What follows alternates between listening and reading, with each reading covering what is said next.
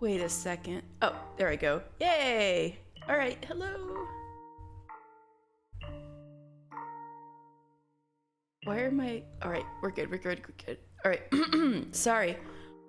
Oh man, I like drank so much tea last night to hopefully get my throat back in order since yesterday, and yet I thought I was feeling better, but also I'm like, my throat. Anyway, I'm gonna do my best and keep myself close to the microphone so I don't have to talk too loud. Anyway, we are in the final door in the house in Fata Morgana. And we have Mel here looking a little different. Or like in the Middle Ages or something. And we need to see what was actually going on when Morgana died. We may have actually time traveled. I think we're actually still figuring out what the heck is up, because Michelle is actually in there with like, Michelle may have time traveled, or this might still be an illusion. Either way, we're like figuring it out as we go. This is way different from any other deal, any other door we've ever been in. So, oops, sorry about that. So I guess we'll go in. So, what happened here is, Michelle let it slip that he knows that the medicine that the church is peddling is actual blood. And so Mel has pulled him into a room like, hey, dude, I have to ask, who exactly are you? Why did you say that back there? That saint's blood is actual blood. In response to his pressing, oh, fuck. Tread carefully. We don't have much time, but it's in our best interest to tread carefully. There's too much we don't know yet. It would not be wise to make a rash decision. With him as tense and suspicious as he is right now, it won't be easy to get his key or persuade him to tell us how he ended up here. Furthermore, my experiences with the Three Shades tells me if that I'm not careful, I could be putting myself in unimaginable danger. Yeah, that's what I'm thinking. Did I avoid another bad ending? I guess that was a good place to save. A brief flash of what might have happened had I spoken too soon crosses my mind, sending a chill down my spine. If I want to get Mel on my side, I'm gonna need something more. Something decisive. Something that'll convince him he needs to come clean and set Morgana free.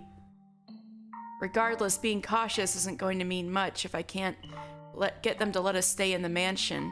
We need to be nearby to keep an eye on things, gather information.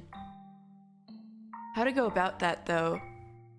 Assuming he's not voluntarily involved, maybe all we have to do is ask for her help in setting Morgana free, and he'll work with us? Perhaps. Being so direct will only invite more suspicion, but she's probably on the right track. When I met his shadow, it was burdened with great regret. He begged me to help him.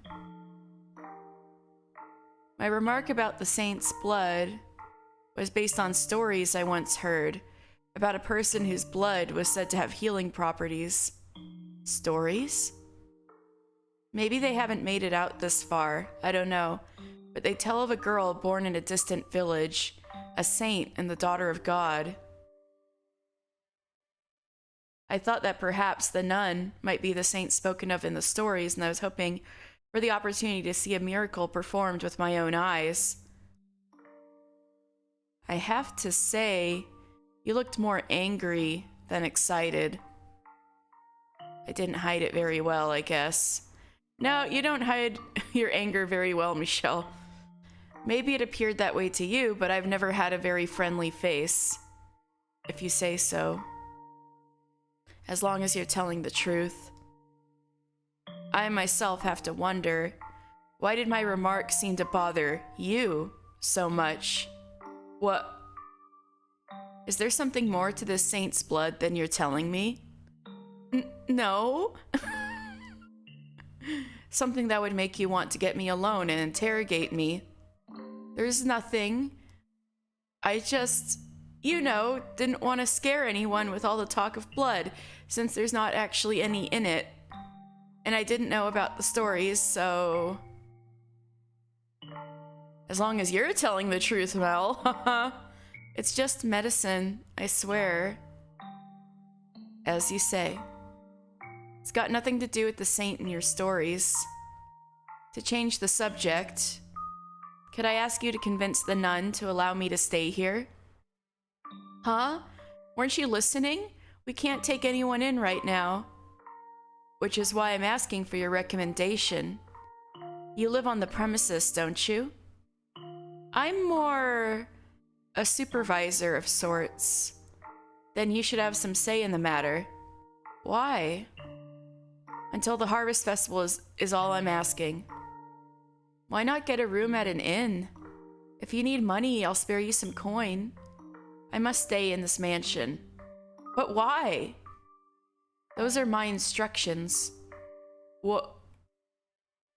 You know the stained glass window in the chapel behind the pulpit?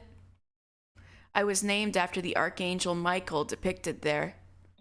The angel came to me in a vision, instructing me to watch over the festival here. Hey! This is pretty slick! Nice going, Michelle! From where you are standing, you couldn't possibly have seen the window in that much detail. You couldn't. Oh, I get it. You've been to the church before and you're just acting like you haven't. There's a metal door off to the side leading to an observation tower. Yeah, you can see the tower from outside. Inside is a long spiral staircase, not made of stone, but wood. There's a single door at the top of the stairs. How? What are you really here for? All that vision stuff is a lie. I'm not here to cause you any trouble.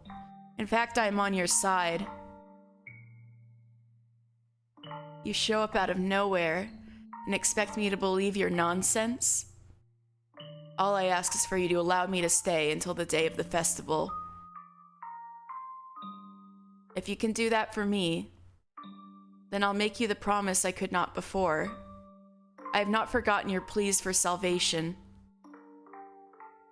Fate Ocarina! Yeah! Hello, CC! I'm all the way over here, trying to manipulate Mel into helping me, giving me a place to stay. We need Michelle couch surfing. This is the so-called final door? The one where we're trying to save Morgana. Manipulating Mel is good and justified. Yeah, I've got all the VODs up if you want to catch up or anything with what I've been doing. But yeah, I got this far. I played like at least 6 hours yesterday.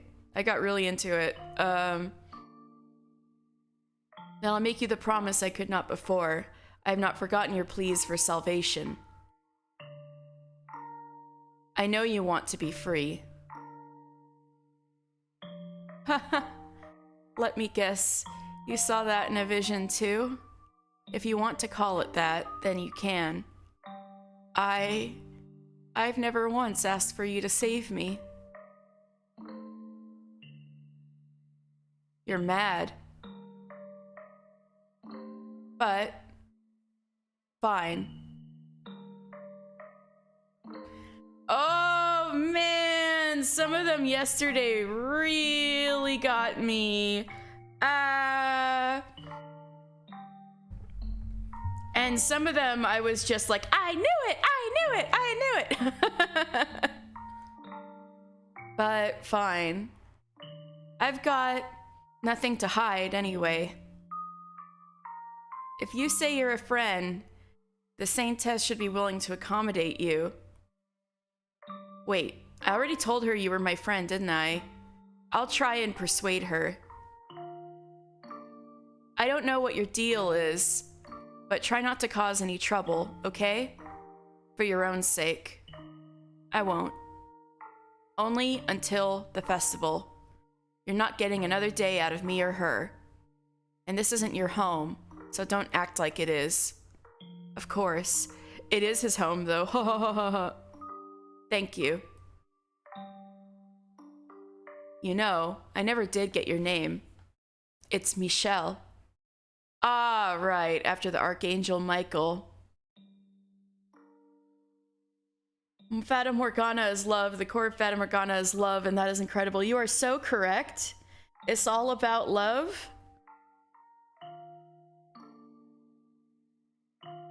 I've never really cared much for Michael, to be honest. He weighs your soul in one hand on his perfectly balanced scales, then delivers its punishment with the sword on his other. He's not an angel of salvation. Out of curiosity, could you perhaps be... No, never mind. Oh, I wonder what he was gonna say. It's turned into a bit of a storage area, but there's an open room you can use. I'll show you the way. I appreciate your courtesy.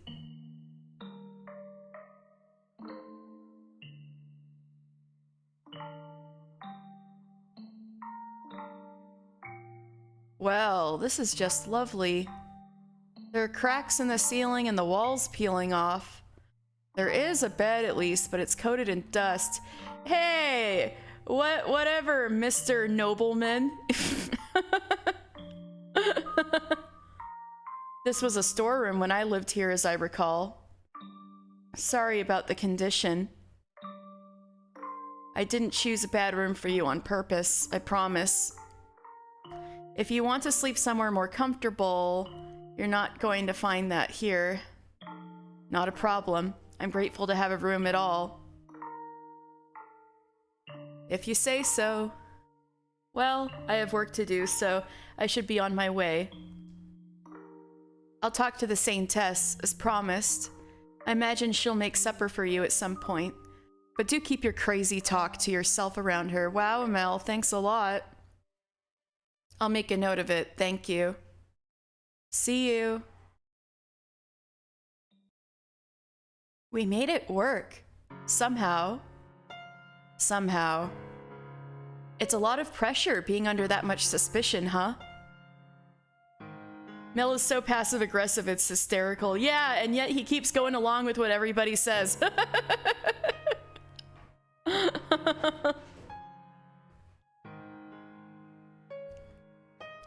My heart was pounding the whole time. And that the Archangel Michael came to me in vision stuff. I never expected you to go there. I know, that was pretty slick, wasn't it, Giselle? You weren't expecting that. Why'd you tell him that anyway? Because I didn't think telling him I know the future and I need your help to change it would have gone over very well. Besides, those who yearn for redemption have a tendency to latch on to the spiritual. You would know. I thought taking advantage of that would work to our benefit. You know, I bet you'd make a pretty good con artist, Michelle. He'll go along with anything. He'll complain about it, but he'll do it. Yeah, for real.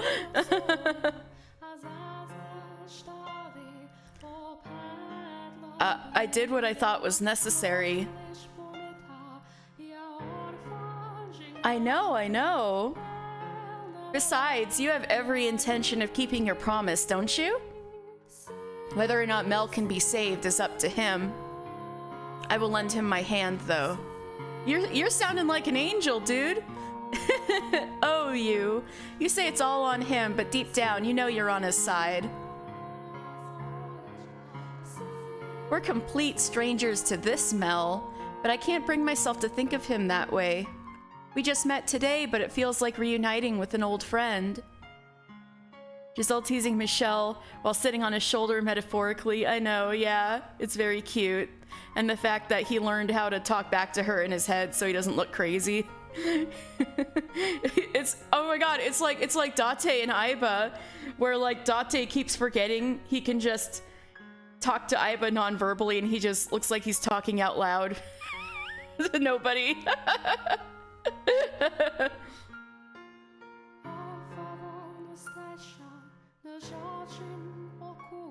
He's the same old Mel. And you were actually there, a part of his life, which I imagine makes the sentiment all the stronger. Yeah, that's what I was thinking too. You don't feel the same way? I don't think of him as a total stranger, no. However, Nothing. I was about to say something incredibly cynical, but I caught myself. Ooh, he's improving! What? It's nothing. Don't worry about it. If you say so. I was always the one with nothing to offer, powerless to be of anyone's help. Dude! So if anything's motivating me, it's not concern for the boy, but a desire to prove that someone like me can do something. No, I can definitely see that. It didn't take much arm twisting to give us a room, so who knows? Maybe he'll come over to our sides easier than either of us expect. Him giving us a room was not simply out of kindness. Keeping me nearby allows him to keep an eye on me. He doesn't trust me, but he also doesn't know enough about me to decide what to do yet. He needs time, and doing this gives him that time.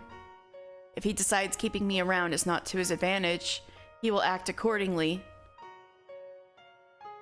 Do you really think he'll do anything to hurt you? Mel's a kind boy, and, well, to be frank, I don't think he has the spine for it. Get him!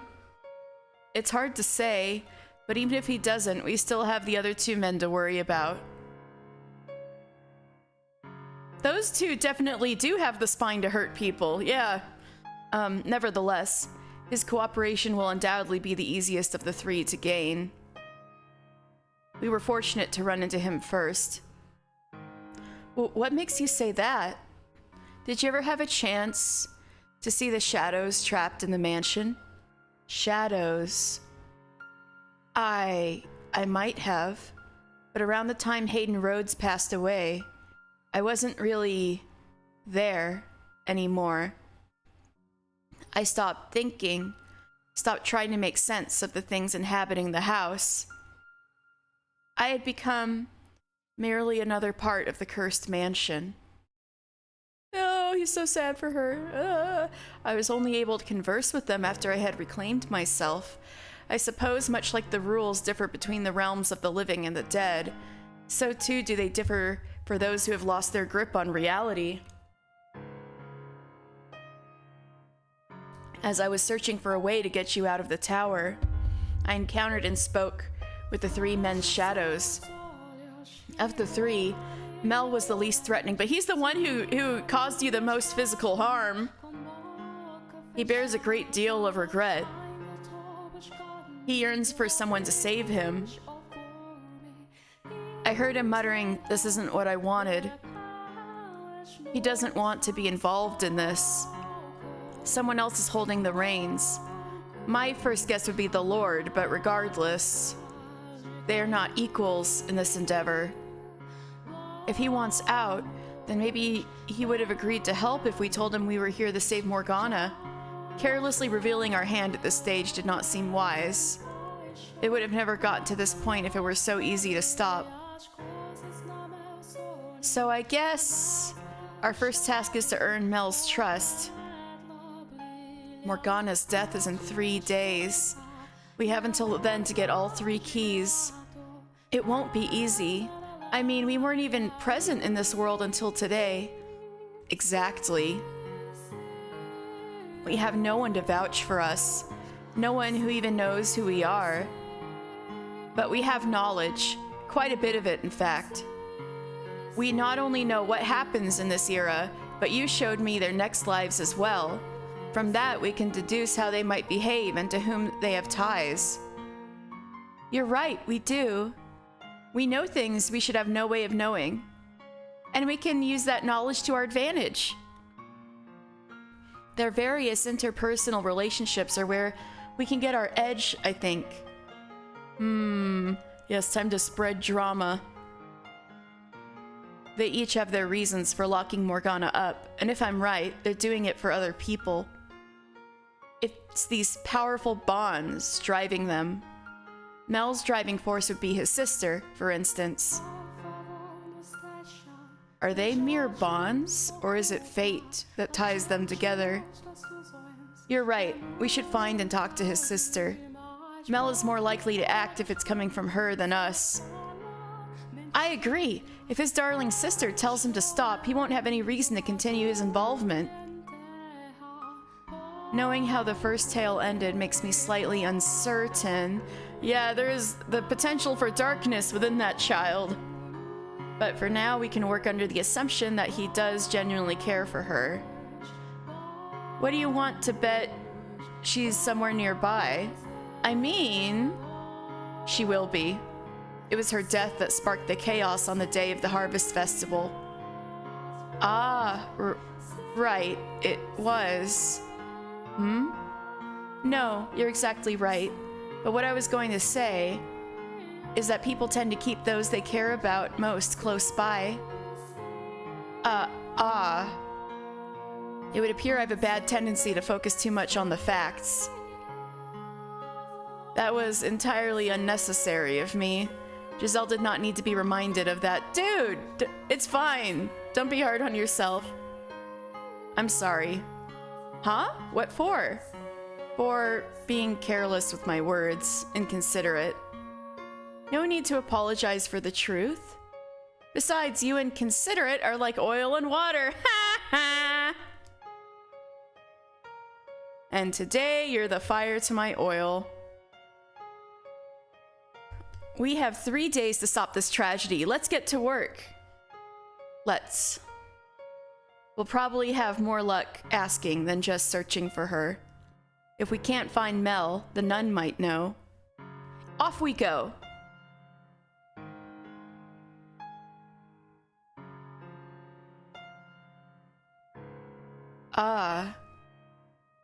As I step into the chapel, I see an old man waving to the nun as he heads for the door. The man is practically beaming, and judging by the vial in his hand, he's happy about more than simply having the chance to see her. Ooh, how'd that blood taste? That blood wine. Is that saint's blood? According to Morgana's account, a disease began spreading through the city at the Harvest Festival, eventually eradicating the population. In a time like this, where medical knowledge is so limited, a plague would be almost unstoppable. And the sight of so many people dying so quickly could appear to them the work of a demon or a curse. We come from the future, so we know just how dangerous this is. But they have no idea. Oh yeah, maybe we gotta stop the saint's blood thing sooner rather than later. Morgana described it as a tale that could only have taken place in that era of miracles and spirituality, and about that she couldn't be more right. Could we maybe warn everyone against taking the medicine? I assume the sickness was caused by them ingesting blood. At any rate, it's not medicine they're being given, but bottled disease, like some sick joke. If we could convince them to stop taking saint's blood, then maybe we could prevent the city from being destroyed. But the fact that it's being distributed in the house of the Lord and peddled as a miracle cure plays right into their deep-rooted spirituality. Would it even be possible to convince them otherwise? And besides, it's not them we came here to save, but... No, that's veering too off our intended path. Y'all just need to, I don't know. Well, if you guys save her and then, like, break all the bottles, that would prevent anybody else from getting it anymore. We need to find the truth and save Morgana's soul. Putting ourselves out like that is only gonna get us unwanted attention, make people suspicious, and we don't have that kind of time. Yeah, you're right. Sorry. It's just, knowing what they're doing to themselves, I couldn't think that maybe there was something we could do, especially considering how it all turns out. I understand the sentiment, or rather, I understand your reasoning. But for me, Morgana takes priority over any of them, and you over everything. Releasing Morgana's soul should save yours as well, Giselle. If we can eliminate the mansion's darkness, then you won't have to be trapped as it's made. I have no interest in being the hero of the masses. Let's go ask about Mel's sister then. Okay. I turn my gaze back toward the nun to find her kneeling in one of the pews. She bows her head and begins to whisper a prayer. There's no one else in the chapel. Now's the perfect time to ask. Hearing me approach, she falls silent and turns to face me, wearing her usual disarming smile. Hello, Michelle. Mel was just here. He told me everything. Can't turn away a friend of Mel's, now can we? Sorry for turning you down earlier. No worries. I did a poor job of explaining myself. So did you need something? Ah, let me guess. Medicine? No, I'm in perfectly good health. I figured you were lying. I can ask her about Saint's blood some other time. And while I have a number of questions about the man she's close with too, right now Mel's sister is priority. Are you familiar with Mel's younger sister? She has flaxen hair much like him. Oh, you mean Nellie? Are you her friend too? I would say we're more... You're better off just saying you're friends. Friends, yes. What about her? I would like to speak with her, and I was wondering if you might know where I could find her. Nellie should be down at the cottage, I believe. The cottage? Yep, that's where I stay too. I don't sleep in the mansion itself. So you don't live here, but you only work here? Right. For one, there are men who live here. The Lord likes to show up on occasion too, and we can't have a nun wandering while he's here. So you and Nellie live together then? Yep, we have for about 6 months or so, ever since she and Mel showed up. I wanted to let her stay with her brother, but since this is technically church property, we have to keep the boys and girls separate. I see. That was a thing? I guess I shouldn't be surprised. I'm so glad to hear Nellie's got a friend, though. What? She's not from around here, so she doesn't have many acquaintances. And with how sick she can get, she doesn't spend much time outside, which is a shame because she's such a sweet little girl. I'm her friend, of course, but I've got responsibilities. I can only be around so often. I'm sure she'd be delighted to have someone else to talk to. It would be my pleasure. Could you, tell me the way to the cottage, then? Oh, sure. It's not that far from here. You go down. All right, time to go to the cottage. The directions I got from the nun lead me to a place I know from my own time. It's the same building where the man who had been ordered to keep me under surveillance stayed. Sunlight seeps relentlessly through the trees, and I find myself having to look down at my feet as I follow the path. It's blindingly bright, painful. How are you holding up, Michelle? I'll be all right. The sun's past its peak. In a few hours it won't be nearly as bad. Don't push yourself, okay? Okay. The trek is a reminder of just how inconvenient my body always was. And having this chance to experience being alive again comes with both the good parts and the bad. But now is hardly the time to complain about my sensitivity to the sun.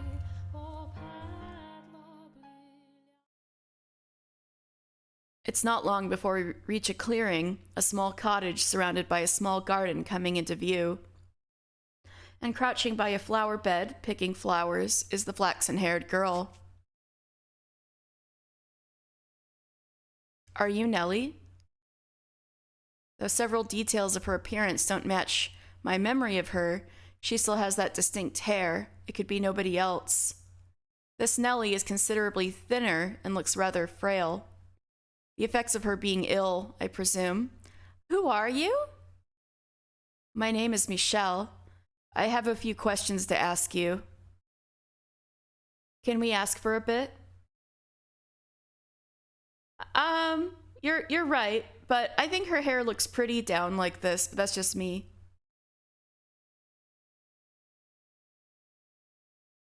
Wait, I just realized all the portraits are different, not just because of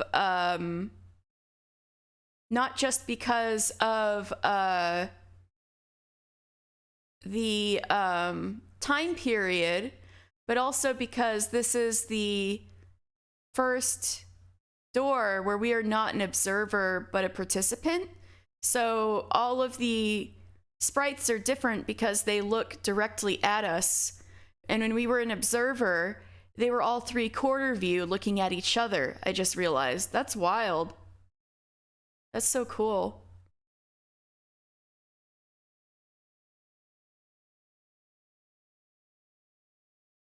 Hey! Mind blown, CC.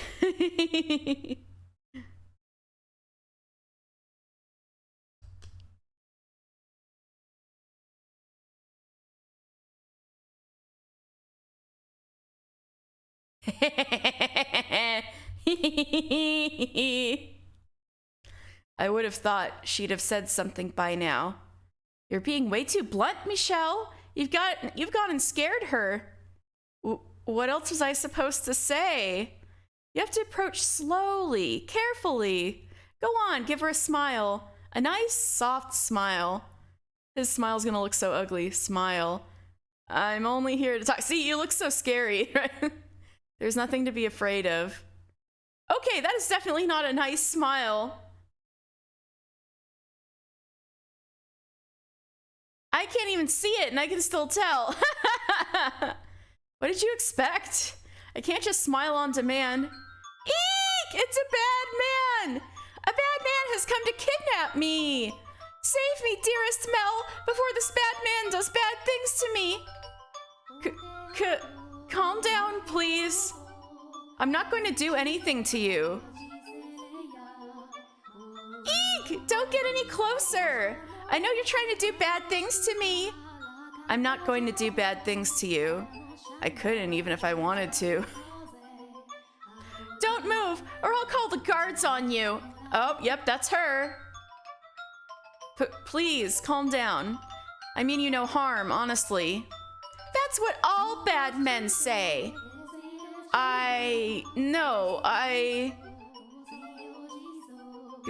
Giselle, don't just watch.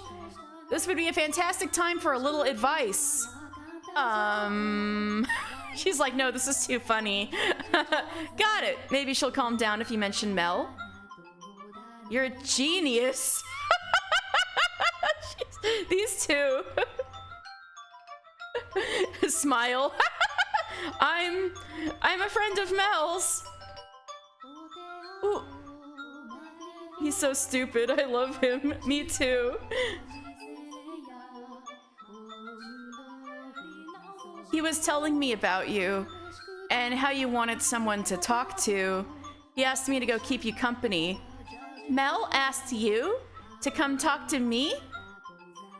He did. Do you trust me now? So that makes you his friend then? As much as it pains me to admit it. Michelle! What on earth possessed you to say that? Slip of the tongue. You and him, huh? Is that so? Yes? You're pretty old to be friends with my Mel. Are you really, really, really his friend? Really? Then prove it. How so? If you're really his friend, then you should be able to tell me all about him. Oh shit, can I tell you all about him? Oh, Danny, hello, welcome back. We're meeting with Nelly. Why in God's name would you ever subject me to that? Do you not like Mel, Michelle? That's not it. We're just incompatible. Okay, here we go. First question, what is my Mel like most of all? That would be you, Nelly. Oh God, are we gonna have to choose? I should probably save just in case, huh?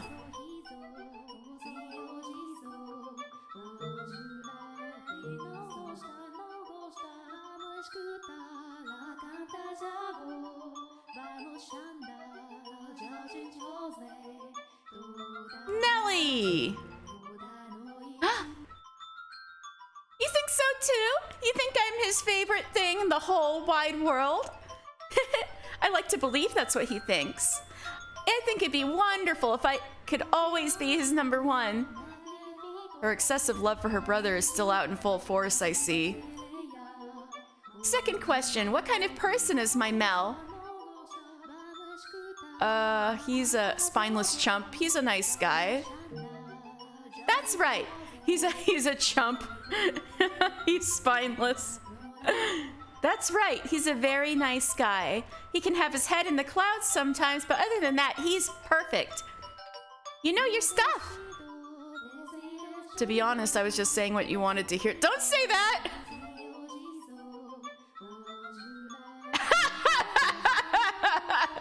Me and my big mouth. Okay, final question. Describe what he looks like for me. Try not to scrutinize other men. He's decently handsome. Isn't he? He's like a modern day Adonis. That might be a bit of a stretch. Mel could be a prince in a fairy tale. He's got the most perfect face. May I ask you something? You do realize he's still growing, right? And that can change a man in unimaginable ways, I would know. He could end up 2 heads taller, shoulders twice as broad and covered in muscle before you realize what's happened. And body hair, lots of that. Facial hair as thick as these woods. Would you still consider Mel your prince if that happened to him? Mel? With a beard and muscles? I won't have it! That's not my Mel at all! You're heading into dangerous waters, Mel. My Mel will never, ever grow a beard. I'll pray every day to make sure of it. And he won't get all big and muscly either. There's nothing princely about any of that. I wouldn't mind some muscles myself. You just gotta do some push-ups, Michelle. You're a stick.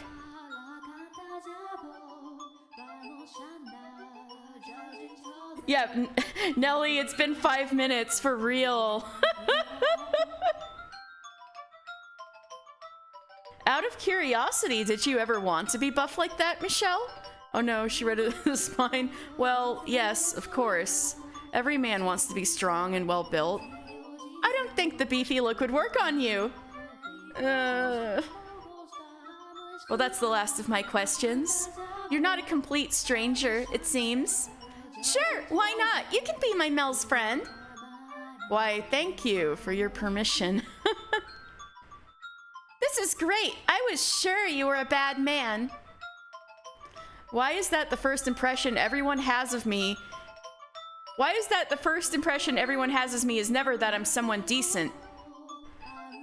Any friend of Mel's must be a good person. No, an amazing person. That's quite the faith you have in him. Why wouldn't I? He's my big brother. That's some circular logic. Michelle's terrible with kids, isn't he?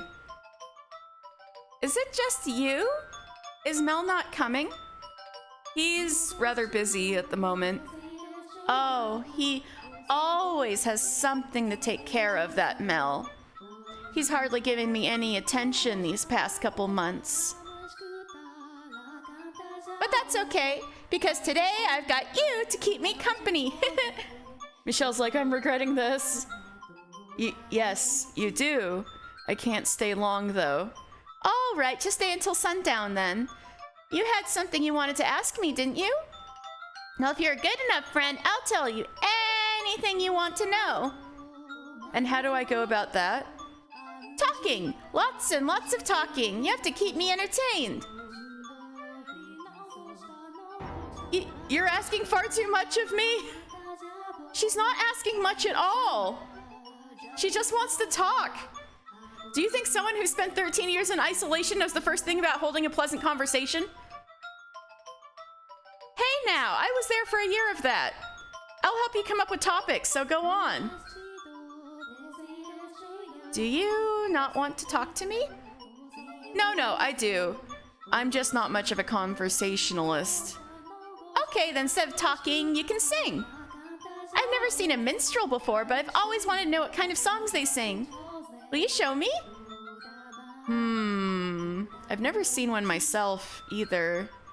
But I've heard secondhand accounts of the songs of traveling jongleurs. Very well then. I'll teach you a song an old acquaintance of mine heard while traveling. Whee! I can't wait!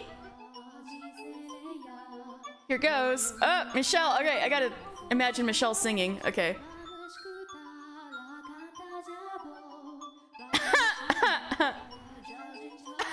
He's a terrible singer. The silence is deafening. I'm shocked. I don't think I've ever heard someone sing so badly. Me neither. I'm flabbergasted. What, you guys never sang? Well, let's hear you try then. That's enough singing for today. I don't want my ears to fall off. What a vicious little girl. I know, let's bake something. Bake something? Y'all got an oven in this cottage? Yep, come on inside. I made some nice jam earlier today, and I want to make it into a pretty little pie. You get to help me with that. I'm not much of a... Come on, get a move on. You either help or you don't get to be my friend. As you wish. This is not going to end well. Yeah, Giselle has zero faith in Michelle's cooking skills.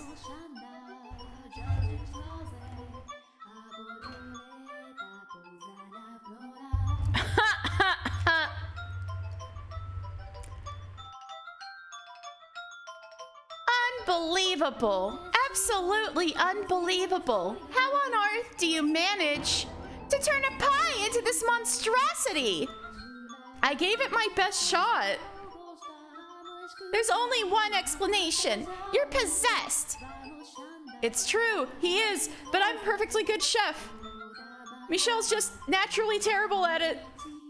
God, could this go any worse? I can't give this to Mel. Jerk! Dimwit! Loser! I'm sorry. Oh. Well, I guess we've got no choice but to eat it ourselves. I'll set the table. Whoa. And I'll make us some tea while I'm at it. You know, I've always dreamed of this. Sitting around a table with a friend, having snacks and just talking. Oh? He's like, wait, this is kind of relatable. Yep, and for that, I can deal with a little awful, disgusting pie. It's just too bad I couldn't share it with my Mel, too. I see. For all her complaining, she seems to be enjoying herself. I can only imagine how lonely she is out here. While she may act all bright and cheerful, beneath it is a real sense of isolation. And the same can be said about the girl behind the first door. As vivacious and pushy as she could be, you could see hints of loneliness behind it all.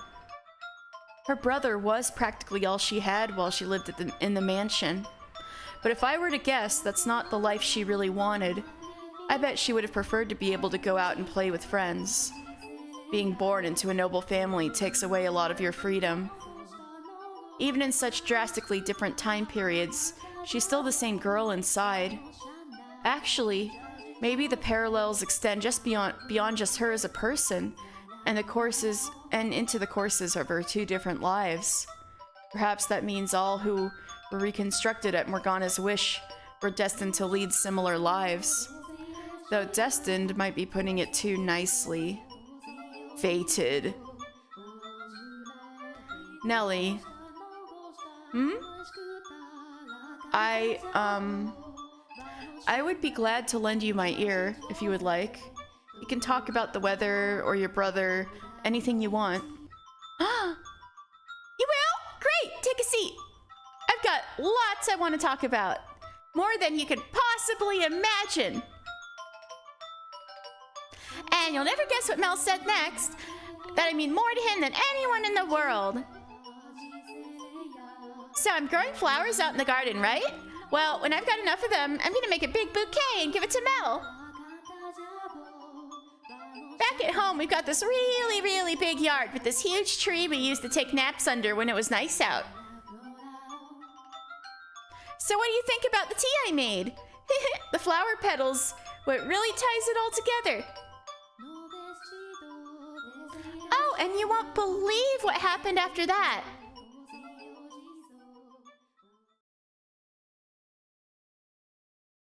Care for another cup of tea? I'll make as much as you can drink. No, thank you. I'm fine. I feel like all I did was nod and listen. And the bulk of it was about Mel, no less. I haven't talked that much in ages. Time sure flew by, huh? The sun's starting to set. Do you and the nun not speak much? We do, but it's kind of, I don't know. I know, he did just make Nelly's year. She'll want him over all the time now. For real. Not really the same with her. It just feels, I guess, like she's too important for me to waste her time being the lady in charge of the church and pretty much the whole estate. And what about Mel? Does he not visit you very often? No, he does. He comes to see me a lot. Then why? He hasn't been himself lately.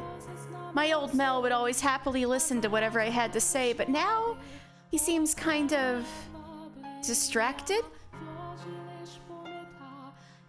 It sounds like he's really busy. When he visits, he doesn't stay for long, and he has to go back to the mansion at night. I'll try to get him to stay longer, but it never works. And he always avoids the question when I ask him why he can't. It feels like he's hiding something. Knowing what he's hiding, I can understand why he wouldn't want to talk about it. He could never tell his precious little sister that he and 2 other men have a girl locked up in a tower and that he's stealing her blood for her sake. I wish things could have stayed the way they were before. The way they were before? When it was just the 2 of us living together. I know we're more stable here, and I can get the medicine I need from the church, but I'd rather stay being sick than be so alone. You said you came here around 6 months ago? Yep, it was just the 2 of us before that. Well, before that, at our old house, we had a bunch of servants. I know, Nelly.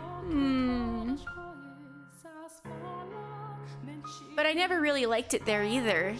With that many people around, I just felt more alone. Oh god, Michelle's like, relatable, I liked it so much better when it was just me and Mel. Is that really what you want? To be sick and in constant pain? It's better than being alone. Mel just doesn't get it. He doesn't understand that the loneliness is so much worse. Or maybe that's just a guy thing. They don't get what it's like to be ignored. What it feels like to be left in the dark, not knowing anything. We don't understand, no. We think saving their lives matters above all. Michelle! Ah! Huh? Even if there's a cost to saving that life, we're incapable of gauging how great it is. Michelle! Bro! We're unable to see how egotistical, how self-serving our actions are. Ah! Chill out. Giselle's right there.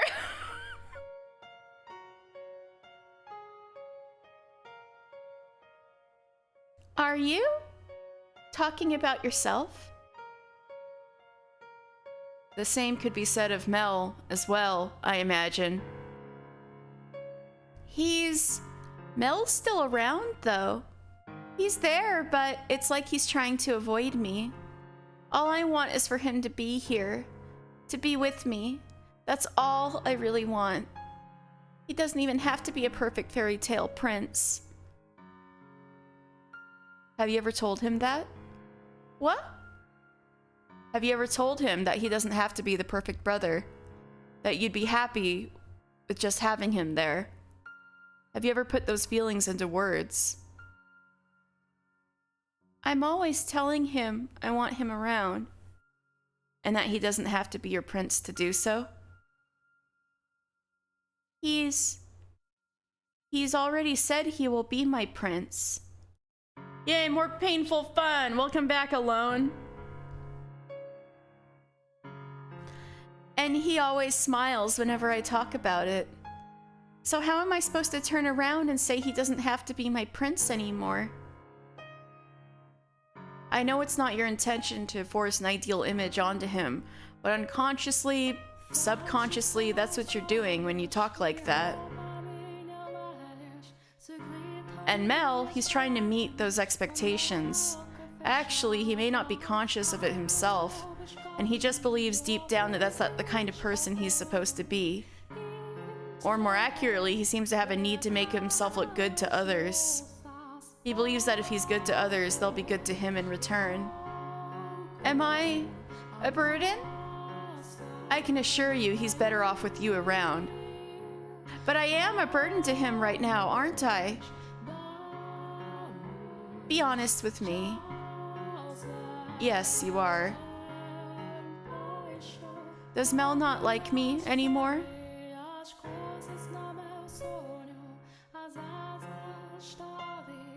Oh, you went to sleep and woke up thinking about what would happen today? Oh my goodness, for only, you know, really watching this game yesterday and maybe once or twice before. That's wild. That's great. We're like, that's great to hear, Alone. Awesome.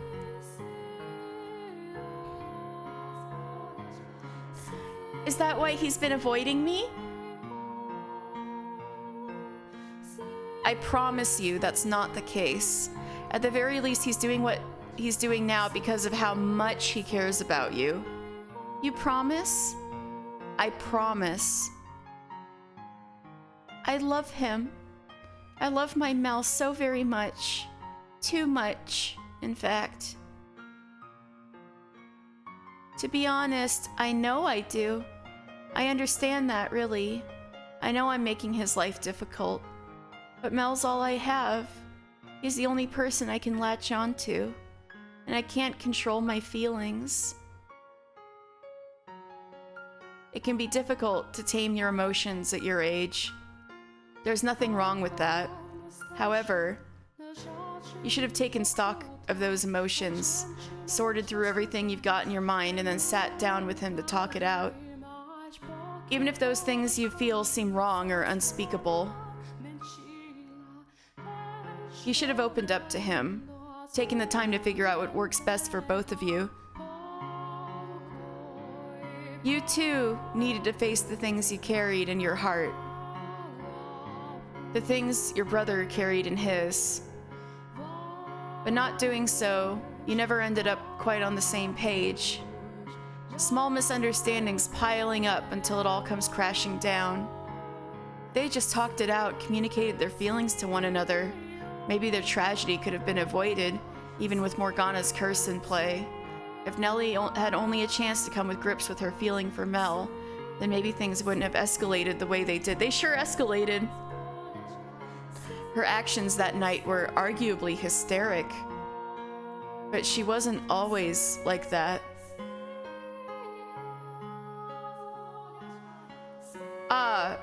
I'm sorry. That was out of line. None of this is any of my business, I know. No need to apologize. You're a very curious man, you know that?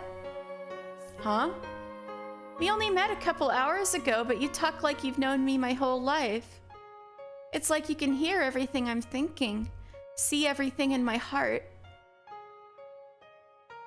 Did Mel tell you all of that? No, he did not tell me much.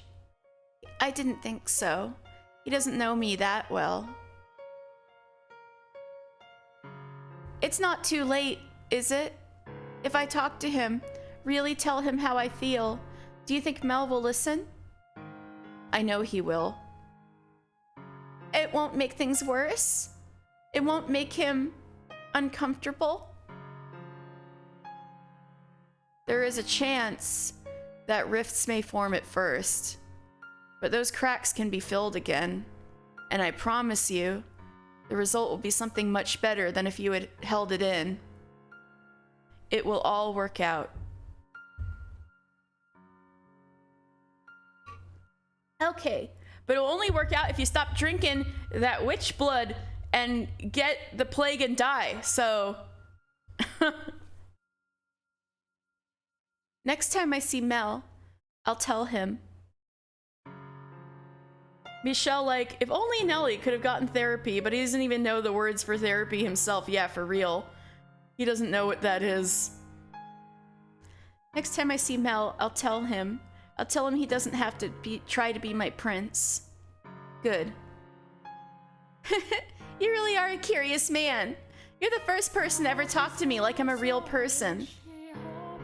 Yikes. Everyone loves to say how sweet and adorable I am, but that's it. I was only ever their make-believe princess. You are a real person, I assure you. Yeah, for real. Thanks. You know, after talking to you, I'm feeling a whole lot better. Like I can do anything. I'm glad you came by today. Oh, and I'm glad I could meet you in person. It's weird. It really feels like we've known each other our entire lives. I've known of you for some time. Or perhaps I should say what you will become. Huh? Oh, no, ignore me. Was that supposed to be a pickup line? No! Absolutely not. Bad, Michelle. I'm still too young for that. No, I wasn't. And now you're getting flustered. I swear, saying pointedly to Giselle, that's not what that was. I know. Jeez, do you really think I trust you that little? Sorry. Ooh, I just had the most wonderful idea. Oh? Yep. Instead of being my friend, I'll let you be something even better. Prince number 2. Oh, you're my second brother. Second brother? A brother is much, much more special to me than a friend. Though obviously you can't be my number 1. I'm blanking. Just say okay. She's taken a liking to you. This is good for us. Enrique, welcome back. Welcome. I'm not sure how I feel about her putting so much trust in me so quickly, though. The amount of time it takes isn't important. Yeah, sirens blaring. Yeah. Oh no! Michelle, run! The amount of time it takes isn't important. What matters is that you listen to her, you understand her, and you treated her like a real person. In her eyes, you're someone she can depend on. Do you not Want me as your sister? Actually, I was the youngest child, so having a younger sibling would be what? Come on, spit it out. It would be rather nice. You bet it would. Who wouldn't want an adorable little sister like me? That's a bit narcissistic, wouldn't you say? Well, it's true, isn't it? Go on, tell me I'm adorable, dearest Michelle. What? Well, don't just stare at me. If my Mel were here, he wouldn't bat an eye. Please don't compare me to him. You know, now might be a good time to tell her about Morgana. Part of me feels like I would be taking advantage of her newly earned trust, but it'll certainly be easier to bring up now while she still holds me in such high regard. She's much more likely to believe me. You're right. I agree, now's probably the best chance we'll get. I'm having an instinct to save.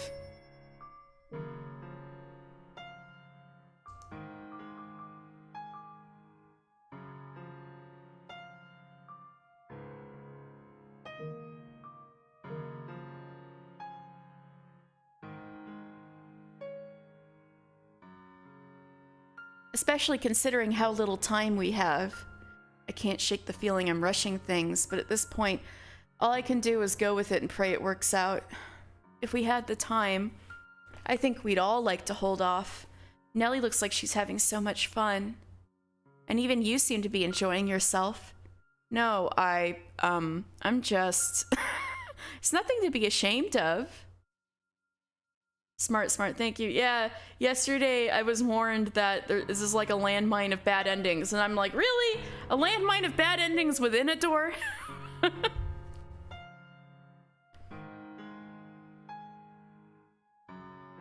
A minefield, I mean. Not a single landmine, a minefield. I'm having fun watching you myself. Let's do it. Sorry. Let's do it. Let's tell her about Morgana. We have to do it at some point anyway. Yes, let's. Nellie, do you mind if I ask you a question? What is it, dearest Michelle? Oh no, dearest Michelle! Run! Run! Run! Ask me anything you want. Have you heard of something called Saint's Blood? You mean the medicine? Yes, except it's not actually... I know, yeah. It's actually the Saintess's blood, not medicine. But no telling. You... what? One day, before we moved here, when it was just me and Mel, the Saintess came to visit. My mind had been all foggy for a long time, like I was not quite asleep, but not quite awake either. But when I heard her soft, pleasant voice, the fog cleared a bit. And then she performed a miracle for me. Blood is awful and gross and terrible, but the Saintess's, hers is different. Hers is pure. So you're saying you know everything, Nellie? About the observation tower and... Huh? The tower? What about it? That's where they keep her. What? No, the Saintess is always in the chapel. And she stays here with me. She comes back at nights. In fact, she should be here any minute now. So, she thinks the Saintess is the nun and not Morgana. No, Nellie, that blood comes from... I'm really, really grateful to her. She didn't just perform one miracle, she's been taking care of me while I'm here, too. So whenever I see her, I always say thank you. I thank her for sharing her blood with me. And she always says, it's nothing, with a big smile. Ah! Nellie, no. The nun has no idea. She just assumes Nellie's thanking her for giving her the medicine. I owe the Saintess my life. No, Nellie, she's not the one you should be grateful to. Huh? The girl you owe your life to has been locked up, suffering and alone even as we speak. But the Saintess is at the church. The girl who came to visit you is not the nun everyone calls the Saintess. Her name is Morgana. What are you talking about, Michelle? The Saintess is locked up? Stop that. I have no idea what you're talking about. Everything I'm telling you is the truth. Please believe me. While you were lying in bed, sick and barely conscious, did you get a good look at the Saintess who gave you her blood?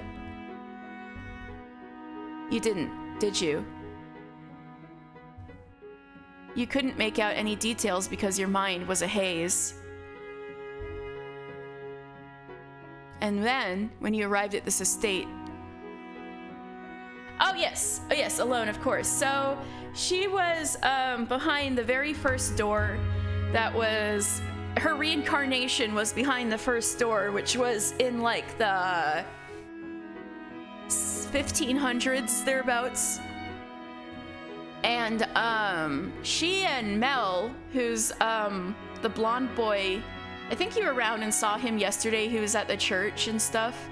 They're siblings, and we're like very, very close. But in the reincarnation, the punishment that Morgana cursed him with was for her to love him too much. So, yeah. Here, she, and she was like, a noble girl, very spirited, very feisty, but she had a hard time, you know, dealing with, yeah, exactly. She had a hard time, living with, like the expectations placed on her, like to marry, especially because, you know, she loved her brother a little too much, right? And so here, she's just a kid, and she's sick, and her brother's devotion to her and the expectations she's placed on him, because she's like, oh, you're my prince and I'm your little princess and stuff, it's putting pressure on him to take care of her. And so the saint's blood, like Morgana's blood, which was said to do miracles and heal the sick and stuff, has been used to treat Nellie is this girl, Nellie's illness. So, yeah, so we're, Nellie has opened up to Michelle, so we're kind of trying to, you know, get in on the truth and maybe spread the actual truth around a bit, with her. Because she's been so lonely, like, she's only seen by her brother and one other person. So we managed to get her to open up because she was so lonely. Which makes it sound mean, but this really isn't meant in a mean way. They were even saying, man, it would be great to put this off, but we've only got 3 days until Morgana dies, so we need to get a move on. And then, when you arrived at this estate, you met a woman who people called the Saintess, giving out medication known as Saint's Blood.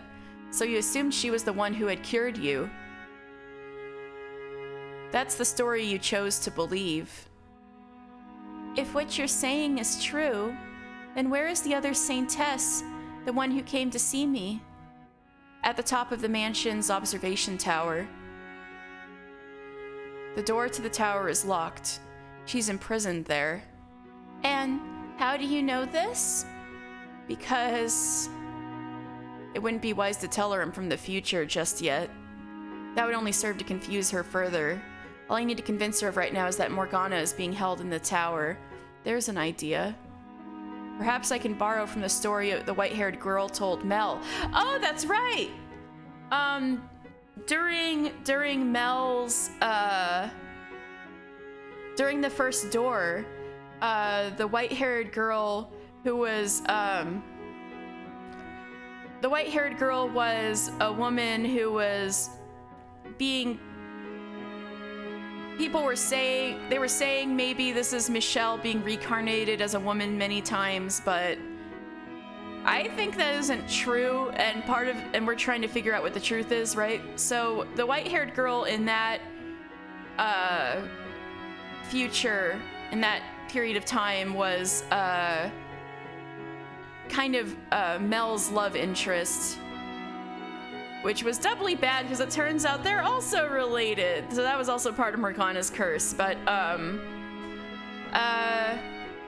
the white-haired girl had a story that was like pretty much what happened to Morgana. A girl who was high up in a tower and trapped there, and got a letter from someone to save her, and that was a story she would tell. So that's what the context for this is. I received a letter. A letter? There's a single window, far out of reach, in the chamber at the top of the tower. Oh, so he's pretending to be the prince. Got it. That's a good idea. A dove flew in through the window, and so she wrote a letter, tying it to the bird's leg and releasing it in hopes of someone would come and set her free. That letter ended up in my hands. If that's the case, then who locked her up? Was it the same Tess, the one I know? No, I don't believe the nun is aware. I think she's simply doing her job in good faith. Then who? Michelle. I know very well that what I'm about to say will likely crush her, but I can't let that stop me. Oh, fuck. Who would do such a terrible thing? Nellie, I want you to brace yourself for what I'm about to say. There are 3 men participating in Morgana's imprisonment. And one of those 3 is your brother, Mel. I understand that's the last thing you wanted to hear, but please believe me, I would not say something so upsetting lightly. I wish to save Morgana, the true saint. And I would like your assistance. Without your help, I can't get her out of that tower. I need you to get through to Mel, otherwise both he and Morgana will remain entrapped. That's not true. Nellie. You're lying! You have to be! My Mel would never do something so horrible! You're a terrible liar! It's true, I swear to you. You think I'm going to believe that? My Mel? My Mel's an amazing, wonderful person. He's not cruel and evil. He's a good and kind, like a prince. And a prince would never lock someone up.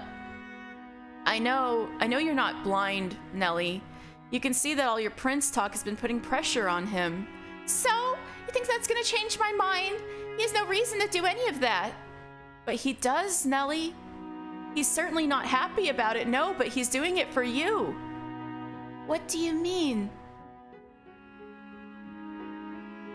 He needs her blood to keep you healthy. So, to ensure he always had a supply. But no, and despite that, Saint's blood probably doesn't even have healing properties. No one benefits from doing this. Not you, not Mel, and certainly not Morgana. And I don't think anyone can stop him except you. Mel won't listen to me. Did you not just say you would talk things through with him? Just shut up! Stop talking already! I'm done listening to you. Nellie, I'll never believe you. You're not my brother anymore. You're just a horrible, horrible man. Who do you think you are to march in here and try to make my Mel into the bad guy? And after I made you my second brother? What's wrong with you? I trusted you. I ate nasty pie and had tea with you. But you're just a mean, evil man here to turn me against my Mel. I know you don't want to believe me, but I'm telling you the truth, every word. I beg you to open your eyes. Ask him yourself. If you don't believe me, then ask Mel about Morgana. I guarantee you, he'll panic. Enough! Enough already! Get out of here! Get out this instant! Nellie. Don't say my name! Just go away! Get out of here! Now! I don't want to see you ever again! I should have chased you off the moment I saw you. Get out, now! I pray you can find it in yourself to open your eyes and face the truth. Get out! One last thing before I go, Nellie.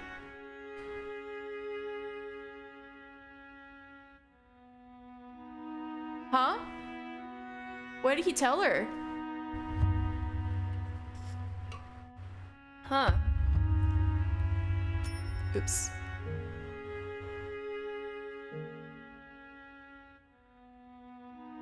It was my only option, I know that, but I feel like all I accomplished by telling her was bringing her more pain. It's a difficult balance. We just have to pray that you were able to get through to her. I'm sure she'll come around. If only we had a little more time. In 3 days, it will all be over.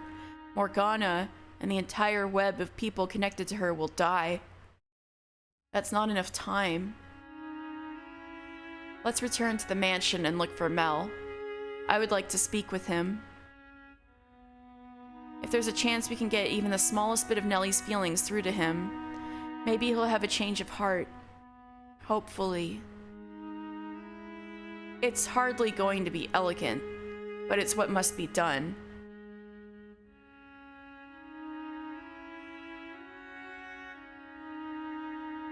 Ah, did you just get back? The Saintess was telling me you went to see Nellie. What do you think? Sweet girl, isn't she? That she is. Though she can be a bit of a handful at times. I'm glad you could keep her company for a bit. Now, just to be sure, you kept a lid on all your crazy talk, right? She treated me to some tea, nothing more. Ah, the stuff with the flower petals in it, yeah? She thinks it's some kind of charm to make it taste better. Girls seem to have a thing for stuff like that. Mel. Could you spare a bit of time for me? We need to talk.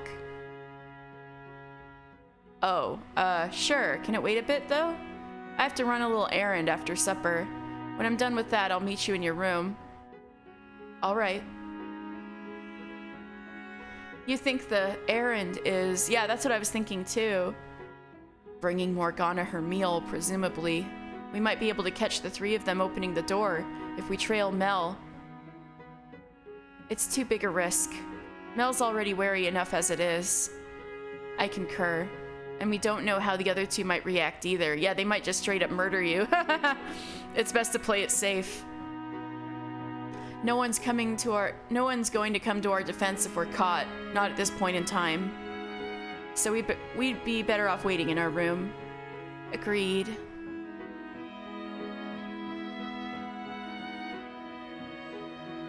The winter has receded and spring is well upon the land. There's still a sharp chill to the night air. Even with the window shut, the wind still manages to slip through the cracks, making the candle flame waver. Neither Giselle nor I say much of anything. But nevertheless, when she does speak, the sound of her voice, soft and pleasant, relaxes my nerves. The faint sound of her breathing reminds me I'm not alone, and that she's there, always watching over me. When the candle is about half gone, the door swings open. Sorry it took so long.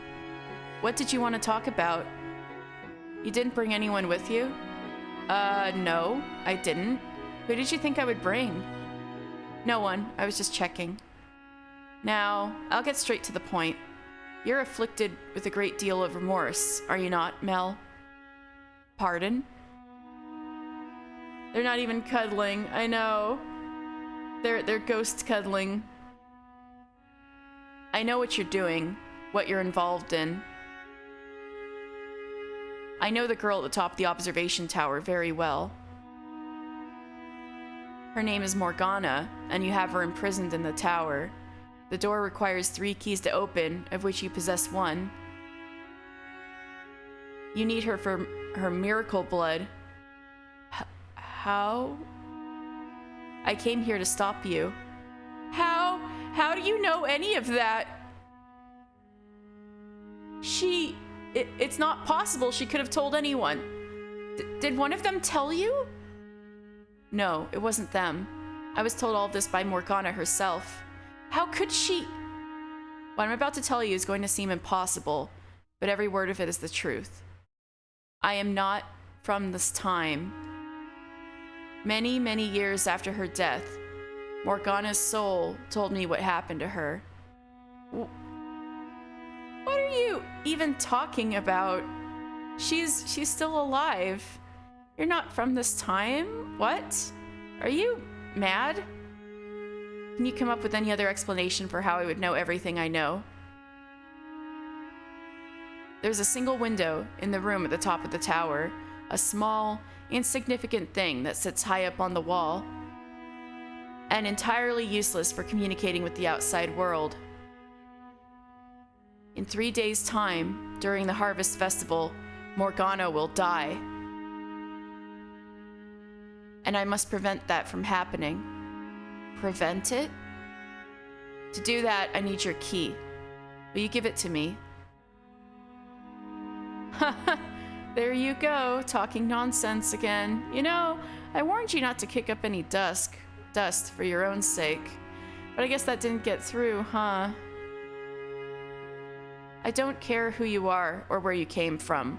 All that matters is that you intend to stand in our way. What, did you think I was just a helpless little boy?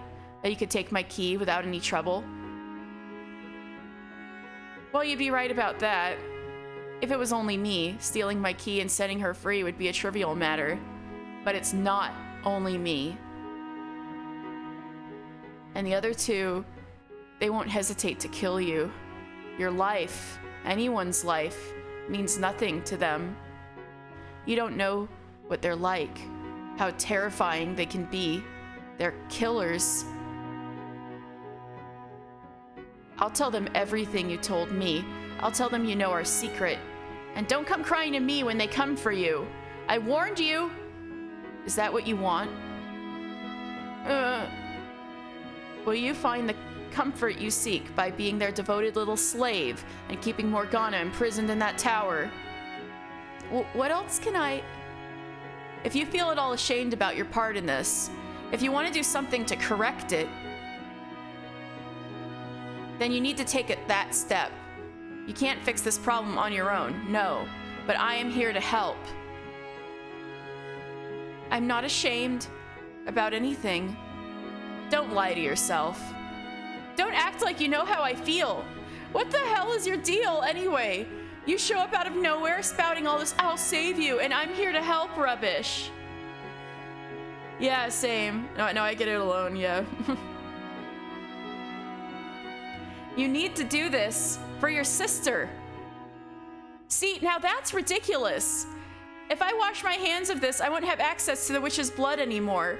And without that, Nellie can't get better. She'll die without that blood. Her blood has no miraculous healing powers. You only believe it does, making it appear to work. You're mad. Morgana's blood is not curing Nellie. In fact, it may very well be killing her. If you keep giving her that blood, Nellie will also lose her life during the Harvest Festival.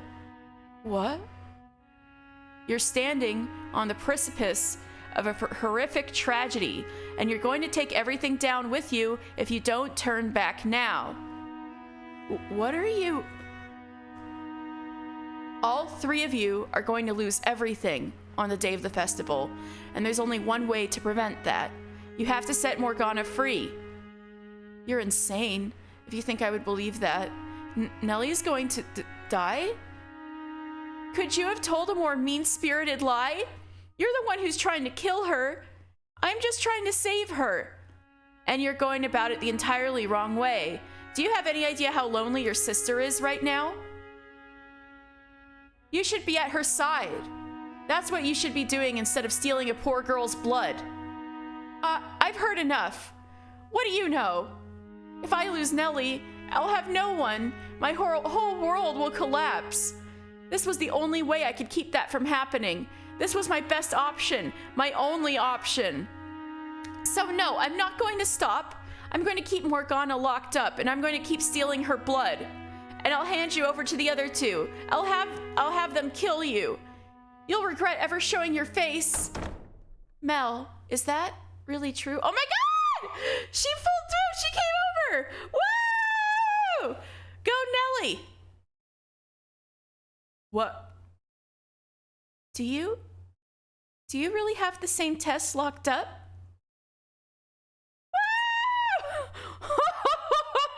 Yeah. Why? What are you doing here, Nelly? Mel sewing to Mel reaping in record time. Yeah, no fucking kidding. Amazing. This is incredible. What are you doing here, Nelly? That man told me I had to talk to you, and he said if I didn't have the courage to do it myself, to wait outside his room tonight because he... Oh, that's what he said. That's what he said to her. He was going to get the truth from you.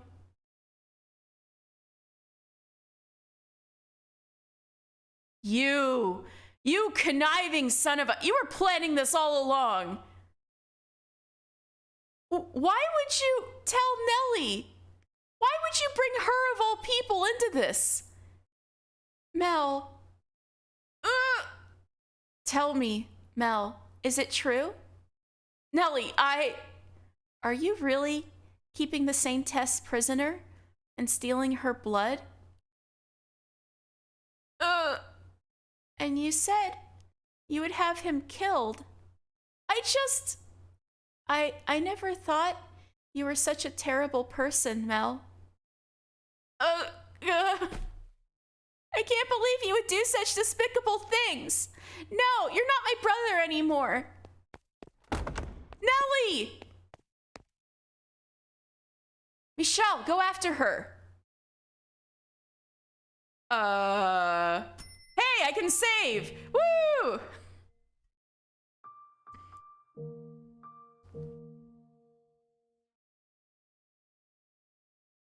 I'm listening to I have a feeling this is the wrong thing to do, but we have to stop her to bring her back. Nellie! Don't follow me! Just go away! Leave me alone! Stop! If you run away from him now, Mel will never come back from this. Okay, this is true. Would Giselle ever lead me astray? I'm not sure. I think just because I read you say oof, I'm like, no! Is this the bad ending? Okay, true. Giselle. Trust Giselle. Trust Giselle. Then why did you tell me? Why did you tell me what he was doing? If you hadn't said anything, everything would still be fine. He wouldn't be in this horrible mess. If you hadn't said anything, I could have kept on believing in him. No, things wouldn't be fine. Why can you not see that? You shouldn't put your faith in your ideal brother, but your real one, the boy in that room stricken with regret.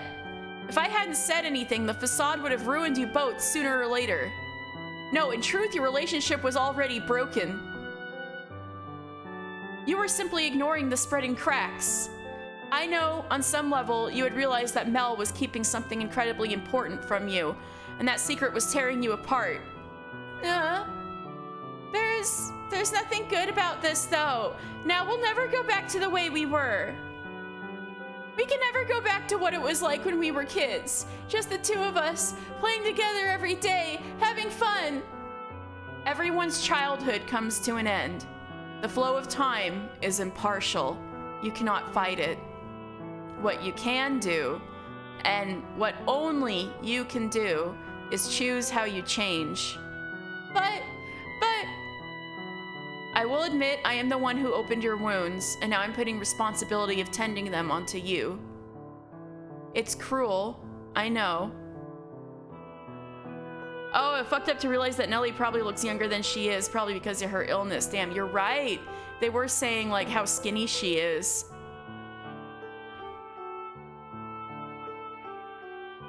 But if you don't come to terms with Mel and make him withdraw his participation, even greater suffering awaits you far in the future. It's not over yet, and you cannot let this be where it ends. The bonds you formed over the years are not yet broken, and you can do what I was never able to. You can still repair your relationship. Michelle! Dude!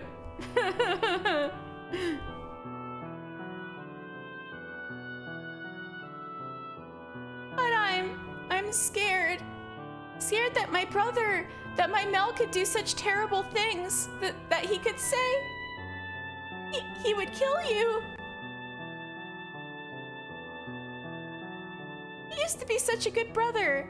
He was always so kind, so friendly to everyone. I know, he is so good. It's insane. I love Michelle.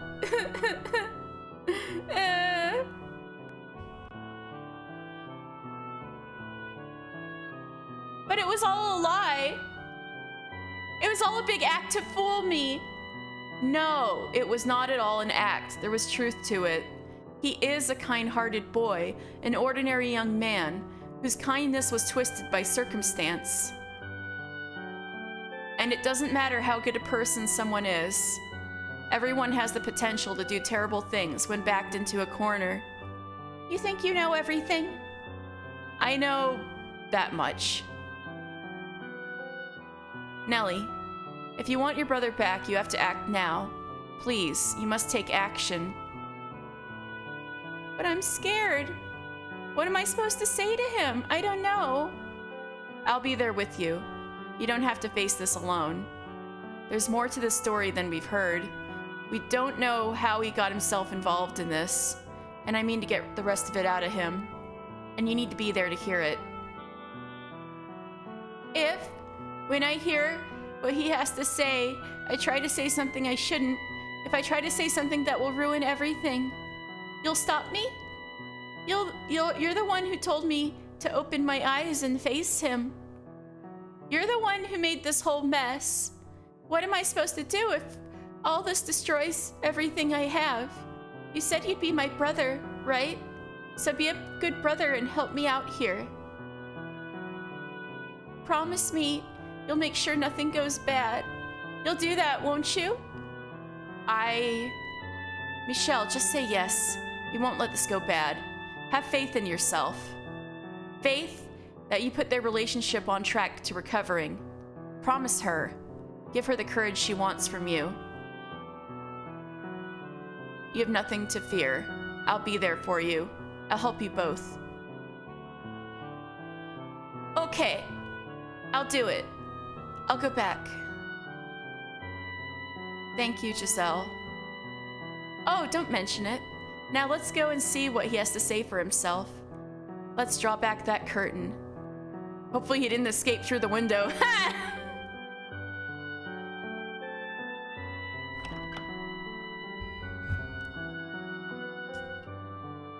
Nellie. Mel. What did you come back for? To ridicule me? I'm not the brother you thought I was, huh? Haha, not at all what you wanted me to be. It's all over. Everything Michelle said is true. There's a girl imprisoned in the tower.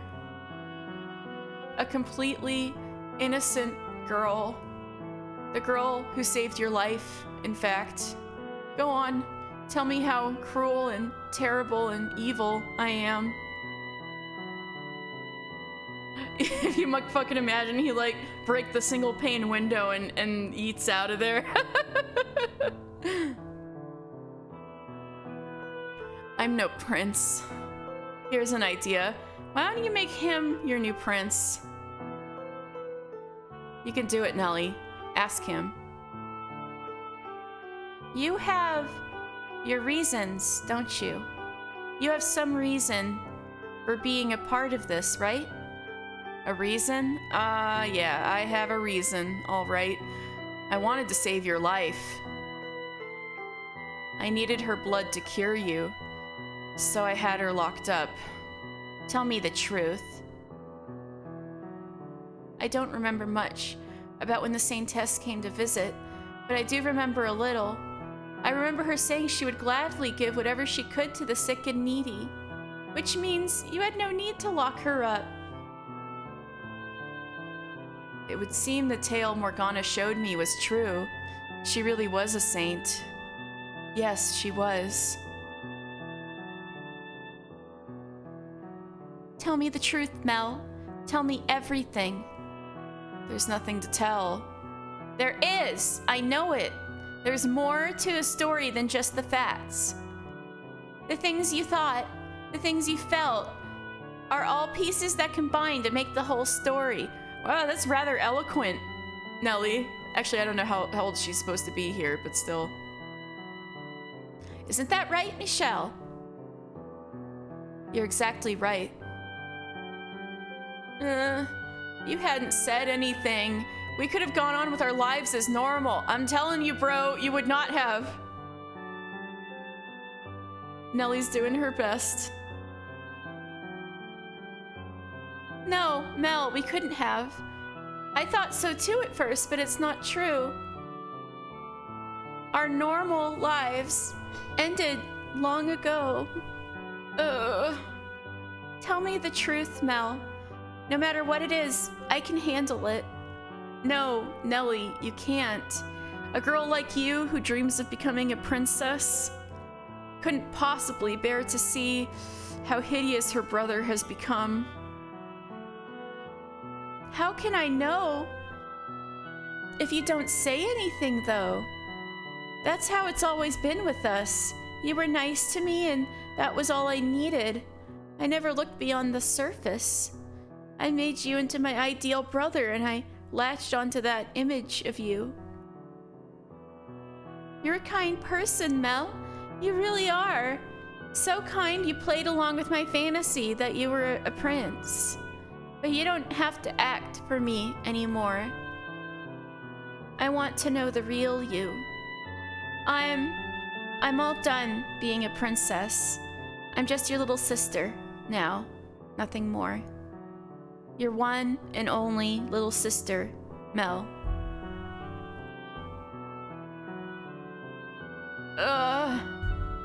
You need to do this, Mel.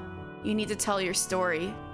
Until you do, we have no way of understanding what you've been through, what you're going through. No way. If I tell you, you'll lose any hope you had left in me. As Nellie has, you need to release yourself from your own idealized fantasy, Mel. You have someone right here who will accept you for who you are. I know good and well just how hard it can be to have someone dear to you see a side of you that you didn't want to show them. Michelle!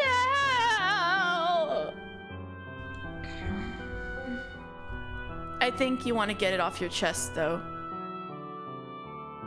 And I think you want forgiveness. Fantasies are not everlasting. They all crumble eventually. Show us the real Mel. Tell us your story, without embellishments or omissions. Mel. Oh, okay. Oh, reveal...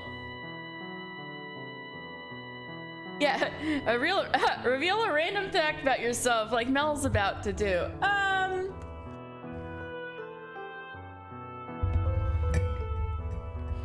I am an only child. No, that's too simple. Around the... Alright, random fact. Around the mid-2000s, my dad had a girlfriend who had a daughter that was a couple years younger than me, and so that was the closest I ever had to having a younger sister. And we would fight over who got to play Melee and Mario Kart Double Dash.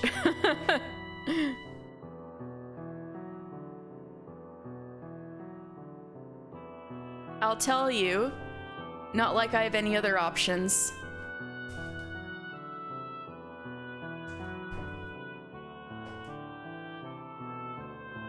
The ones you could both play at once? Wait a second. Maybe I'm having a... Wait, maybe I'm forgetting something. Maybe I'm getting my memories mixed up. Huh? I said senior moment. Yeah, for real.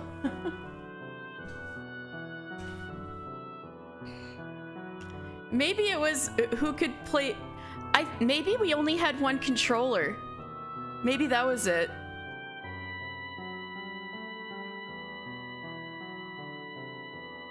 Or, yeah. It was something like that. I just remember there was fighting over Smash Brothers and Mario Kart. Or maybe we were just super competitive, I don't know. It's been a while. It was like 15 years ago, so. Nelly, if at any point you can't bear to hear anymore, so be it. You're free to leave whenever you like. I won't go anywhere. I can almost guarantee you. I pray that ends up being true. All right, here goes. The whole story from start to finish of how I ended up in this mess. Well, this is what we wanted. This is what we're here for.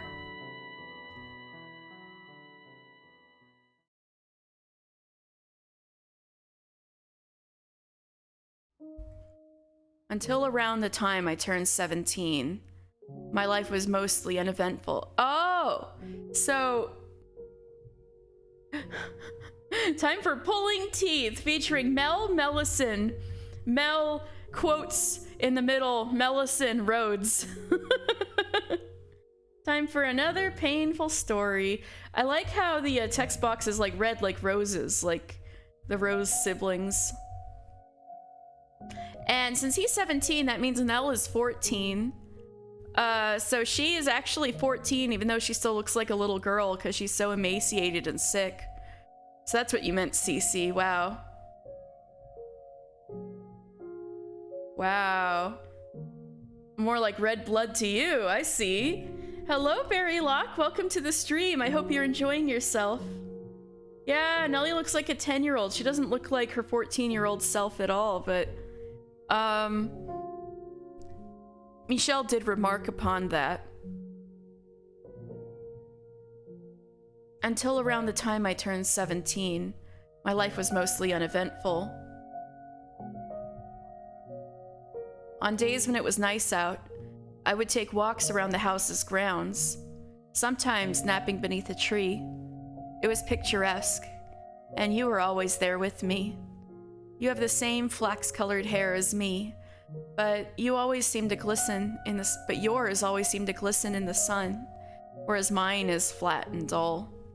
You shone like a tiny little dancing sun. At the same time, I assumed that's how life would always be. I genuinely wanted it to be. Following my 17th birthday, I was met with a deluge of changes. First, Father fell ill and passed away shortly thereafter.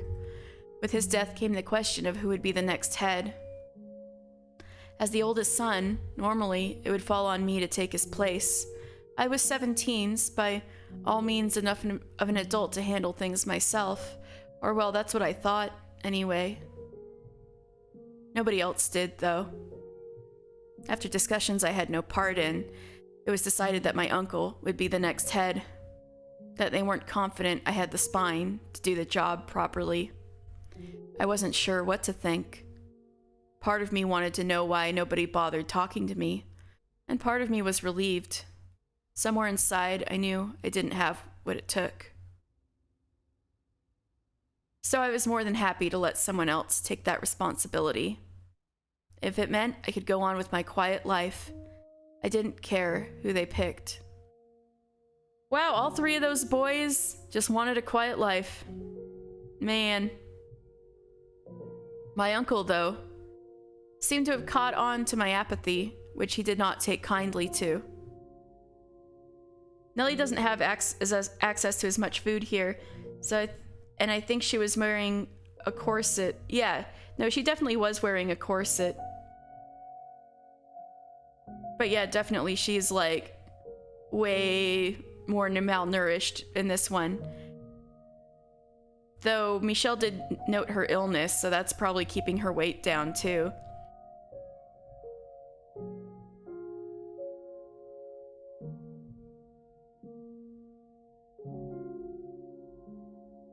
And in response, he formally disowned me. Yeah. You're not the only one who still had some growing up to do, Nellie. I wasn't quite the adult I thought I was either.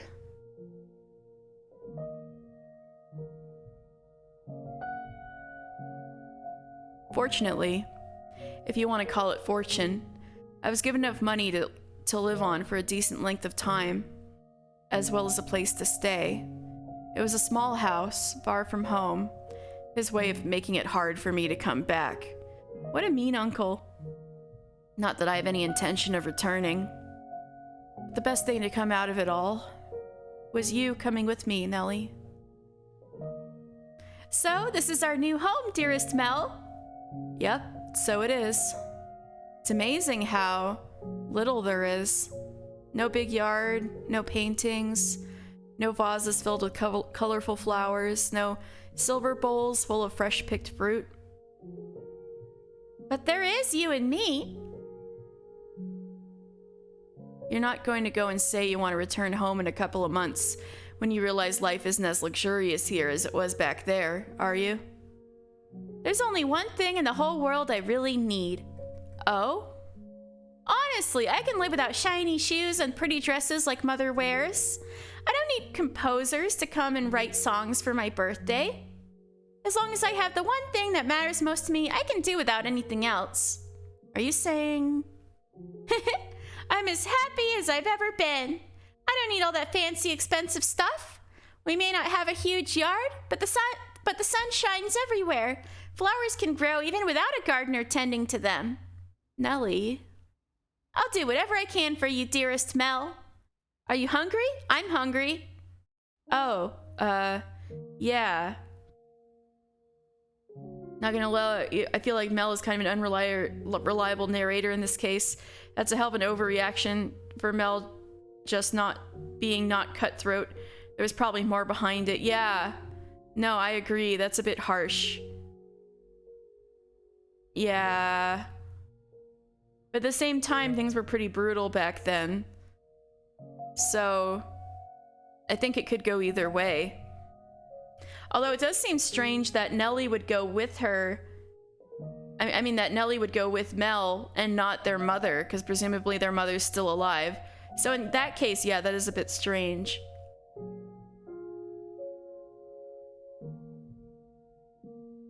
Oh, yeah, a bit. Alright, I'll make something then. Start off with some fruit jam, and then maybe make a pie out of it. What else sounds good? I'm craving cookies. You've got quite the sweet tooth.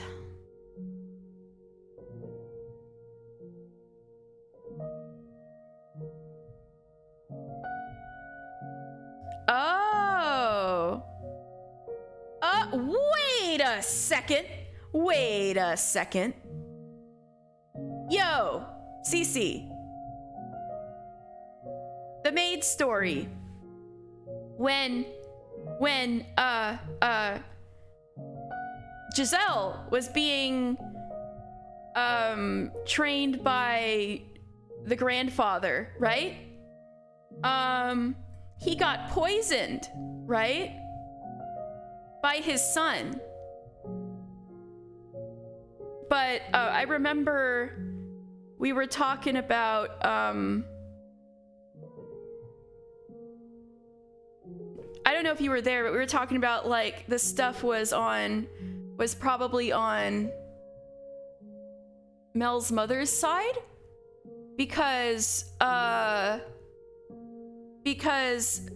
think Enrique pointed out that the grandfather stopped himself. Yes, the brother of the mother of Mel and Nellie. Yeah, the grandfather stopped himself. Yes, killed their grandfather when he was gonna say that Nellie was his third granddaughter, and said that the uncle was no, and wait, now I'm getting myself mixed up. So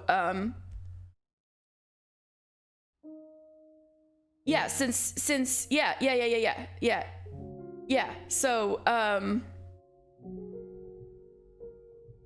the grandfather knew about the white-haired girl being the illegitimate daughter, which Mel's father didn't know about for a real long time, which implies that the grandfather who planted the roses was actually the father of Mel's mother. So that would line up with the uncle, being treacherous, right? Because in one timeline, he poisoned the grandfather. Or no, not even timeline. In one time period, he poisoned the grandfather. And in the other time period, he disowned the son. Yeah, Hayden, exactly. He disowned the son and the entire male line out of the house. And he poisoned the grandfather because he wanted the Rose Manor. He didn't trust that his father was going to,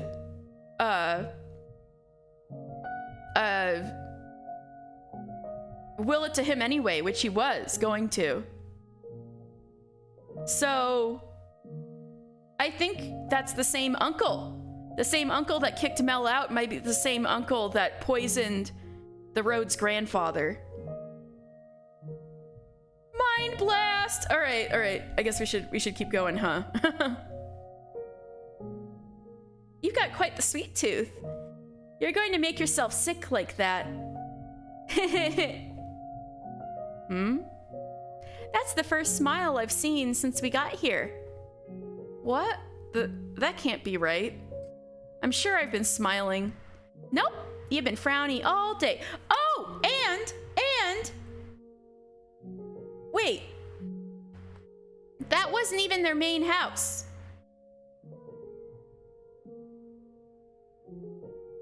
Oh, you don't think it's all one timeline? Oh, interesting. Interesting. But if you remember, Rose Manor wasn't even their house, like their real house. Nellie and the mother and Mel kind of got shoved there to get them out of the way. Remember? Like, they were kind of being sent into exile anyway, except they were sent to the mansion. So there was always family politics and shoving Mel and Nellie aside and things like that. In some bad endings, there are different bad endings and different timelines that connect with each other. Huh. Yeah, I definitely have to load some of those previous saves and see what the bad endings are like. I mean, you're true. Right, CC. We're branching the timeline as we speak. Although I still wasn't sure if we actually time traveled or if, like, this is an elaborate thing of the house. But the fact that everybody feels alive and real does seem to imply we may have actually traveled through time. Wibbly wobbly, yeah. The reconstruction thing is not a single timeline. I can see the wisdom in this. It's interdimensional. As long as Morgana sees that her will is being done, she's like, I don't give a shit if it's the same timeline.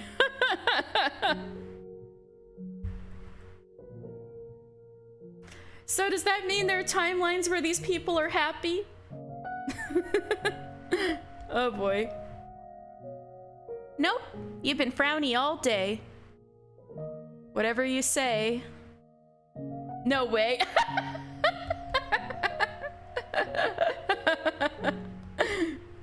Forget about all that stuff at home. We've got each other. We can do this. Who cares that we're not rich anymore? We'll figure things out in no time. And then we'll have even more fun than we did back there. Yeah, you're right. It'll all work out, dearest Mel. I'll always be here for you. You've got yourself an adorable little princess. What more could you possibly need? Cheer up. Thanks. I'm really glad you decided to come with me. Oh, did you think for a second I wouldn't? I'm your princess, dearest Mel. And princesses belong with their princes. I suppose so. Until that day, I had never known how good it felt to have someone who wanted me in their life, who saw me for me. I realized for the first time how blessed I had always been. I was hardly prince material. I wasn't strong or handsome or regal enough for that. But Nellie calling me her prince gave me the illusion of being worth something. Let's see, because there are 2 bad endings where different outcomes happen, but the results of those outcomes connect with each other, confirming that's not limited to one timeline, basically. Ooh. Yeah, I totally got to go back and look at this stuff. It made me feel like I could keep on being that richly blessed young man, even this far away from home. Cece, is it impressive or not that I haven't hit a bad ending yet? I have no idea.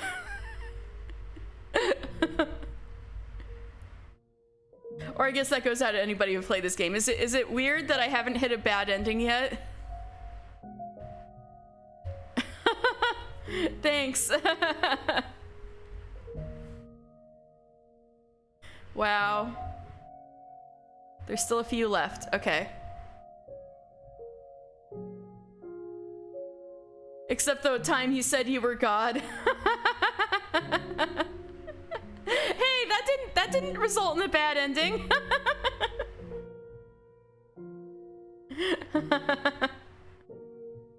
You had the guide open and hit them all on purpose. Gotcha.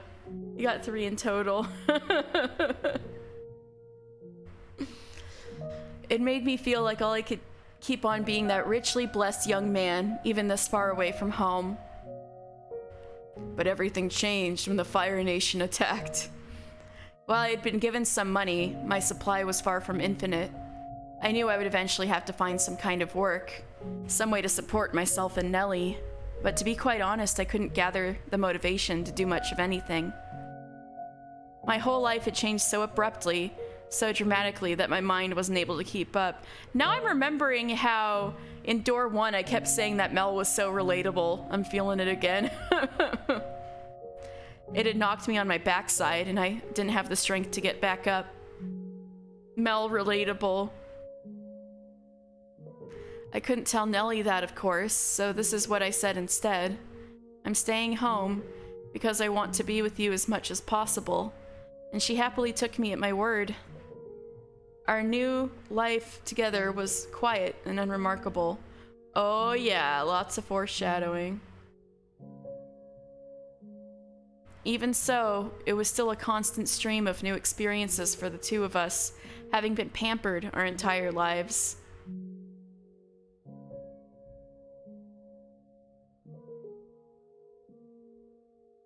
Welcome home, dearest Mel. What did you buy today? I got a chicken. Wow, I've never seen one so up close before. Are we gonna keep it as a pet? I was planning on using it for supper. What? You're going to cook it? That's the idea. You like chicken though, don't you? Steamed especially, if I remember right. Yes, but it's all covered in feathers and flapping about. How are we supposed to cook it? If I remember, the guy said you have to pluck its feathers, then cut off its head and drain all the blood. Ew! No way! Absolutely not! Not in a million years!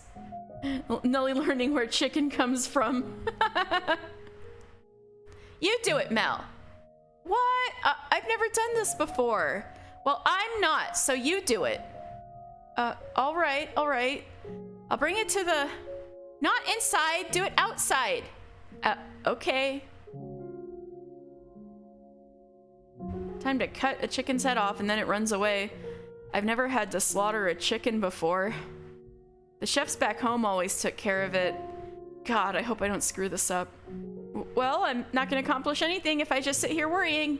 Just gotta give it my best shot. Oh, please. Please don't put up a fight. I can't watch. On the count of 3, okay? On the count of 3. 1, 2, 3. Ack! Wait, wait, come back! It's gone. Wait, was I completely correct? Did he cut its head off and then the chicken just ran away? Or did he totally miss the mark? So he bought the chicken and it ran away and he wasted his money. SMH. At first, I was just fumbling about in the dark, constantly messing up everything I tried. But in time, I started getting more comfortable with things and I stopped pining for my old life. For the longest time, I couldn't shake the memory of the fact that I had once been a noble. I was constantly wondering how I'd ended up there, why this was happening to me. He blundered the chicken kill. Of course he did. Nellie had seemed to have adjusted fairly quickly, but I wasn't faring so well. I was surprised, honestly. I figured if anyone was going to have an issue with our new lifestyle, it was going to be her, not me. Back home, Nellie had tended to be, well, a bit of a princess. She was frequently harsh with the Abigails, scolding them for the smallest of things. There were times I thought she might be biting her tongue for my sake, but every time it crossed my mind, she would say, "I've got you, dearest Mel. Everything's just fine." And it was those words that kept me going. "Oh, dearest Mel, I just had the most wonderful idea. Would you like to hear it?" "Sure. What's your idea?" "We should get married." "Oh, god damn it." "What? God damn it. You can't be serious." As serious gets. God damn it, Nellie. "I mean, we're basically married already and everything but name." We can't do that. We're siblings. "Nellie, please. We talked about this. Morgana didn't even need to wish for this. It was already happening."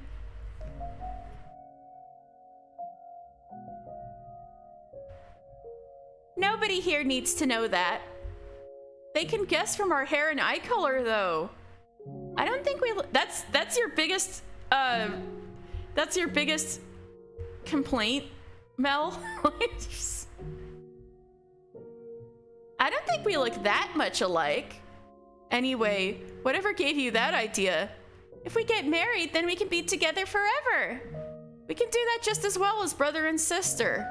It's not the same, though. No one ever says just two siblings lived happily ever after. I want to be with you for the rest of my life, dearest Mel. And the best way to do that is to get married. But Nellie, what are you so hesitant for? Is there someone you pine for?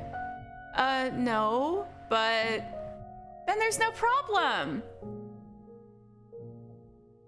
Yeah, exactly.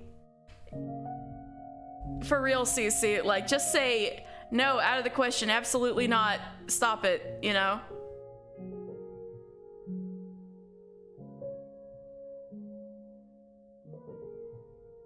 We're blood-related siblings. Does she realize that getting married means eventually having children and everything that leads up to that? That goes against the teachings of the Lord. That's your biggest complaint? No, she's still just a kid chasing after a fairy tale ending. She doesn't understand the reality of what she's saying. Sometimes I'm not sure what to do with you, Nellie. So you'll marry me? But right now, I know you need God's word. Starting tonight, you're getting your own private sermon every night. He's like, you need Jesus. Starting tonight, you're getting Jesus. Oh no! No! Enrique! What did happen? Although, I guess from this topic, I could have, it could have been any number of words for sure.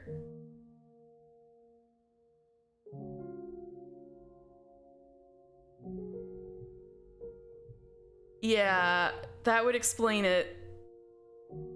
I mean, back then, the royal family, and for centuries after that, all the royals in like all of Europe were all like so inbred.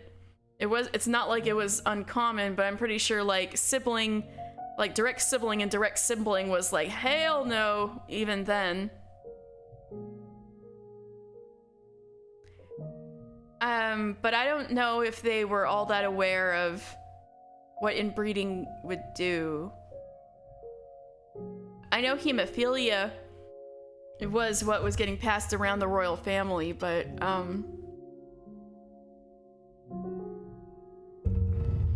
you assume it's common knowledge. Yeah. True.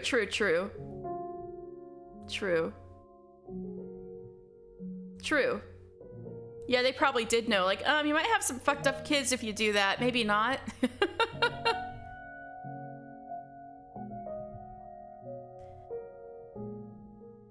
Bleh.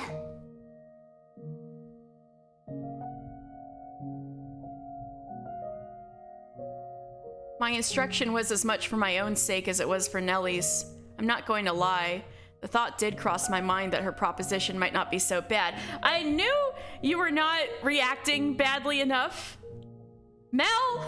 God damn it!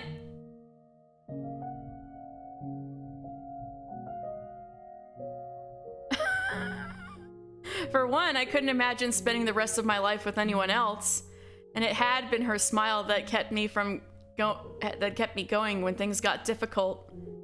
I know, these fucking two. It's like, you didn't even need Morgana's curse. Like, this would have happened anyway.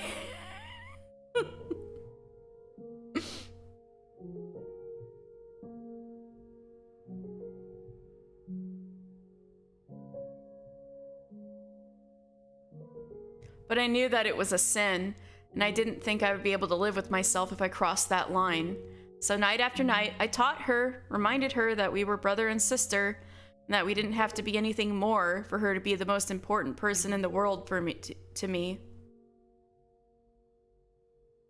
And after about our 3rd month away from home, that life began crumbling.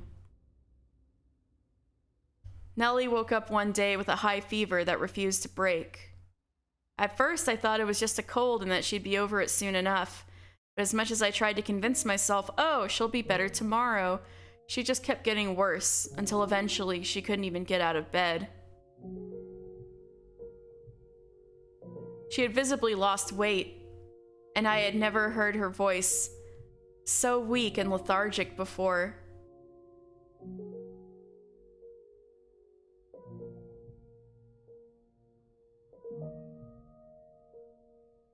Is there anything you'd like me to get you, Nellie?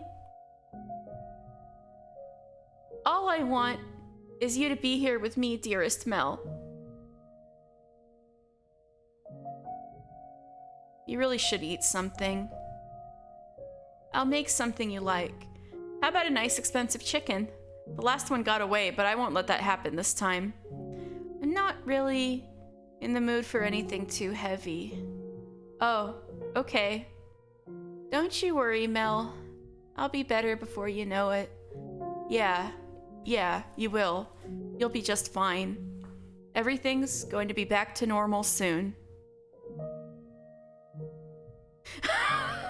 Like I said, Mel is relatable about some things. I would probably do the same thing.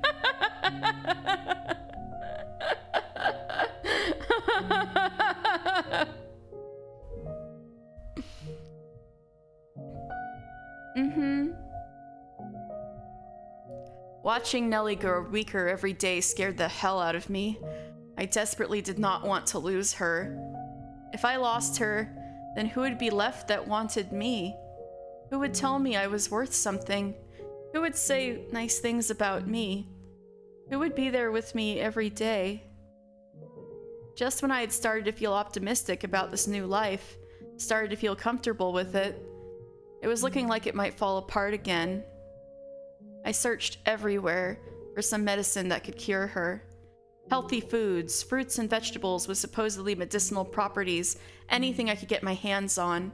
I prayed. And Nellie, you were overjoyed. You were thrilled I would go to such lengths for you. But the reality is, I was really doing it for myself. But as much as I searched, I couldn't find anything that worked, and I started to panic. I would go to bed at night afraid I might wake up the next morning, and Nellie wouldn't. I was already grasping at straws, and I was ready to try anything that even had the slightest chance of curing her. And then one day, I heard whispers of a witch who lived by the lake. They said that she was a recluse, that she hardly ever left her house, and that she hadn't been down to the city in years. Sorry about that. They told me she might have some medicinal herbs that could help. So I rushed down to the lake to see her. Sitting by the shore was a small cottage, even less luxurious than where Nellie and I were living at the time. Seeing the thin trails of smoke rising from the chimney, I was convinced the rumors were true. A witch lived in that house. I wasn't sure what to expect. Being a recluse, I figured she wasn't going to be very sociable, at least. To tell you the truth, I was kind of scared to knock on her door. But I'd exhausted all my other options, so I clenched my teeth and gave the door 2 firm raps.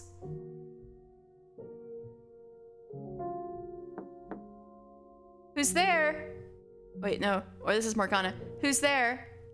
The sound of her voice caught me off guard, and all I could do was stare at the door with a knot in my throat. Based on the information I had, I assumed I was going to find a wrinkly old woman, but that was the voice of a young girl. And even though she'd only said 2 words, there was something indescribably enchanting about that voice. So that was a trait she had even when she was alive. Wow. I could listen to her talk for hours on end in some kind of strange hypnotic trance. It was almost like magic, for lack of a better word. I stood there dumbfounded, like my soul had been sucked from my body. Who's there? She repeated her question, which brought me back to reality, though I still had to fight to maintain my wits enough to respond coherently. Morgana's voice is supposed to be super beautiful, which explains why the Daughter of God thing was so popular. Ah, yeah, her charisma had to have played a part in that, especially in the village where she was born.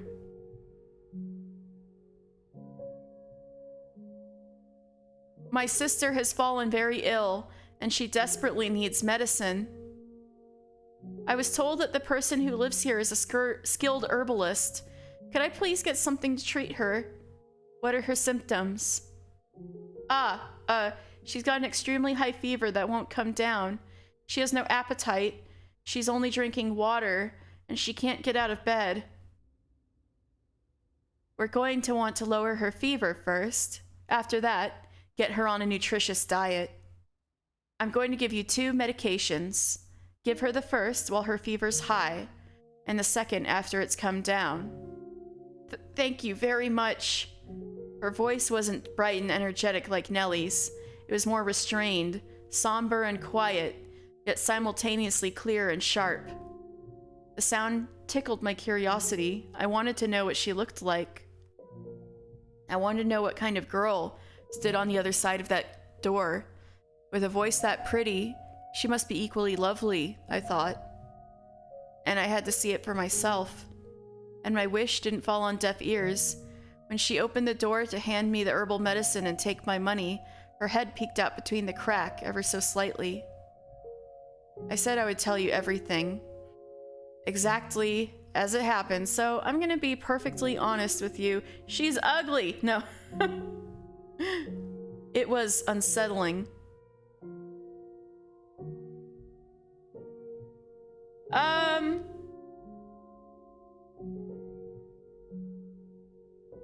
I mean, yeah, maybe the old lady had stuff she left behind. I mean, she was giving medication out to people before this, so maybe she caught on to it. Maybe she knows stuff from when she was helping others. I know it was her blood that was helping others, but maybe she picked up other knowledge as like someone who would cure people.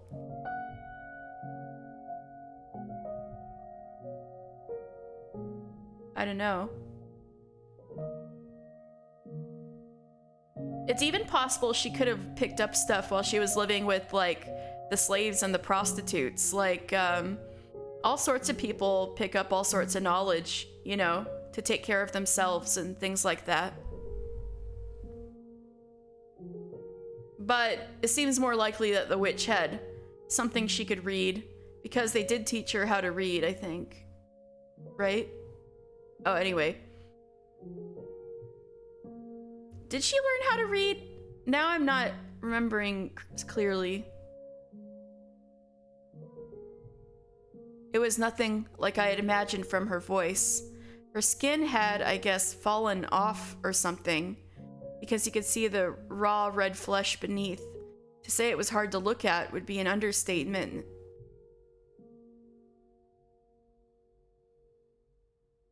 Most of her face was covered by a black hood, so all I could see was her mouth and chin, but even that much was harrowing. But the last thing I wanted to do was look away. For all I knew, that was why she had become a recluse, and I couldn't let myself hurt her, so I suppressed my own disgust and put on my best smile. People often tell me I have a very pleasant, amiable smile, so I figured I could use that to prevent her from picking up on what was actually going through my mind. And when she saw my face, a look of surprise seemed to cross hers. The witch's herbs did, indeed, seem to help some. Going to visit her was better than talking to any of the local doctors. Nonetheless, Nellie hadn't been cured. She was only feeling a little bit better. So I kept paying the witch visits, kept purchasing more herbs from her, and every time I went to that cottage and heard her sweet voice, I imagined how much sweeter it would sound without a door obstructing it. Even knowing what she looked like didn't stop the curiosity from growing within me. It was all about her voice, huh? Interesting. From what I gathered talking to her, there wasn't much of an age difference between us either. She was 16 and I was 17. What? Just like the white-haired girl in Mel's story. Ah!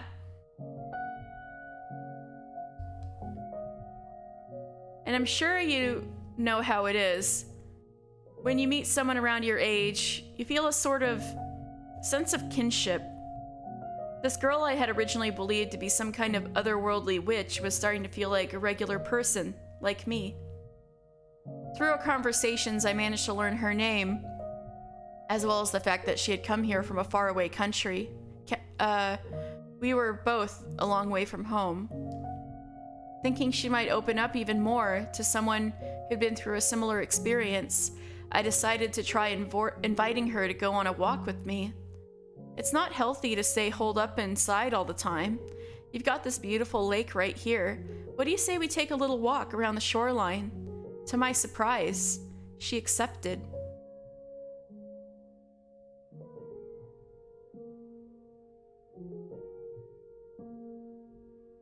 Great weather, isn't it?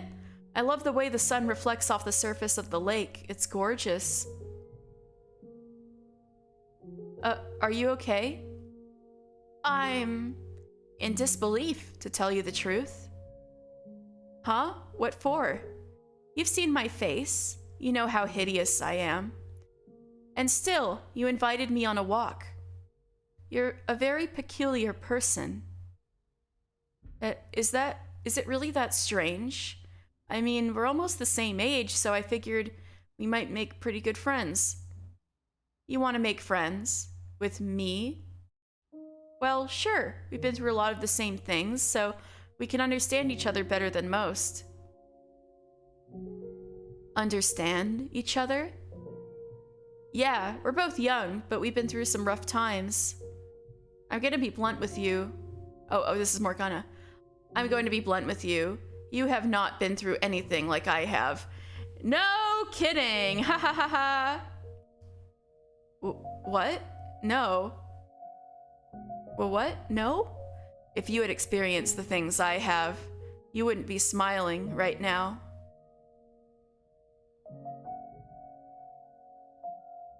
I haven't known you long, but I don't need to have in order to know how unequivocally dissimilar we are. That we were cut from a very different cloth. Well, yeah, we're people. We're not made of cloth, so... That's not what that means, you know. Oh. I'm sorry. I didn't mean to be so harsh. In fact, I would say you're much better off not being in my position. It sounds like you've been through a lot. If you don't mind me asking, what happened to you? I'd be happy to lend an ear. It might make you feel better to get it off your chest. And that is what's so different about us. Huh? I will not tell you about myself, no. That said, I do appreciate the concern. Thank you. Sure, you're welcome. She's not very open with people, huh? Though I guess that's only to be expected. She hasn't spent much time around other people looking the way she does. I wonder if there's anything I can do for her. At least to get her show a little bit of emotion. Say, if it's not too much to ask, you think we could maybe do this again sometime? Don't expect me to lower my prices. But she says it with a smile. I'm not trying to squeeze a better deal out of you. I just want to get to know you better. Nothing more to it, no ulterior motives, promise. Did you forget? I've already said I won't be telling you about myself.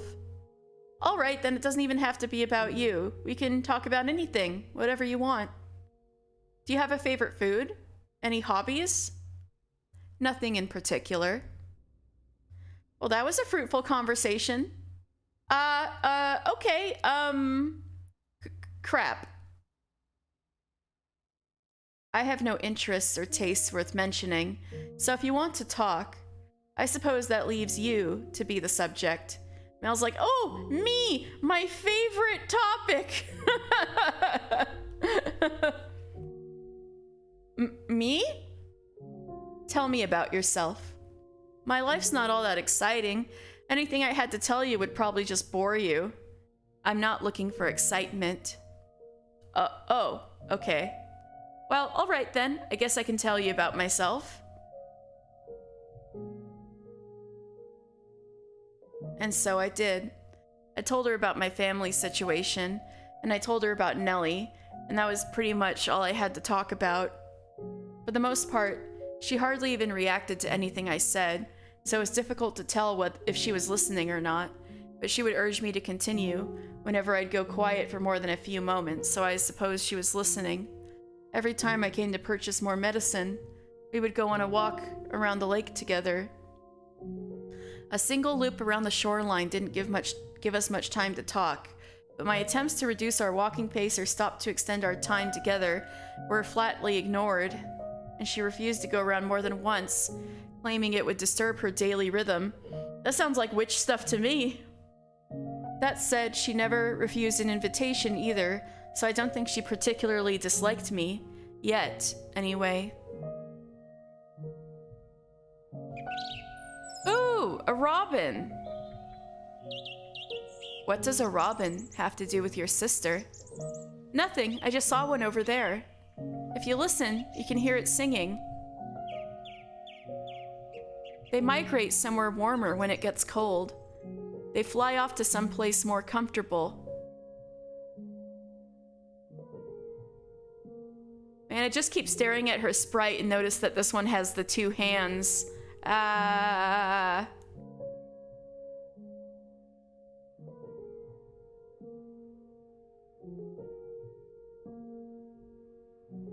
If I had wings like a bird, maybe I could be free too. Not for long. Cece! Oh no! Oh no! There is not a single creature living in this world that is free. Birds regularly get shot down by hunters or preyed on by larger birds. The idea that they are free is nothing more than man's short-sighted delusion. Sorry, I guess. No, I should be apologizing. I wasn't trying to attack you. I simply lack the ability to properly empathize with others. I do not understand people. So please, if I say anything that upsets you or makes you uncomfortable, don't assume that was my intention. Sure. Maybe you're hiding it, or maybe you just don't know it yet, but I think you've got more empathy than you're letting on. Surely you can't say nothing affects you at all. You are human. So you don't have to be so closed off. Morgan's like, actually, birds get shot down and predated on all the time. Yeah. Witch-splaining. She's witch-splaining. Fucking Morgana literally just trying to make conversation. You're human after all. Yeah, exactly. I might not be able to do much for you, but I do want to get to know you better. I want to understand you. I hate how this is like the most pleasant interaction she's ever had with anybody in her entire life. You know, the saint worship aside.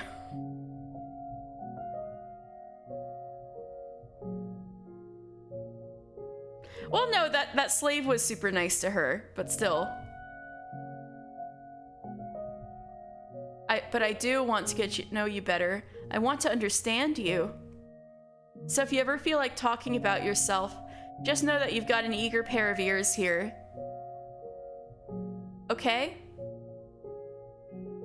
If there were ever someone who could understand me, who could empathize with me, they would not be human. Oh, you're calling Michelle not human, huh? That's not nice. What do you mean? That you would need to be far removed from any idea of humanity to have a chance at understanding me. She didn't even have her arm cut off yet, and she's already talking like this. Her life was so rough. Regardless, I do appreciate your kind words. Sure. So, out of curiosity, do you have anyone, really important to you in your life? Not at the moment. Does that mean you used to? I'd love to hear about them, if you don't mind. They're all long dead. 4 years ago, something unpleasant occurred. And as a result of that, I was forced to part ways with the people who taught me that humans have the capability for kindness. Oh, I'm sorry. Well then, if your sister's condition worsens again, come see me. Farewell. Hey, maybe we could walk a little slower next time, so we have more time to talk. I want to get to know you better. I'll consider it. Does it really require that much thought? Are we going down a flashback of a flashback of a flashback of a flashback? I guess you're right. So long. Ah, bye. See you soon. 'Cause I can count on my sister not getting better this time either, haha. Things continued on like that for a while. Nellie bounced back and forth between getting better and getting worse. Emotionally, I followed not far behind, getting very little in the way of peace of mind. Having to spend so much time worrying over and looking after Nellie was starting to wear me out. Even though I knew good and well she had it much worse than me. I wanted to be done with it all. I wanted to be free. I wanted her to get better as soon as possible, so I could stop agonizing over her. So at some point I started wishing for a miracle. I didn't care if it came from God, an angel, or something less holy. Oh, that's interesting, Danny. My final thoughts. Ooh. Ooh. Well, I'll try to get there. But now I'm like, ooh, what am I in for? I just wanted someone to cure Nellie and take the weight off my shoulders. And during one of our walks, I let that slip. I'll take anything at this point to make her better. I'll even take a miracle if I can get one. I assumed she would, as she had a tendency to say that people who believed in miracles were delusional. She was, in my mind, very much a realist, which is why her response surprised me so much. Yeah, you have no idea what you were touching on there, buddy. Do you sincerely wish for a miracle? What? Do you truly want a miracle, no matter what form it may take? Well, yeah. I've tried everything else. God is all I can ask for help anymore. Her smile. Her smile, no! Ah! I know what you're going to say. There's no such thing as miracles. If there were, Nellie would already be better. I've prayed every single night for her recovery. It's all just a delusion, I know. Miracles do exist. What? If you have faith and you sincerely wish for her to be healed, you will be granted your miracle. What are you talking about, Morgana? You've said many times that you wish to know more about me. Yeah, I have. Well, I'll grant you that wish. As you listen to my story, you will come to understand why I said you will never be able to empathize with me. Oh, here we go. Flashback of a flashback of a flashback. Let's go. And as you do, hope will sprout up within you. Here in my lakeside cottage, I am known as a witch, but I did not used to be called such. No, I am the daughter of God.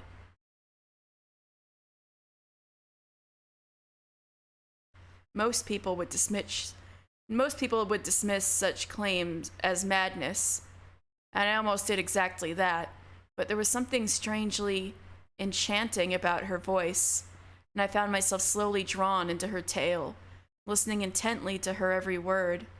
The more I heard, the harder it was to believe she was lying, and before long I was convinced she was the daughter of God, a saint whose blood had miraculous powers.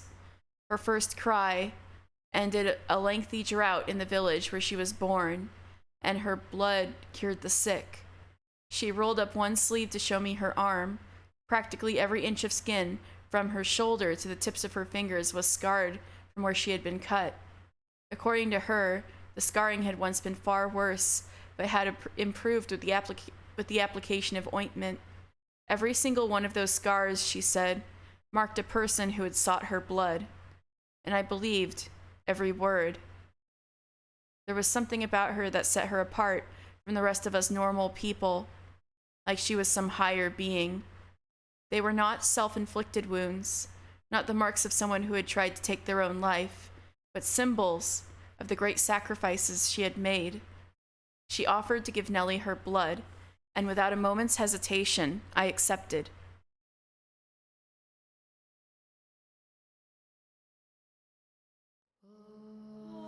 Mel? Hey, Nellie, I'm back. And I brought someone with me, a saint. A saint? Yep, she's here because medicine hasn't been working for you. She can perform miracles, so she's going to cure you. Miracles? That's right. Her blood has miraculous healing powers. Blood? Fear not, my beloved sister. Hear my words and do as I say. You must have faith for the miracle to be performed correctly. I give you my blessing, that it may bestow unto you salvation. I give you my love, and I give you relief. Hear my words. I hear them. This body was created not in a mortal womb. This flesh is not the flesh of man. This blood is not the blood of man. The water that flows through these holy veins flows from the river of creation. Have mercy on them, O Father. May the infirm find comfort in your warmth. May the destitute find reprieve in your generosity. May my flesh bring nourishment and health unto this girl. Bestow upon her your blessing, O Father. Morgana held a pale hand above Nellie's mouth and without hesitation sliced her own wrist. Blood slowly trickled down her middle finger from the cut, dripping into the gap between Nellie's bluish lips. I stood there entranced by the scene. It was like I was witnessing some kind of ritual. I wasn't sure, however, whether to describe it as sacred or profane.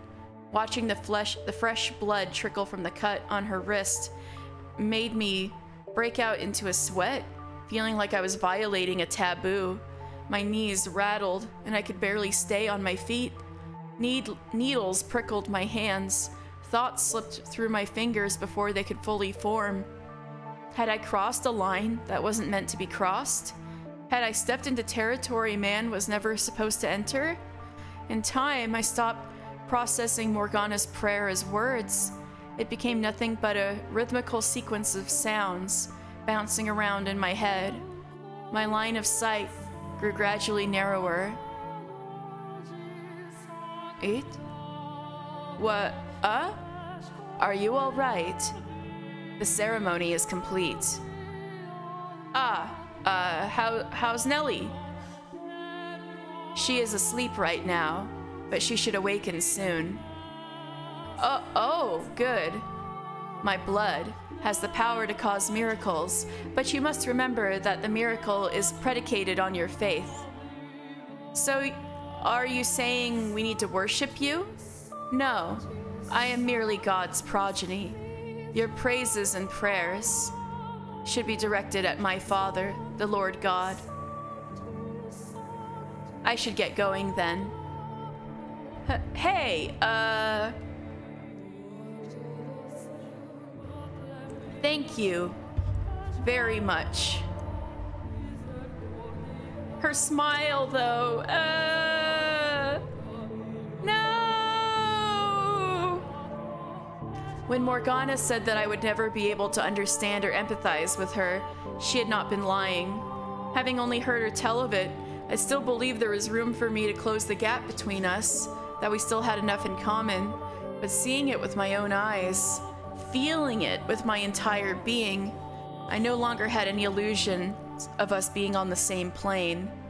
As I gave her my thanks, my voice was audibly trembling.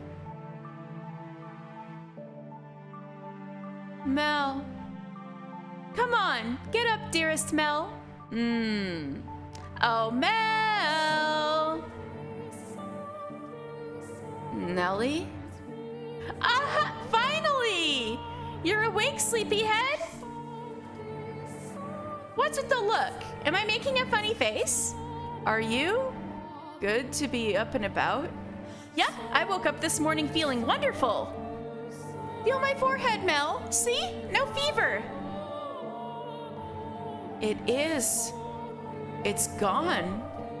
She actually performed a miracle. I only remember bits and pieces, but I remember a really pretty saint lady showing up and giving me her blood. That's how she remembers it? Her memory is pretty hazy, huh? And then I got this warm and fuzzy feeling inside me. Then I had this really strange dream. What kind of dream? There were a whole bunch of lights floating all around me, and they were changing into all sorts of different colors. It was the most wonderful dream. That doesn't help me understand at all, Nellie.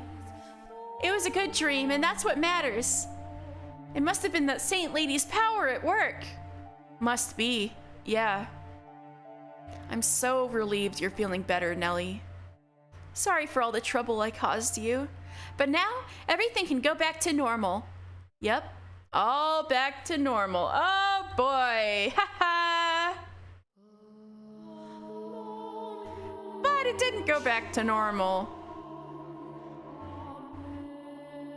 She wants to thank me? Yeah, Nellie's insisting I let her meet you so she can show her gratitude. So if it's all right, would you mind coming to supper sometime? That would probably not be wise. Huh? Why not? It would hardly be pleasant, having to eat in the presence of a face as grotesque as mine. And I doubt your sister would react well to the sight of it. I don't think it would cause any problems. Nellie isn't the kind of girl to judge someone by their looks, I don't think. She totally is! She totally is, though. Perhaps not. But to her, I'm a saint, not a normal person. In her mind, she thinks I'm beautiful, doesn't she? We must maintain that illusion. It is essential to the miracle that her faith remains unwavering, and on some level, that faith depends on her idealized image of me. You think so? Though our time together was brief, I could see it in her. She is a girl with a great love of beauty. And perhaps the same could be said of you. I don't judge people by how they look. It's what's inside that matters. I'll take you at your word. Thanks. So, are you sure you don't want to come? I really shouldn't. I'm terribly sorry. Oh, okay. Why in the world am I feeling relieved?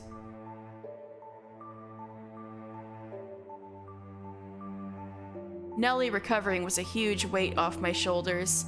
Now everything could go back to the way it was, quiet and unremarkable. I could finally go out and get a real job, forget about my old life, live like a regular old commoner. That was what I was going to do, for the both of us. The problem was, Nellie hadn't actually recovered completely. She was in nearly perfect health the first few days after drinking Morgana's blood. But soon, her fever came back. She stopped being able to get out of bed, and to top it all off, she started having lengthy coughing fits. During some of them, she coughed up little bits of bloody phlegm. I nearly had a panic attack. So I rushed down to Morgana's cottage and told her what was happening, to which she responded with a quizzical tilt of her head. Nellie's health meant everything to me. It certainly wasn't the curiosity her head tilt seemed to make it out to be. But it didn't seem to bother her at all. The miracle took place, but it didn't persist. That doesn't make much sense. But it's true. She can't get out of bed. And it's not a problem with her faith. I've been teaching her the word of God every night. And she absolutely believes in you, in her saint. Lower your voice. I will perform another miracle for her. You'll do it again? I will not forsake those who are in need. And it'll stick this time, right? I cannot promise anything. But why? Your miracles aren't supposed to be temporary, are they? Whether they are or not is decided by you and your sister. You're my only hope, though. Please do not worry. If a second blessing is not enough to cure her of her ailment, then I will visit and give her my blood as many times as is necessary. I will gladly give her every last drop of blood in my body. I assure you, my father does not want to see two young souls like yourselves torn apart, and neither do I. We should get going. All right.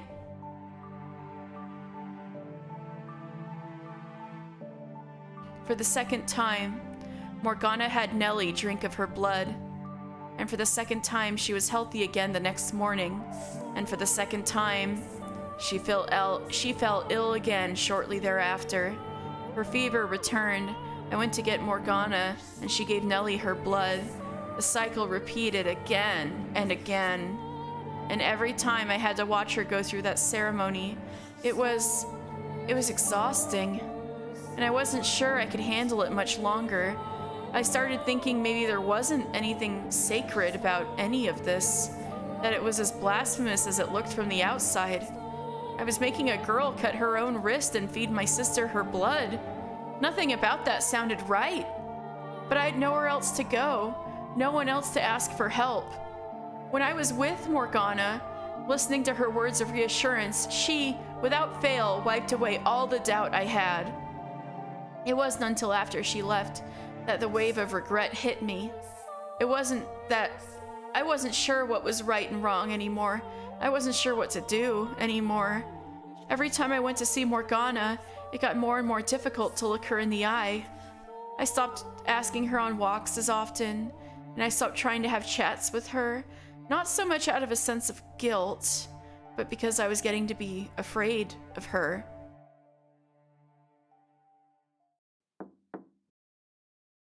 One of those draining days, someone knocked on the door. I hadn't asked Morgana to come down that day, so I wasn't sure who it could be. Nellie was asleep in her bed, so I quietly rose from my seat and made my way to the door, trying not to wake her. Who is it? Hello? Who's there? I had an inkling of a suspicion, but having been raised in such a sheltered environment, I didn't understand exactly how dangerous it was to thoughtlessly open the door to anyone who came knocking. I pulled the door inward a couple of inches and tried to take a peek through the crack. When, out of nowhere, someone grabbed my shoulder and shoved me, helpless to resist, into the house. A man stood there above me.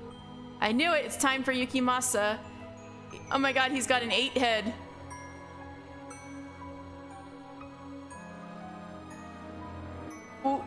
What do you think you're doing? What do you want from me? I don't have anything valuable. I'm just a regular old peasant. I am not here to rob you. What? You're in contact with the witch, are you not? Huh? The girl who lives by the lake calls herself a witch. Witch? I don't know any witch. The only one who lives there is a saint. A saint. I was told she was a witch. But regardless, there's a girl who lives there with miracle blood, no? Looks like I've got the right person. So did Jacopo send him to find her? Oh shit. What? What do you want from me? I want you to help me. Huh? I need you to lure the witch out into the open. Yukimasa has an 8 head. All that room to think and all he knows is killing. I love it. And why do you need that? Because I need her blood. I need to get my hands on the witch's miracle blood. Then go ask her for it yourself. Why should I have to help you? She won't open the door for me. But you, I've seen you talking to her. You seem to be quite friendly with the witch. Taking little walks around the lake. How? I need your help. So that's what happened. And what are you going to do once you have her outside? I have orders from the Lord to take her captive. I knew it! What, the Lord? Why would he? That is none of your concern. You expect me to buy that? All I need from you is to get the witch out of that house. Why would I? She doesn't trust me. I could always force my way in, but there's a chance that something might go wrong, and I can't risk that. If she hears your voice, she'll open the door. Yes? The witch trusts you, unlike me. Oh! Oh my god, I've totally run out of all snacks. It's sad. I need to go grocery shopping. Unfortunately.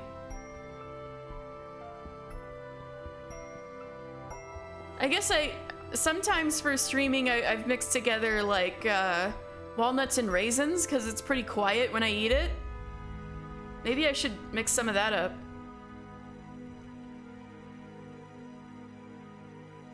With your help, there's no risk of anything going wrong.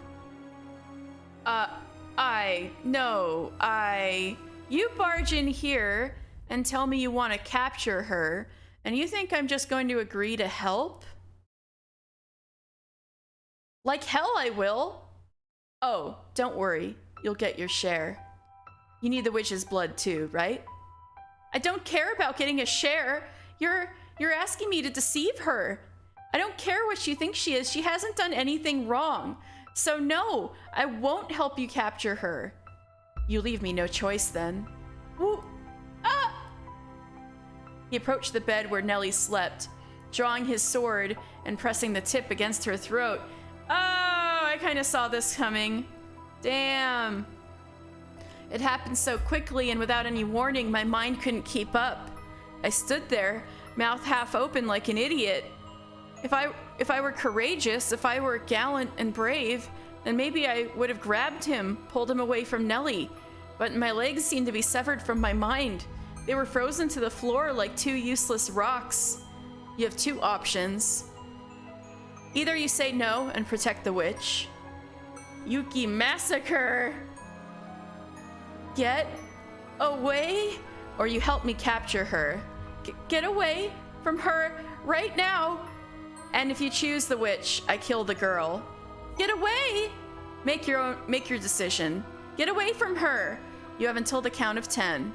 If you don't choose, I kill the girl. 10, 9, 8, 7. 6, 5. He did a countdown like this when he was torturing that sailor in that one flashback of his. Okay, I'll do it. I'll help you. So get your sword out of her face. Don't kill her. I thought you'd hold out until the last second. Oh, Mel!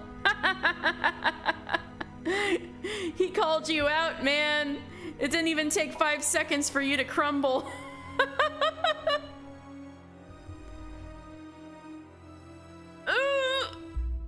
Well, what are you waiting for? Let's get going. Get moving. You pitiful little boy. I felt like jumping into a lake. I couldn't make sense of how I'd ended up in such a position. Just a few months earlier, I had been living back at my family's estate, hardly a worry in the world. Nellie had been healthy and happy. It hadn't been exciting, no, but I had figured that was how things would always be. That one day, I would fall for some noble girl, Nellie would get jealous, and I would have to spend several days or even weeks pacifying her. Everyone would be happy, a life free of troubles. Because that was normal, and I was normal.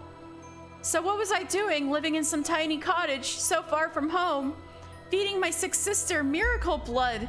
What was I doing walking beside this barbarian?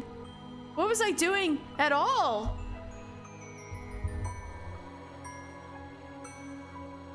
I was conflicted. Part of me hoped we would never arrive at the lake. And part of me wanted to get there as quickly as possible so I could be done with all this. But time plodded on no quicker or slower than normal, and we arrived at Morgana's door in short order, irrespective of my own selfish hopes. The thought of what was going to happen next filled me with a crushing sense of guilt. I may have been afraid of Morgana, but I had no grudge against her. I was actually quite grateful to her. She was still healing Nellie, even if the ceremony to do so inspired fear in me. She didn't hesitate to cut her own wrist open for Nellie and for me. She didn't grimace or even frown, though I knew it had to hurt. I knew damned well she wasn't a bad person and that she hadn't done anything to warrant being taken into custody. She might very well have been a genuine saint, but there I was selling her out because a man with a sword threatened me. Oh, Father who art in heaven, please forgive me for what I'm about to do. Please, please forgive me. Quit sniveling. You wanted to get suspicious? But how? I can't, please, oh God. Stop crying. Or would you rather I kill you here? Just close your eyes. It'll be over before you know it. Do it. Call on the witch.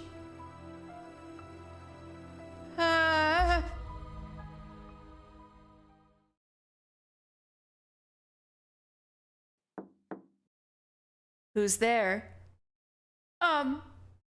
It's me.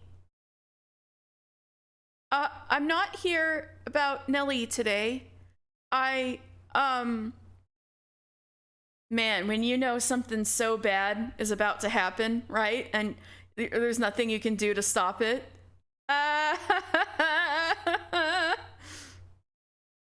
I'm sorry for being so distant lately.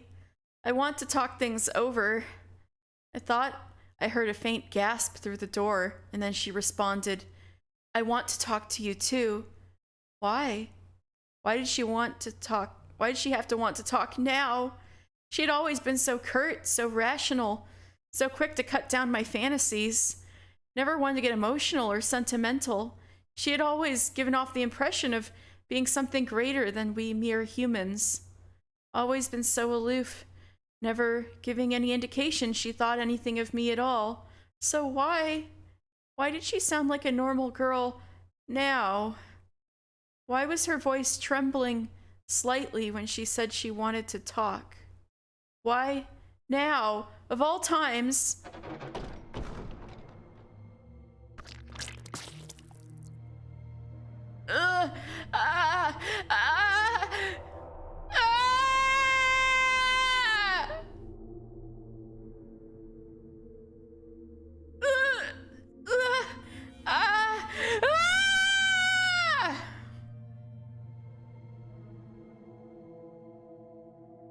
Get back!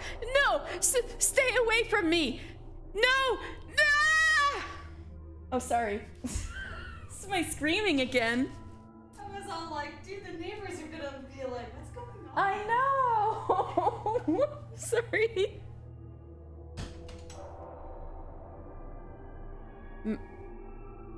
Mel was trying to purposely make Morgana say no, go away.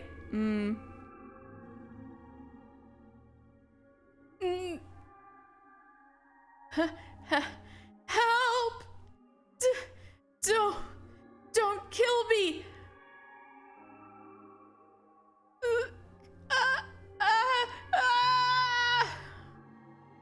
Take it. What? That's your share. Should last you long enough.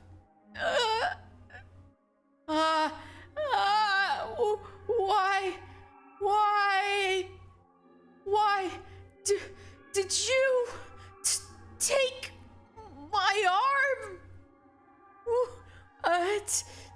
Do you mean my share? Why?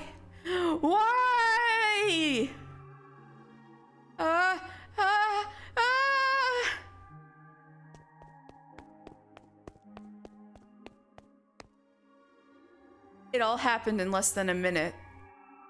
I told her I wanted to talk. She opened the door, and then I heard a sound like the wind whipping past my ear. And the next thing I knew, her cottage was covered in blood. Never once did I expect anything to happen how it did. And when he said he wanted to capture her, I took it to mean exactly that.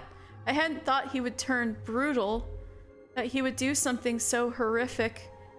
After the man cut her arm off, Morgana tumbled to the floor, floundering about as he watched, blood trickling down the curved blade in his hand. Her screams were indistinguishable from those of a normal person.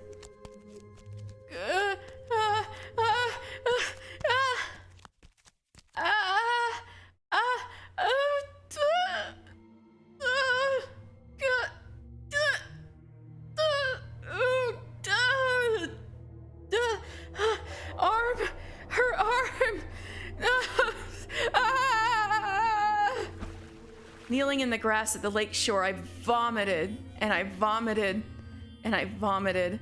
The things I had seen in the cabin were far too much for me to handle. I tossed the arm, Morgana's arm, the man had given me into the lake. What else was I supposed to do with it? It was an arm, a human arm. You would have to be insane to go around carrying someone's severed arm. I tried to convince myself it was all a dream, some terrible nightmare, but I could still feel the warmth of her skin, fresh, on my hands, the warmth of her blood on my fingers, dragging me back to reality. My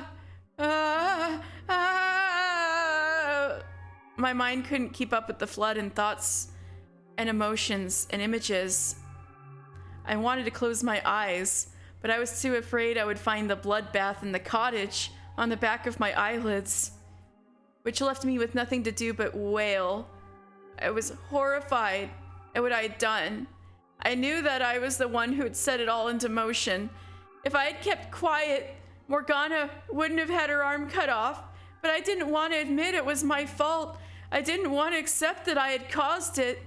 I did nothing wrong. That's exactly what he kept saying to himself during the first door, too. It's not my fault. He threatened me, so it's not my fault. I had no choice. I didn't do anything. I frantically scrubbed my blood-soaked clothes in the lake. As I watched the red cloud spread, I knew I was defiling something pure and beautiful, but my awareness of that fact was slowly dissipating like the blood through the clear water. By the time I'd gotten all the blood off my clothes, the sun was beginning to set. I came back to my senses at the sound of a bird chirping and quickly recalled that I had left Nellie alone at the house. My legs were shaking and I could barely keep myself upright, but remembering her gave me enough motivation to drag myself back home. If she hadn't been there waiting for me, I seriously might have thrown myself into the lake instead.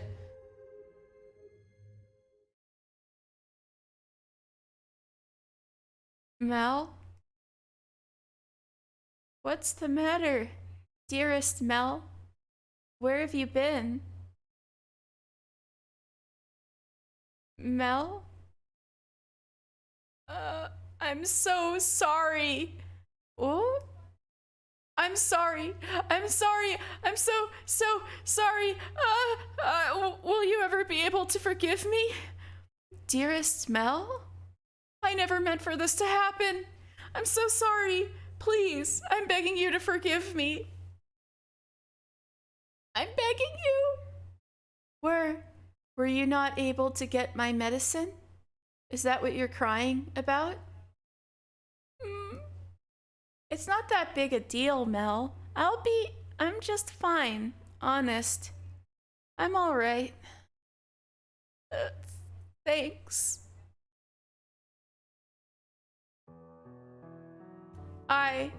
I wanted to forget everything. I wanted to forget about my involvement, about the horrible things I caused to happen. But whenever I lay down to go to sleep, I heard her screams, Morgana's animalistic howls. I saw her cottage, blood splattered everywhere. I felt her severed arm, still warm in my hands. From that day on, what sleep I got was hardly restful. Nellie probably didn't notice anything through her feverish haze, but I'm willing to bet I looked like hell. Praying time would cause the memory to fade. I started looking for doctors again. Instead of clinging to a miracle, I would try to have Nellie's sickness cured the way normal people did. At some point, though, all that money I'd been given started running low. If I'd thought about it for 2 seconds, I would have seen it coming. I hadn't exactly been frugal in my attempts to find a cure for Nellie, nor had I been especially concerned about money before she fell ill. I was so used to living like an aristocrat, and I hadn't succeeded in breaking those old habits. Which left me with only one thing I could do for Nellie: be with her day in and day out. Every day that passed, I lost a little more hope. If I couldn't do anything and Nellie died, I would be utterly alone. And that was what scared me more than anything. The nightmares were eating away at me, leaving me with nowhere to run. And if I didn't have someone there with me, I wouldn't have been able to hold myself together. After 3 or so days of me sitting by Nellie's bedside, hardly moving, there was a knock on the door.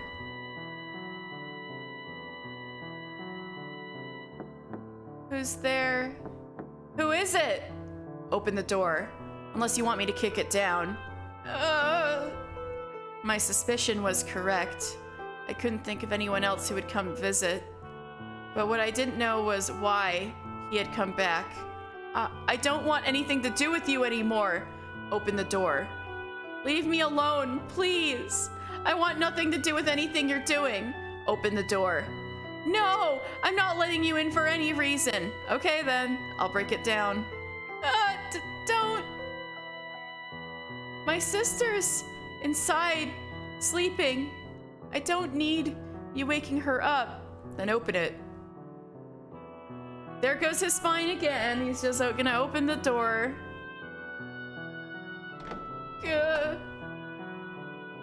What do you need? I did everything you asked me to already. What happened to the witch's arm? I threw it away. You really think I was gonna keep that? A person's arm? Mel, what's going on? Do we have a visitor? Nellie, I should get them something to drink. Don't worry about it, Nellie. You get some sleep, all right? Can we go outside? I'd really rather not talk in here. Fine by me.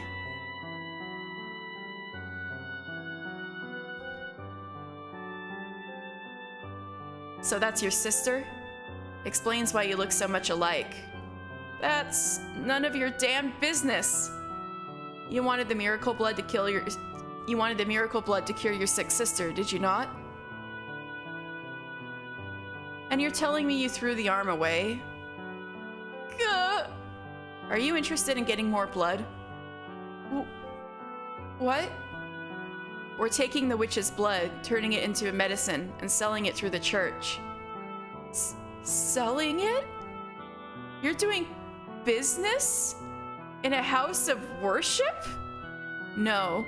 I suppose we're technically giving it away, but we're asking for tithes, so it's really the same thing. I'm not from this land, so to me it looks no different than a business, but the people here, they see it as charity. The Lord says if you'll assist us, he'll provide you with the medicine we're making. The Lord? Why would the Lord be? Hell if I know. Because it seems like good money? So will you help us? You're gonna make me get my hands dirty for you again? I can't. Not again. Oh, right, I forgot to mention one detail. You don't have a choice this time. Oh, fuck. Oh, boy. Huh? You know about the miracle blood, which means we can't let you go unattended. If you say no, I have permission from the Lord to kill you on the spot. Why? So will you help us? Or will you die here?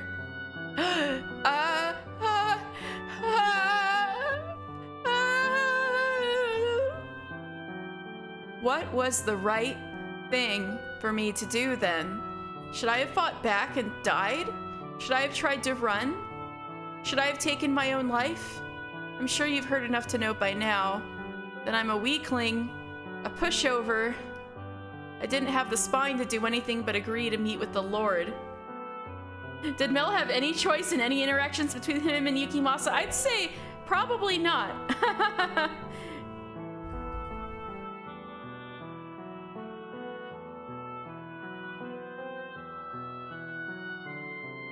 He told me about the mansion, and he gave me one of a set of 3 keys.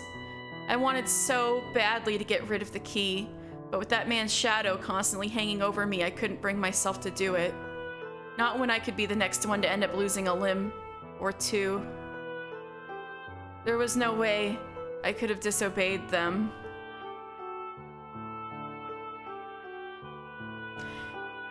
And that's everything that happened 6 months ago. Every day since I arrived here, I've brought Morgana breakfast and supper. She doesn't say anything, but I saw it in her eyes the first time I stepped through that door.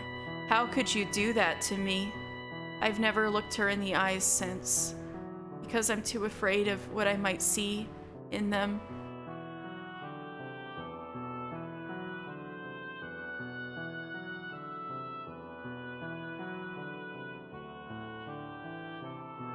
Yeah, kind of hard for Mel to get any word out with a blade pressed against his throat and against his sister's throat. Yeah, who was like all he had left.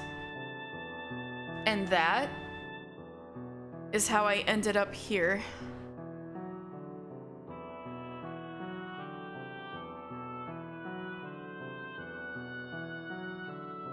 So he was threatened.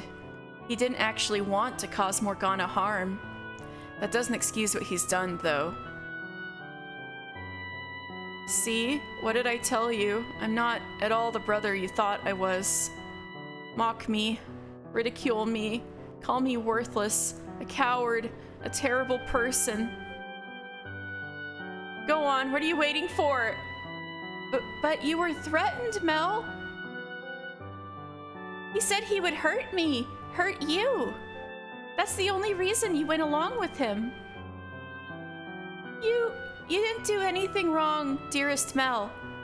The other man is the bad guy, not you. You did the best you could. You didn't have a choice. What terrible man, that terrible man forced you to do everything. Nellie, you didn't do anything wrong, dearest Mel. No, I didn't. I didn't do anything wrong. I had no other choice. That's not true. All you're doing is closing your eyes. What? You mustn't coddle yourself. What was I supposed to do then? Don't be mean to my Mel. Did you really do the best you could? Did you even once try to do something about the situation, as hopeless as it may have seemed? Could you not even conceive of any other options? Could you not have come up with something else to say at Morgana's house? Something that might have given her even the slightest clue she was in danger. But when she opened the door, did you do anything? Did you even so much as attempt to stop him? My legs were shaking so bad, I couldn't move. There's no way I could have stopped him. At the very least, you shouldn't have fled. You should have stayed and told her the truth. That you weren't there willingly and that maybe she wouldn't have felt so utterly betrayed. But he was there. You think I could have actually stayed there with him? Not a chance. And it's not like Morgana would have. She opened the door because she trusted you. She isn't the easiest person to read, but she was opening up to you. And what did you do with that trust? Stop it! Please, you've made your point. It's not all Mel's fault either. If anything, he's a victim. He was just trying to protect me. Were you listening to anything he said, Nellie? You were not Mel's first priority. He did what he did for his own sake. Well, what did you expect me to do?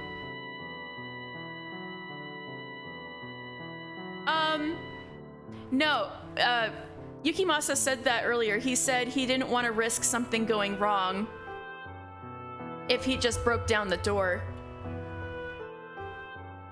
He was a lot more comfortable with the plan of being let in willingly so he could get the job done. Maybe he was afraid he'd straight up kill her and the Lord needed her alive.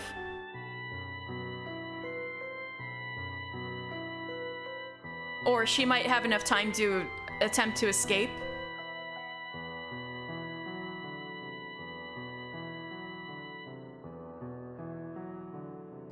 Yeah, what Danny said.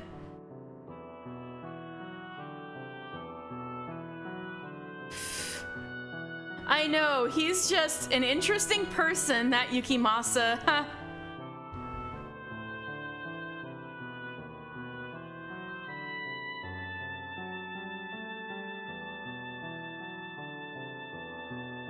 I think he's used to killing people so fast, he's like, oh, it's just an arm. You'll be okay. Because he's used to chopping up people into bits, right? So he's like, this is nothing.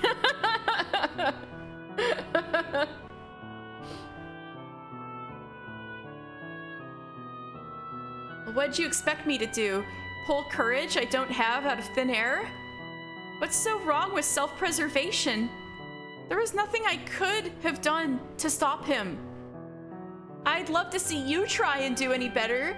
Then maybe you'll understand how scared I was, how little I could have done. Ol' Yuki is quite an interesting chap.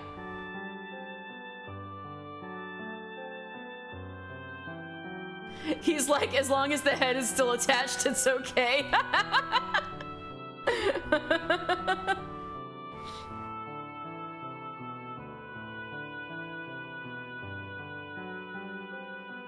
It must be nice to be an outsider, to talk about my experiences like you know anything, analyze my decisions, go on about what I should have done. You don't have a damned clue how terrifying it all was, how I felt having to go through it. Oh yeah, you're right. It sure would be the courageous thing to do to sacrifice your life for someone else. But you know what? People like that only exist in stories. Michelle's like, oh shit, that hits a little close to home. Except you don't actually understand that. You just want to give me crap for not being perfect. Do you want my pity? Is that all you want? If I tell you I feel bad for you and oh, how hard it must have been, will that satisfy you? Do you not want to know what you can do now? What's even left to do? Nothing I do is gonna make her situation any better. It won't make her arm come back. All is not yet lost. Open your eyes. Take a good, long look inside of yourself. Think about what you can do. Stop sitting on your hands, telling yourself it's too late. There's still time to make a difference. You just have to commit to act. I don't think you're an especially bad or cowardly person. I think you're an ordinary young man. It might sound like I'm telling you to do the impossible. But soon, the time will come when you must make your choice. When you must stand up and take some responsibility for what you've done. No one's childhood lasts forever. The good days are long behind you before you ever realize they've passed. When faced with the consequences of your actions, you should not have turned and run, but held yourself accountable. It is perhaps a disproportionately large burden for you to bear, but it's fast approaching, and you need to make a decision. Find your courage. Set Morgana free. Mel. But even if I open the door for her, it's too little too late. She'll never forgive me after... Is her forgiveness the reason you should act? No, it's penance for what you've done to her. atonement for your sins. Whether she forgives you or not is beside the point. The question on the table right now is whether you are going to do the right thing. And what about her blood? Without Saint's blood, Nellie won't... You don't have to worry about me, dearest Mel. My life isn't so important that I want to take someone else's away to keep it. I'll think about what I can do to help too. It's partially my fault, after all. So please, Mel, set the Saintess free. Your quiet life is built on a foundation of lies. And I know that by now, you've realized there's no real value in a life like that. You wanted to do something about this. You sought salvation. Salvation? But who would give it to me? I already told you I would. But why? Because I promised you. And you expect me to believe that? Yes. Couldn't Michelle explain what is placebo to them? I think Morgana explained to Michelle before what that was. I know. I think it's like he did say. I think he did say that out loud at one point, that it's like it's actually killing her. Well, that's the only thing he said to Mel. I think he said, yeah, he said to he explained what placebo was to Nellie, but it's still kind of hard for people of this time period to wrap their brains around, I think.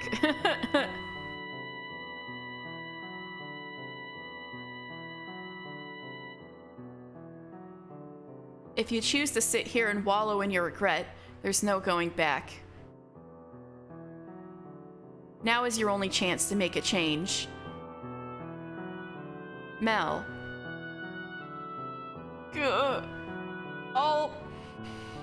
All right. I'll help. I'll help you set her free. Dearest Mel, I knew all along that was what I needed to do, but I could never bring myself to act on it. There was no way I could accomplish anything alone.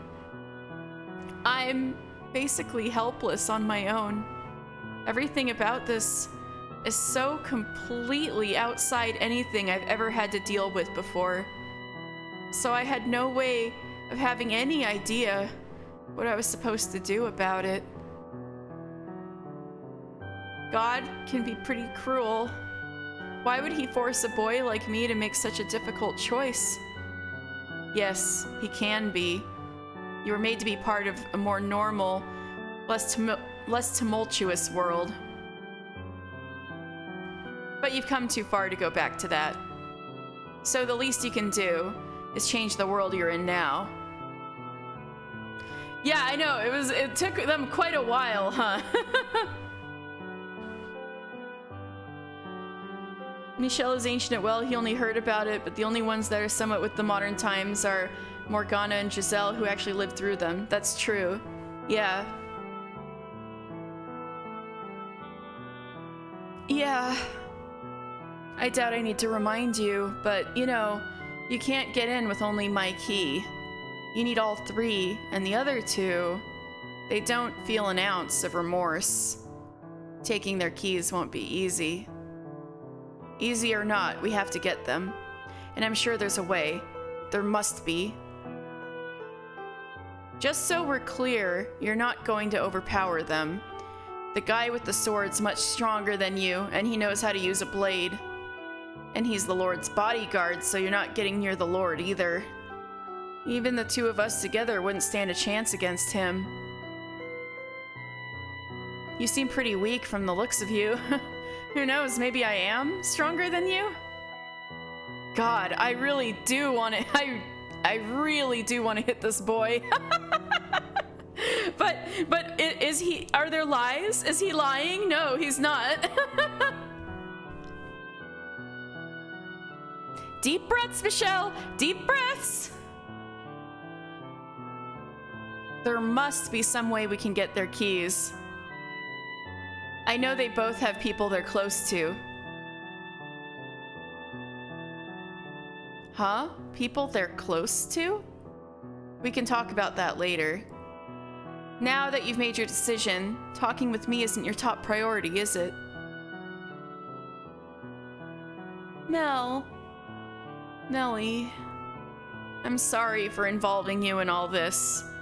Time for a heist. Dun dun da da da ba ba ba da. And I'm really sorry for being, well, what I am. I'm no prince, that's for sure. You always were my prince, though, dearest Mel. You did your best to be the brother I wanted you to be. Honestly, I adored the way you fawned over me. All that affection just felt so good. What? It made me feel like I was special, important. There's a whole bunch of April Fool's games? I had no idea. Thank you for telling me. I had no idea that was a thing.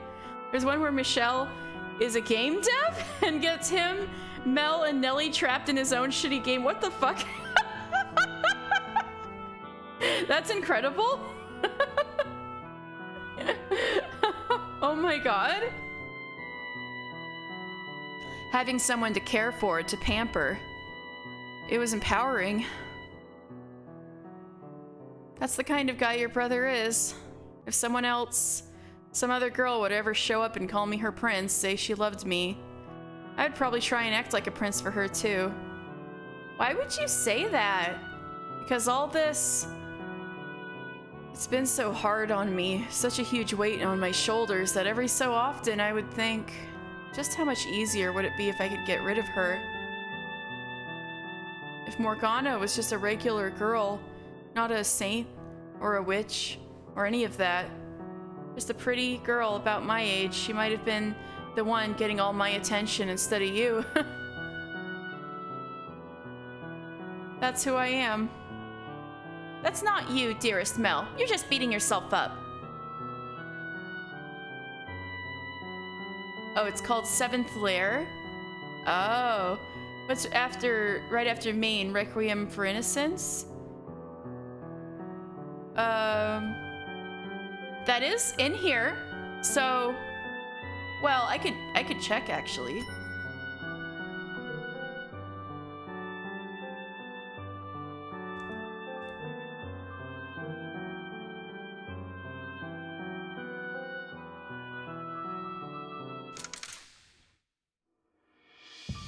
So yeah, we've got, wow, I can't even touch a Requiem for Innocence yet. It's not available yet. But yeah, you can see the order here, the House in Fata Morgana, and then a Requiem for Innocence, and then Reincarnation, and then short stories. Is the April Fools and short stories, maybe? Maybe it's in here.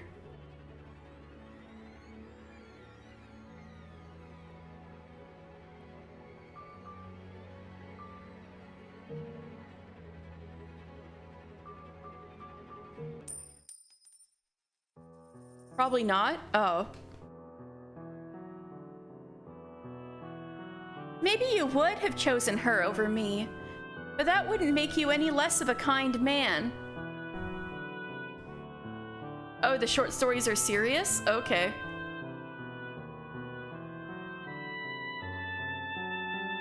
How can you say that after everything I just told you? Because Mel, Tell me how despicable I am, Nellie. I'm not the brother you once adored anymore, am I? You're not what I thought you were, but you're still my one and only brother. That will never change, no matter what kind of person you become. It was wrong of me to try to make you into my prince, Mel. I should have done my job as your one and only sister in the whole wide world, been there to help you as much as you helped me. I kept pushing my fairy tale fantasies onto you, and you did your best to live up to them, and I ended up forcing you to pretend to be something you're not. That's not true, Nellie. I enjoyed feeling idolized. But you knew it couldn't last forever, didn't you? I should have been beside you, not looking up at you. I let you coddle me. I let myself indulge in your love. I thought everything would be all right as long as you kept telling me how adorable I was. They were like magic words to me. I kept my eyes shut. Mel, starting today, I'm gonna do my best to be your sister. I'm all done holding you to fairy tale ideals.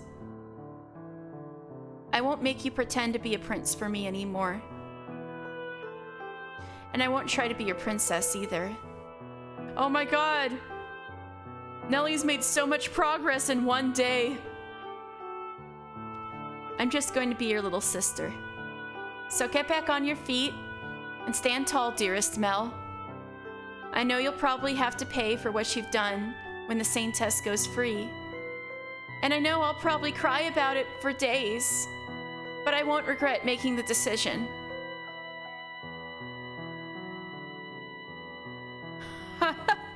Well, I don't know what to say. I wasn't expecting you to handle this so maturely. You're putting your big brother to shame, Nellie. Mother once told me that girls grow up faster than boys. She was right about that. Thank you, Nellie, for accepting me in spite of all the awful things I've done. And for having me as your brother. You're quite welcome, dearest Mel. Well, we solved that. That was okay. We did it.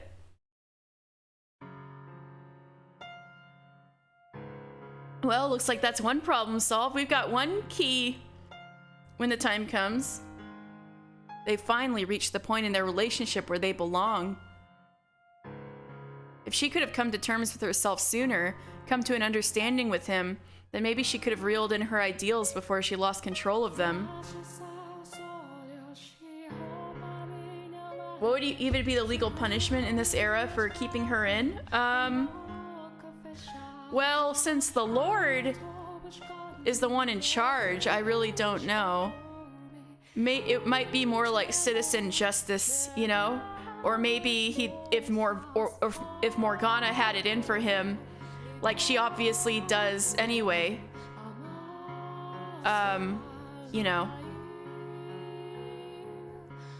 He's got something coming, even if it's not like a typical you go to court or jail kind of punishment.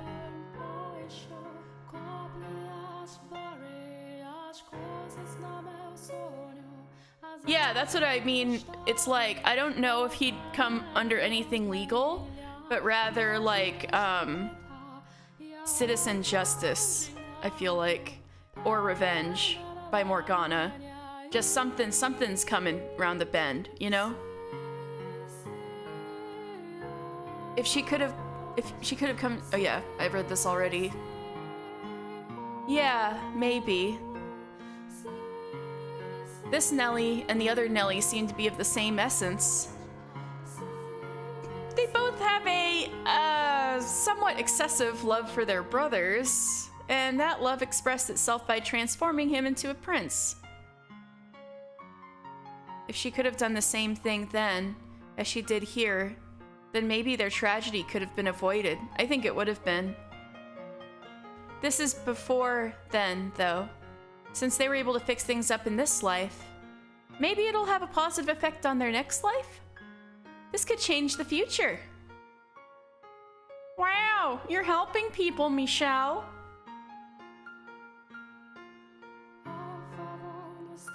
I think if he comes clean, he would go through some kind of church trial. Ooh, he's fucked then. Yeah, you know, you've got a point there. I think the church would take umbrage to somebody using the church to sell some poor girl's blood and pass it off as not blood. That doing so might even be some heretic heathen thing because like the dinners that that Jacopo was doing sure weren't holy, you know? No, I think that would be the most likely thing, yeah. The church catches wind and is like, what the fuck?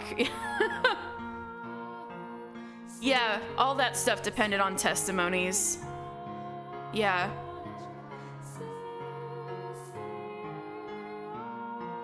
They may share the same souls, but they lived in completely different times.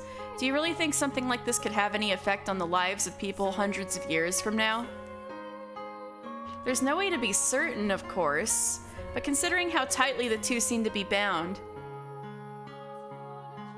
I doubt it will have no effect. I hope it has some effect. Giselle.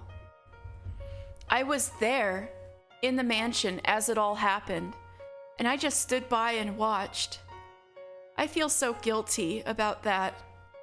If I had done something, then maybe it wouldn't have turned out like that. I hate what I was then, what I was until just recently. From the memories left imprinted throughout the mansion, I showed you bits and pieces of their lives. And as I told you their tale, the only thing I contributed was disparaging commentary. I don't feel like you were that critical of them. I absolutely was. I talked about them like they were somehow beneath me. Yes, you did occasionally offer an opinion on someone or something you showed me beyond the doors. But the fact that you were mostly detached from the events there is what allowed me to get to the core of their characters. If you hadn't been in the position you were, so you could tell me the story the way you did, I would never have been able to talk them into helping. You contributed more than criticism. Your words weren't for nothing. They made this possible. It makes me feel a lot better, hearing that from you. And if you still regret your inaction, then make up for it now by taking action here, and have faith that will bear fruit in their next lives. She's literally like floating around as a ghost. She can't do shit except talk to you and see things. So it's gotta be, you gotta act now and give me extra good advice, okay, Michelle? Okay, Giselle? I will. I wonder if Morgana might have a change of heart too. It's not like Mel wanted to bring her so much pain. He deeply regrets what he did, so maybe she won't quite bear as much resentment for him when she learns that. We'll get there when we get there. Yes, I know what you're going to say. If that was enough to assuage her, she wouldn't have held on to her hatred for all those hundreds of years. Still, though, I hope it does something for her, however small. As do I. It's, gotten pretty late, so I'm gonna take Nellie back to the cottage. Okay. If you have some secret plan to get the other 2 keys, could you fill me in on it tomorrow? Sure. Also, I could get you another room if you wanted. This one isn't the nicest. Oh, no, it's fine. I've come to realize I'm more at home in less comfortable environments. Michelle? Am I just imagining it, or was that as depressing as it sounded? It totally was. That's not quite what I was going for, but it's true. Well, anyway, if you're fine with it, suit yourself. Say, I've got one huge lingering question, if you wouldn't mind enlightening me. Yes? Why would you go to such lengths for me? You seem to know Morgana, so I can understand why you would be fighting for her. But me? I had a part in putting her in that tower. You have every reason to hate me. So why would you want to help me? If this was all it took for me to hate someone, then I would curse every last man and woman in the world. I bear no animosity for you, and even if I did, you've committed to take action. That doesn't explain why you were so concerned about us. It almost seemed like you actually cared about me and Nellie. But we're complete strangers. We just met today. Because some part of me couldn't think of you as strangers anymore. Huh? That's right. When he came by this afternoon to talk, he didn't feel like a stranger to me either. It was weird, like he'd known me my whole life. So I made him into my second brother. Your second brother? You're more than welcome to change the order, Nellie. Make him number 2 and me number 1. Michelle! That was a Date line. I wish I could join and be big sister number 1. I'll have to think about it. After all that, you might be number 1 material. Run! Michelle, run! Whoa, why is that even up for consideration? I'm just kidding, dearest Mel. Oh. I'm still kind of confused, but anyway, I'm glad someone like you showed up. I've actually been praying every night for God to send someone who can get me out of this. I really am useless, all on my own. Constantly looking for someone to help me, unable to do anything by myself. And trust me, I realize how pathetic that is. Now you must have had a pretty good life to be able to be so proactive in the face of adversity. I think the opposite is true, dude. I bet you had everyone's respect, helped people in need, had plenty of friends who had your back. That's not how it went at all. And weren't tossed out by your family like I was. Oof! You must have been incredibly blessed. Oh god, but when you smile like that,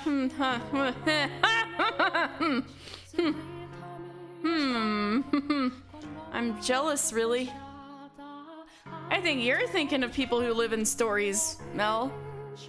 Sorry, that came out of nowhere, I know. Well, I should be going. See you tomorrow. Good night, Michelle, brother number 2. Good night. Michelle, he wasn't trying to be... Yes, I know. I just thought it was rather funny. That's even sadder.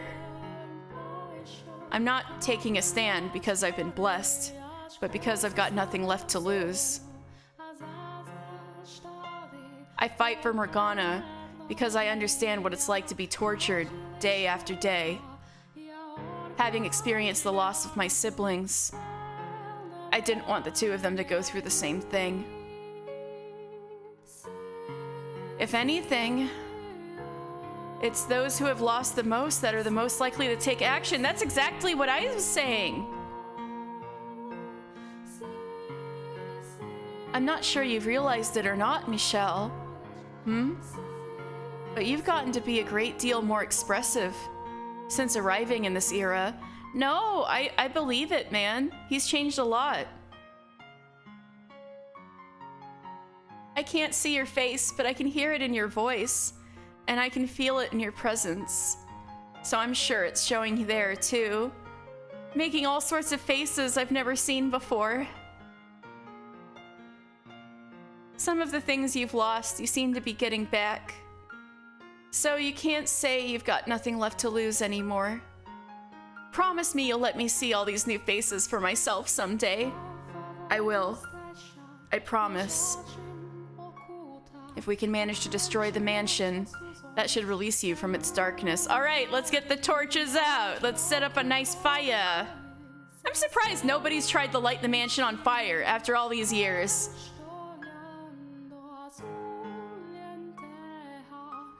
and allow us to see each other once again.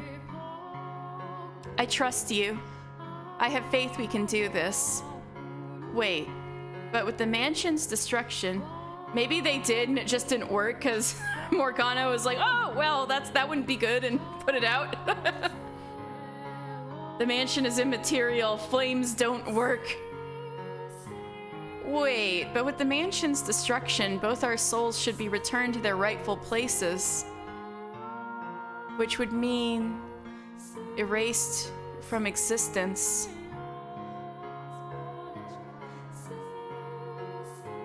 It does not matter if they destroy it in the physical world, it would just show up somewhere else.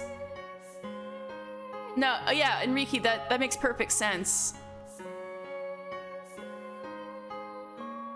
Giselle?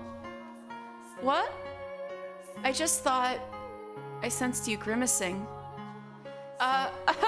Wow, you felt that? What's the matter? Sorry, I didn't want to bring down the mood.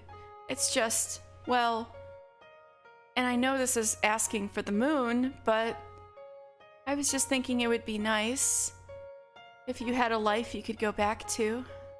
If I did? Yeah, I mean, here you are, expressive as you've ever been, walking around outside, being around other people, talking to them after all that time in the mansion, and without a life of your own to go back to. I'm sorry. I just, after seeing behind your door and learning how cruel and inhumane life was to you, I feel like the world could stand to do something good to make up for it. I am in full agreement, girl. It's done all the good it needs to. I have someone who cares enough to lament my fate. What more could I ask for? Michelle. Thank you, Giselle. You're not the only one who's asking for the moon, either. I wish I could have a life with you as the person I am now, and for that, knowing I have no future feels worse now than ever before. Oh, yeah, Cece, you have a point.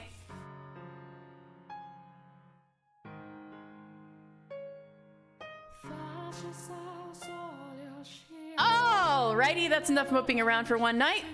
We should start planning for tomorrow. Things are definitely looking up. It only took one day to get Mel on our side, so let's keep it up and win over the other two. Or at least, steal the keys from them without getting caught. I would certainly like to, yes. Psh, where did all that confidence go? You've met these people. You had to, like, slice up a human thigh and make it into a pork roast for one of them. Girl? The other two won't be nearly as easy to convince as Mel. I'm not even sure if we'll be able to talk them into helping.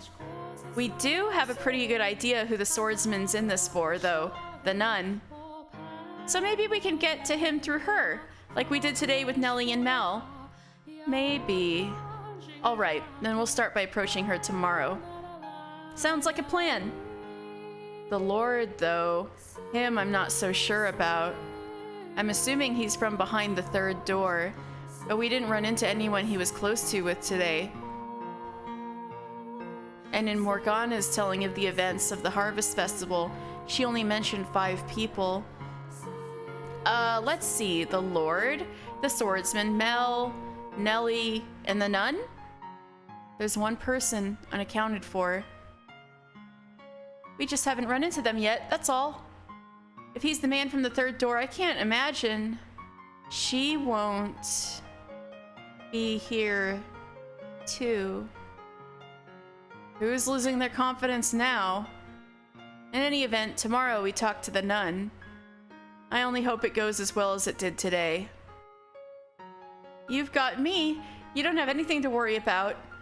Or, all things considered, you might not even need me? No, I wouldn't say that. You handled Mel pretty amazingly, though. I'm not going to lie, my heart was pounding the whole time. I was afraid you were gonna slip up and say something boneheaded.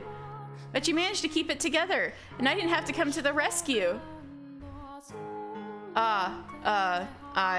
Well, I could make a book of quotes out of your performance today. Same. Oh, for the love of God, please don't. So I'm not concerned at all. Say whatever you think is the right thing to say. I'm more than happy to sit back and watch.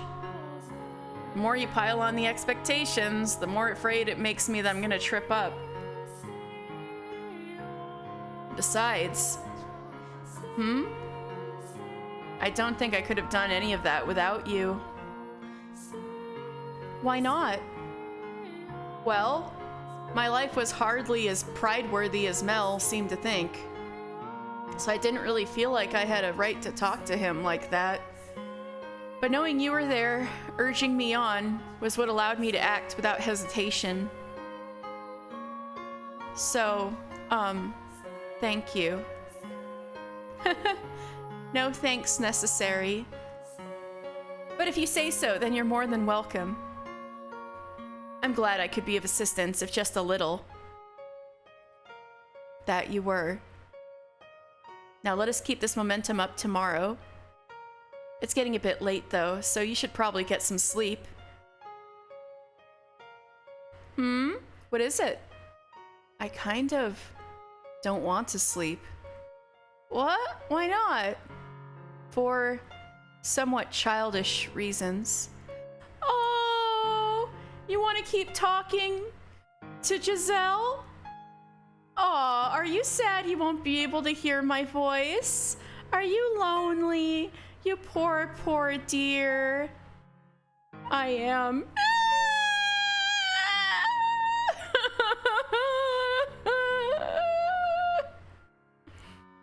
What?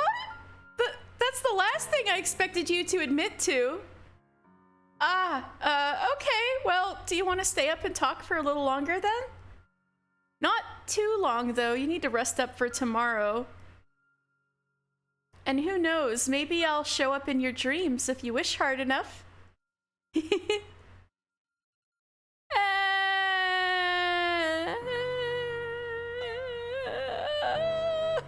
The fact that I'm even able to talk with Giselle right now is a miracle and a blessing. It is! So is it avarice for me to yearn for more, knowing I've already been granted such a great bounty? It is not! Like, having a life with her is like the bare minimum. For real. I want to see her face as much as she wants to see mine. She's infinitely more expressive than me, and I want a good, long look at all those many expressions up close. I want more than her voice. I want her whole body. I want to feel her warmth. In this era, I have all 5 of my senses in full working order, as I did when I was alive. Giselle, though, she doesn't. She remains dead. As lively as she may be now, that's one thing she did not get back. I truly wish she could have been here too. She would have certainly found more joy in her renewed life than me. And she certainly belongs under the sun far more than I do. But she, rather than me, was the one left behind in that realm of darkness, a fact that frustrates me immensely. In life, I would have considered her remark about seeing her in my dreams silly and saccharine, but now, I very much hope it happens. You poor Michelle. All right, here comes the Majora's Mask countdown. 2 days until her death. Ooga booga booga booga booga.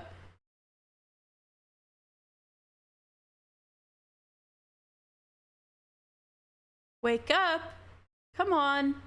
Wake up, please. Come on, up with you. Oh, thank goodness. You were out so good, I was scared you might be dead for a minute. Good morning. How are you feeling? Wow, it's so nice to be, like, nicely woken up by somebody. This must be bizarre for Michelle, too. What? Huh? Why are you looking at me like I just kicked your cat? It's incredible how much more pleasant it is to be woken up by a woman than a boy. Oh, come on, Michelle.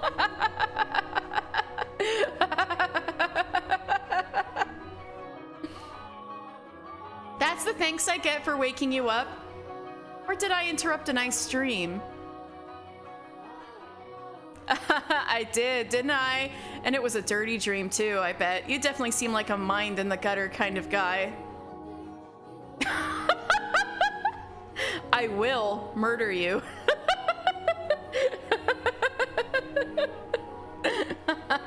Whoa, whoa, let's not be hasty now. You said you were gonna help me out. That doesn't sound very helpful. And the worst part is how similar his wake-up call was to Giselle's. I'm just kidding. And you know, I can get up on my own. Fair enough, I guess. Now put yourself in my shoes for a sec. I came in and you were still as a corpse.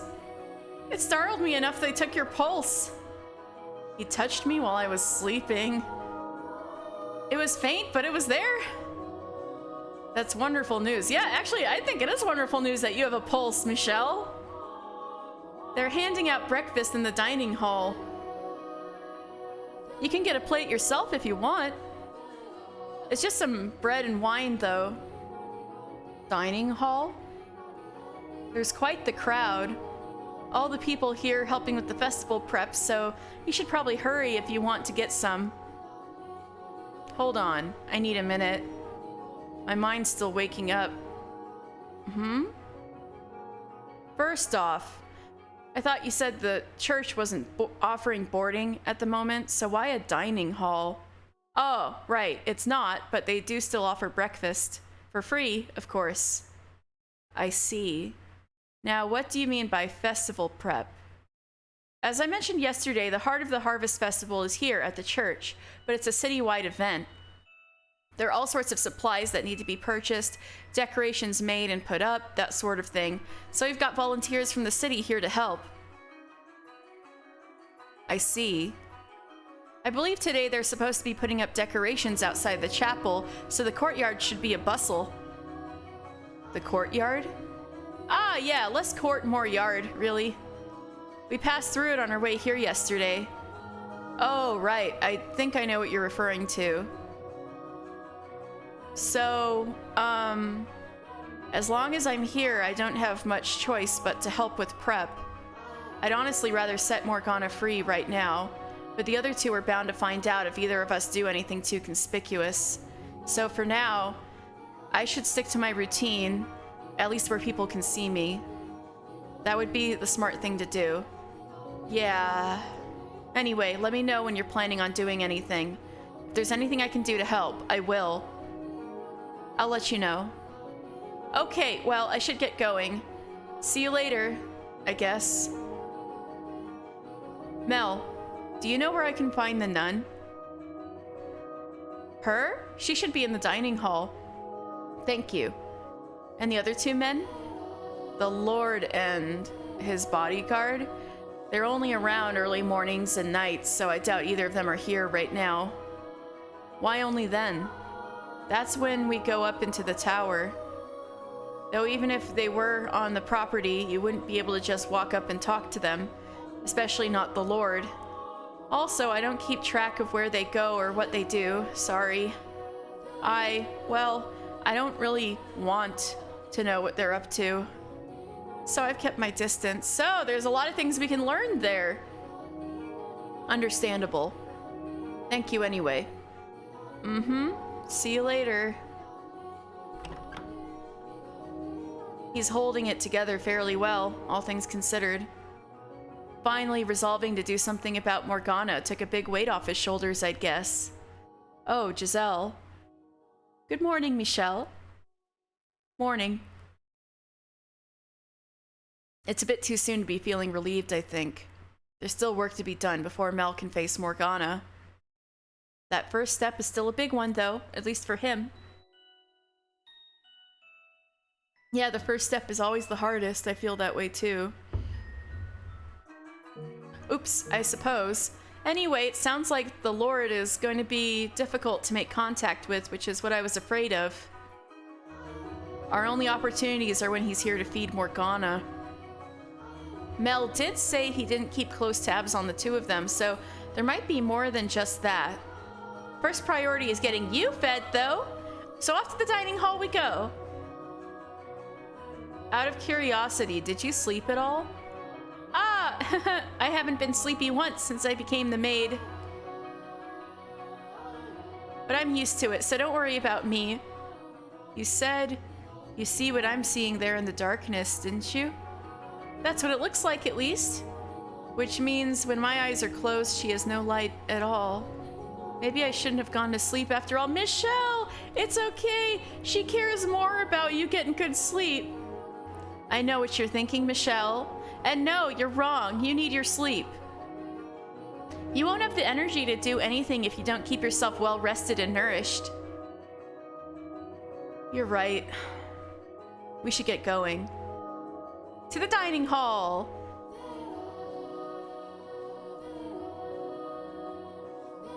I make my way through the halls to the room with the fireplace, the area I used as a living room, and the area currently serving as a dining hall. Sitting in the center of the room is a long table lined with bread and wine. Standing behind the table handing out food to the long line of people is the nun. This being a church, no one is speaking especially loudly, but there's still an indistinct buzz hanging in the air as dozens of people whisper back and forth. The majority of people in the room look poor, like they genuinely need the assistance, but there are a handful of those who look more than well off. That's a lot more people than I was expecting. They don't turn anyone away. Which, as I recall from Morgana's account, nearly drained the church of everything it had once. They don't seem to be for want of supplies at the moment, though. I assume that's thanks to the Lord's patronage and the saints' blood. Most likely, yes. In any event, I doubt we're getting anywhere near her in the mornings. She looks like she's got her hands full. So just eat. That doesn't change the fact that we need to speak with her. I'm going to try to squeeze past the crowd. What? Michelle, wait a sec. Hey now, no cutting in line, young man. We've been waiting since dawn. Please let me through. I have business with the nun. I ain't letting you through just because you told me to. This is important. No more important than any of our business. Our lives depend on this food, so get your tail in the back of the line. Here we go. What seems to be the trouble? Could I ask for a moment of your time? I need to speak with you. Well, as you can see, I'm a bit occupied. I won't take much of your time, I promise. But it's very important you... Give it a rest already, young man. Can't you see? She ain't interested. Give me a hand getting this guy out of here, fellas. What? Wait. Just don't get rough, okay? Of course, our saintess. Pick it up, young man. You need to get some time outside to cool off. Stop. Watch the hair. Oh, sensitive about your hair you are, Michelle, or does it just hurt? You got your ass kicked out. Nice going, dude. Now it's gonna take even longer to talk to her. That went extraordinarily well. You know, Michelle, sometimes I can't decide whether you're calculated or reckless. And now I realize I never got that bread. We should wait and try to talk to the nun when she's not so busy. She has to have some free time during the day, and so much for food. You're right. What do you say we take a look around the mansion while we're waiting? Who knows, maybe we'll run into someone else. All right. Don't let it get to you. As Mel had said it would be, the mansion was packed compared to yesterday, and most everyone I saw appeared to be excited for the upcoming Harvest Festival. A number of them even greeted me as we passed in the halls. They were so nonchalant about it, I wasn't sure how to react. I was amazed that anyone, let alone multiple people, would treat me so normally, considering how far from normal I looked. There were a few surprised looks, of course, but no one called me a demon or an angel based solely on my appearance. Perhaps they were just used to seeing people of all different colors around the city, so they had an easier time accepting the way I looked. No matter what the reason, though, it was quite nice being treated normal. Yeah, I remembered that the town was pretty international. Yeah, treated as normal, very nice.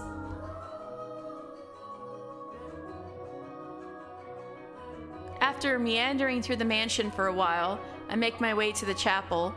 Despite knowing I have no way into the tower, part of me still wants to be near it, so I head around to the back of the podium, where the stained glass window towers over me.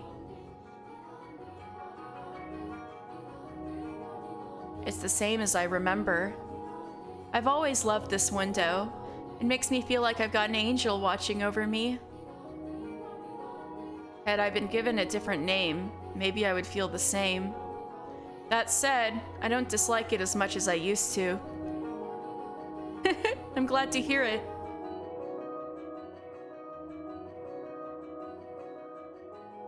Off to the side, at the very back of the room, is the door leading to the observation tower. It's chained shut, though, that's no surprise.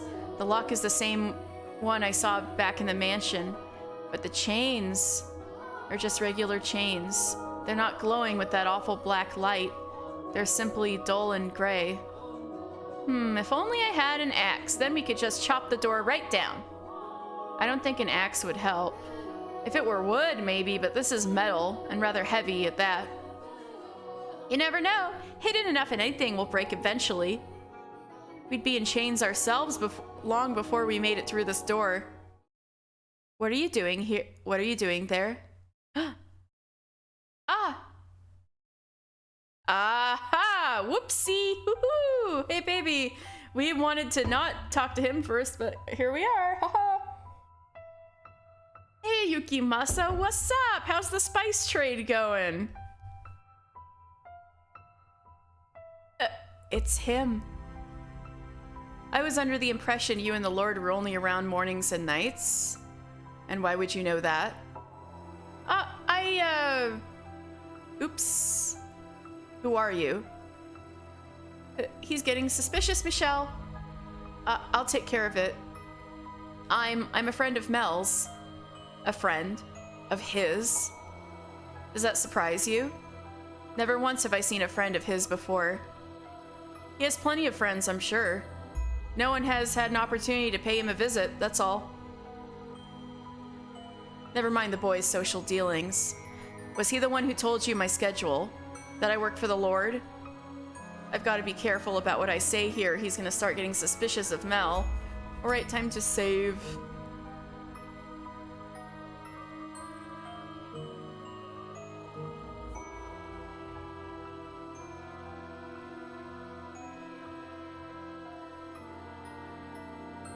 I asked him what?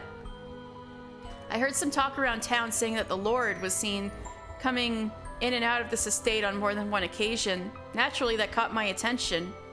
A lowly peasant like myself almost never has the opportunity to cross paths with the Lord.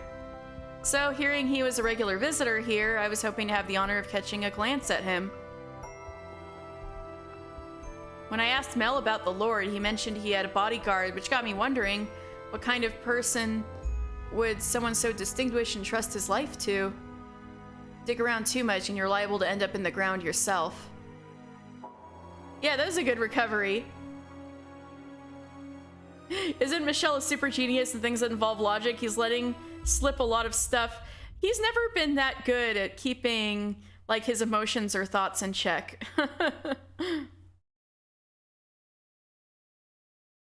Good recovery, though, yeah.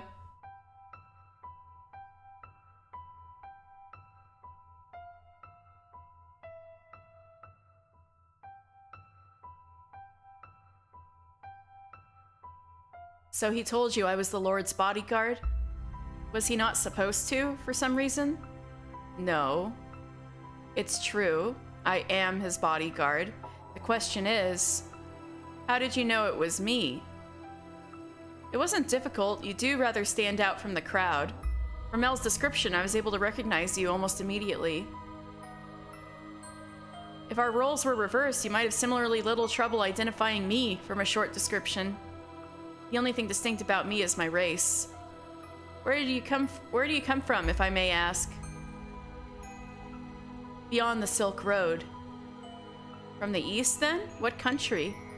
Is that any of your concern? No, I'm just curious. Why is your hair white? Why are your eyes red? They're naturally that color. Is that so? Nature can be quite the ball and chain. Yeah, it sure can. Haha. Awkward. Oh. Is it just me, or does it sound like he's sympathizing with you? It's hard to say. Honestly, I'm still having trouble reading him. Either way, it sounds like he bought your explanation. So it does, which is a relief. Now, what business do you have with this door? Ah.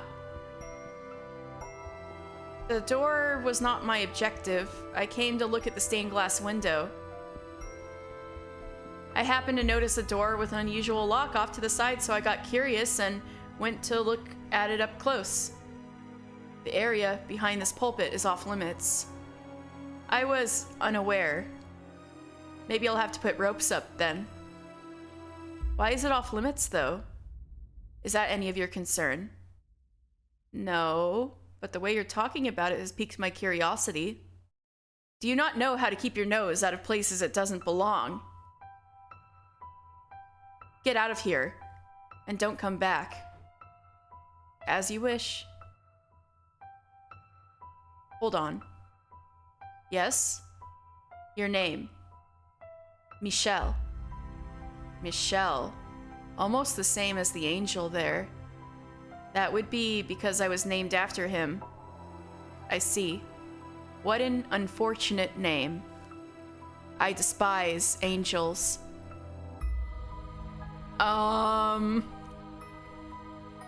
May I ask what yours is? I have no name. You don't have... What do you... No, never mind. Farewell.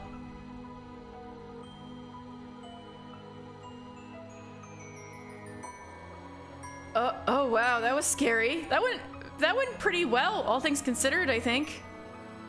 He does not want anyone getting near that door, huh? I thought he was gonna pull his sword on you. I wonder, would I die if he tried to kill me? There aren't many people who could get away from a blade like that, especially in his hands, unharmed. You're probably right. Having already died once, the idea of doing so again feels wrong somehow. I think that's why he was asking that question. Yeah, because he's already dead. Yeah. You managed to talk him down, though. I'm surprised. You're quite the accomplished liar, Michelle. Is that so?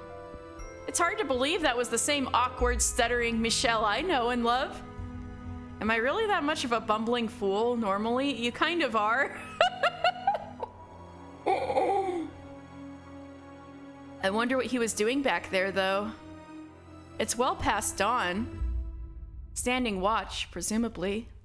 With as many people as there are roaming about, he's probably worried about people, like me, getting near the door.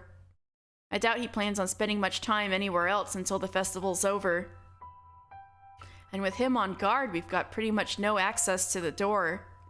I sure hope we can talk him over to our side. Mel was never an enthusiastic accomplice. His guilt is what allowed us to win him over and get him to confess everything. On the other hand, he's not likely to be so forthcoming. It all depends on how deep his ties to the nun are. Presumably, she's the reason he's involved. That said... We managed to communicate well enough. Are you still sore that I called you awkward? No, I don't mean me. I mean him. What? Oh. He was far from rational or coherent when he was living with you in the mansion. You're right. He does seem like a completely different person here. Losing his memory in the shipwreck was probably what triggered his transformation into the beast. So, I guess this must be what he was like before that.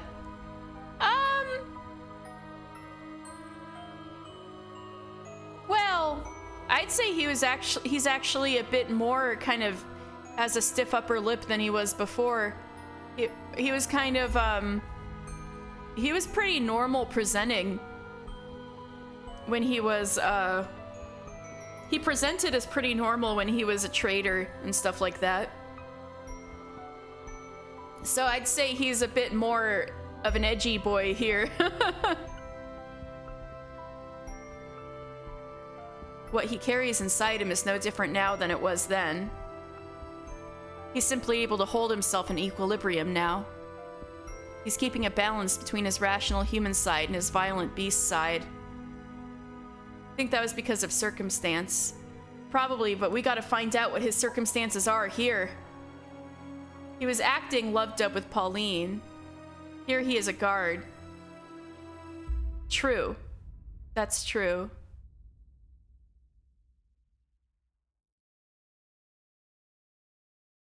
I guess how he acted on this ship is a bit more like this, except I felt like he could act even more like rational and detached and kind of more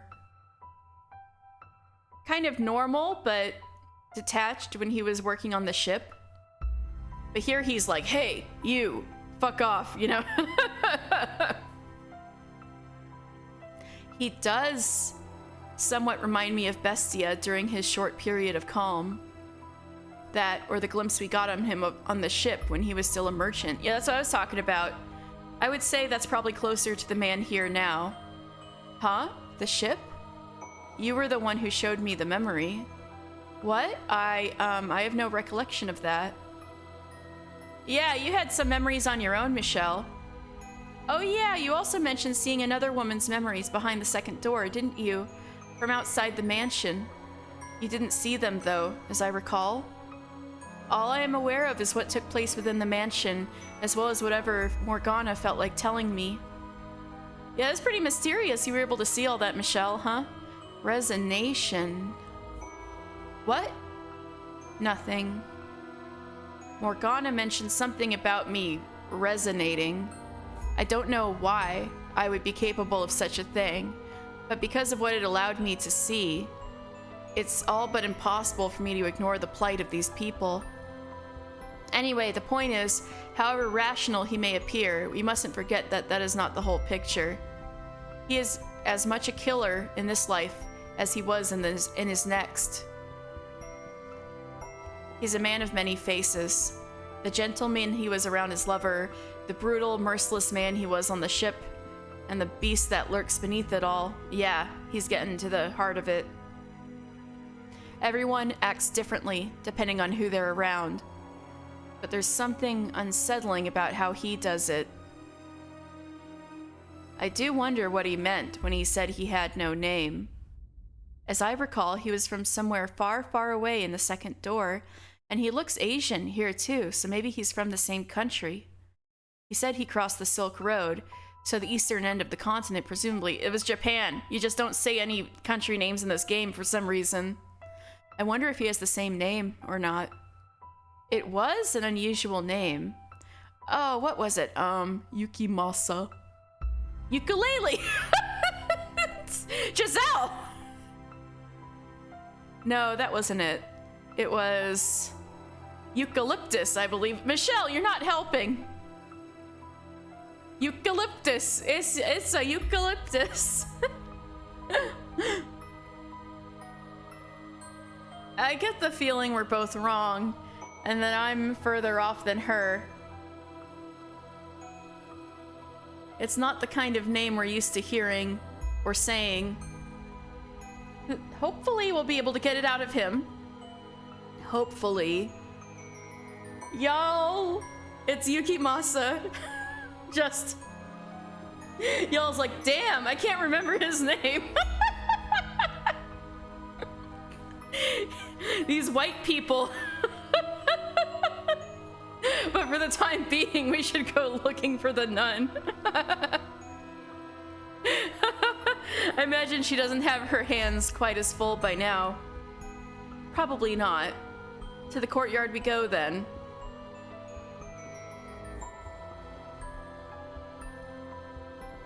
Wow, the crowd just keeps on growing. Are they all helping with the decoration? It would seem so. Preparation for the festival is in full force. Ah, I found the nun. She's over there. She's got a bunch of people around her, though. What should we do? Line up? I'll force my way through. No! Not like last time. How about plan B this time? Michelle! Oh, he got tackle hugged? Michelle got glomped? We're in 2005 and Michelle got glomped. Oh, and he got knocked right over by a little girl. I guess she's 14, but... are you alright, Michelle? You went down pretty hard. Oh, you're such a weakling, dearest Michelle. I don't weigh that much. Not enough to knock you over jumping on your back. Oh my god, Michelle got glomped. You gave me no time to brace myself. Also, a strong breeze could bowl Michelle over. Like, pish posh, my Mel would have no problem catching me, and then he would have spun me around like a princess at a ball. Unreasonable doesn't even begin to describe your expectations. Are you sure you should be running around like that? I thought you were in rather poor health. Amazingly, I'm actually feeling pretty good, and I haven't had any medicine today. Maybe because I cleared things up with Mel yesterday? Yeah, you're less stressed out, and it's making you feel so much better. I cried my eyes out last night, but I feel better now. Maybe the stress was doing a number on your immune system. I'm glad to hear it. They do say health is as much mental as it is physical, so you might keep getting better if you stay positive. Just don't push yourself. Why? Thank you for your concern, dearest Michelle. What is it, Enrique?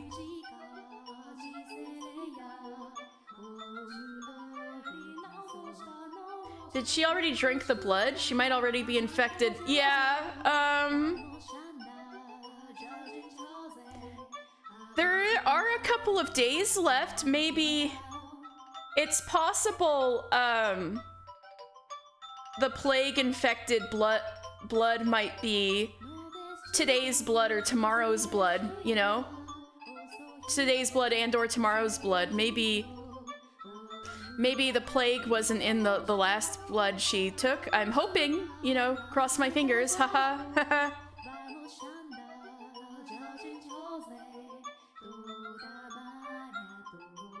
Because Morgana just assumed she had a plague. She didn't, I don't think she was presenting that many, symptoms. But that also could have been covered up by her just being malnourished, but...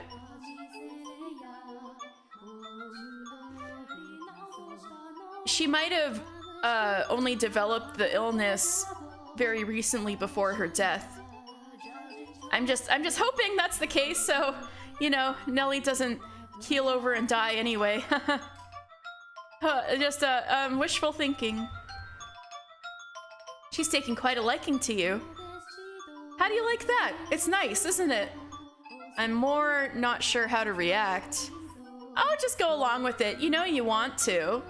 I wish I could be there too. I want to pet that sweet little head of hers. What do you think she is, a cat? Now that she's opened up, though, I will admit she is rather sweet. Oh, there you are, Nelly. Don't run off like that. You scared me. It's not my fault you lost sight of me, dearest Mel. I'll try to keep a better eye on you. So you came to check out the courtyard, Michelle? You know, you really stand out from the crowd. You're so pale, I could tell it was you just from way off in the distance. I'm well aware of how conspicuous I am. But everyone's acting so unconcerned, it's honestly kind of disconcerting. I can't say people don't think you look unusual, but no one's afraid of you or anything. It's not easy looking different from everyone else, is it? It comes with its disadvantages, yes. And she would have had to deal with the same thing. That's another thing I regret. I wish I could have treated her more like a regular person. I guess I just wasn't mature enough to accept her. You spent much of your life in a very sheltered environment, so it's only human that you would have difficulty accepting something that didn't fit within your view of the world. That doesn't make you a bad person. Regardless, you did treat her like a regular person. That's the reason she accepted your invitations to go on walks. I guess. Question. You know what she looks like, right? I do. What did you think the first time you saw it? I know that's not the most tactful question, but I thought nothing of it. I simply saw her as a person, a girl. I see. Well, what do you know? It looks like I am a bad guy. And you're a right saint. No, I've simply seen much worse. You know, you kind of remind me of her. That must be why she's like, oh, Michelle and I are besties. He's just like me. I do. I mean, you're much more personable than her, but oh, what's the word? It's not just the way you look, but there's something a little different than everyone else about you. Like an aura or something, I'm not sure. Oh, I'm sorry if I offended you. I wasn't trying to insult you or anything. But I mean, like yesterday, you were talking like a prophet. I'm almost beginning to think that maybe you really did see a vision from God. Yeah, Michelle. Yeah. She was loading all of that on him. Right before we finally got to see her. So that was like nothing compared to what she had just put him through.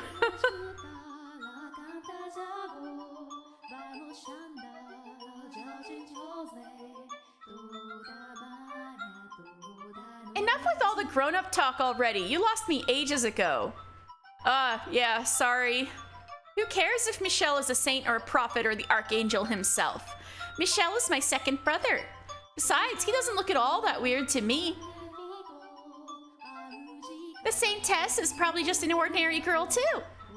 I'm big enough now that I won't think badly of her no matter what she looks like. You are, yeah. And when she's free and feeling better again, maybe we can get together and bake something.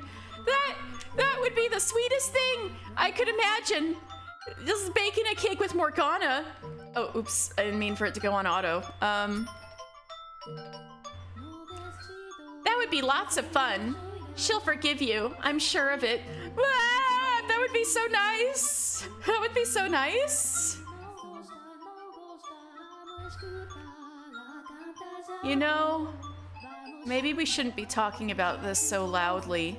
Wouldn't want anyone to overhear us. Oh, right. Sorry. Mel must never have seen anything like that in his life. Must have been a first for him. I think that's quite likely. Yeah.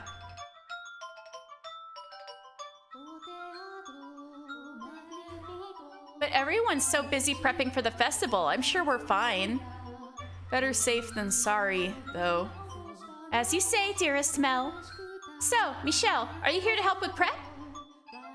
No, I was hoping I could find some time to talk with the nun. With all the people coming and going, she's gonna have her hands full until the festival starts. Well, that's unfortunate. Is it that important that you talk with her? Oh, that was Mel, sorry. Is it that important you talk with her?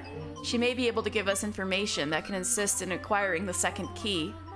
The second key? You're not saying she's involved too, are you?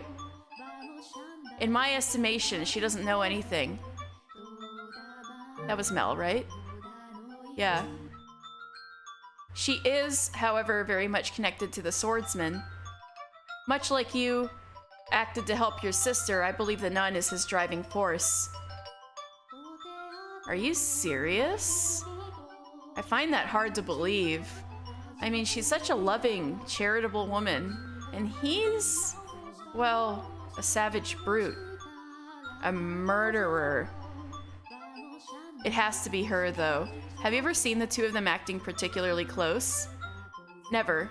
She's kind to everyone. I've never seen them talk. I've seen them talking once or twice, sure. But she wasn't acting any differently than she does around anyone else. It certainly didn't seem like they had anything going on. Maybe they're hiding it? Surely there's something between them. I would certainly presume so. Nuns aren't allowed to be romantically involved, so they could be having secret trysts. A forbidden romance, so exciting! So you need to talk with her then, Michelle? Leave it to me. That's right, they live together. You can do it?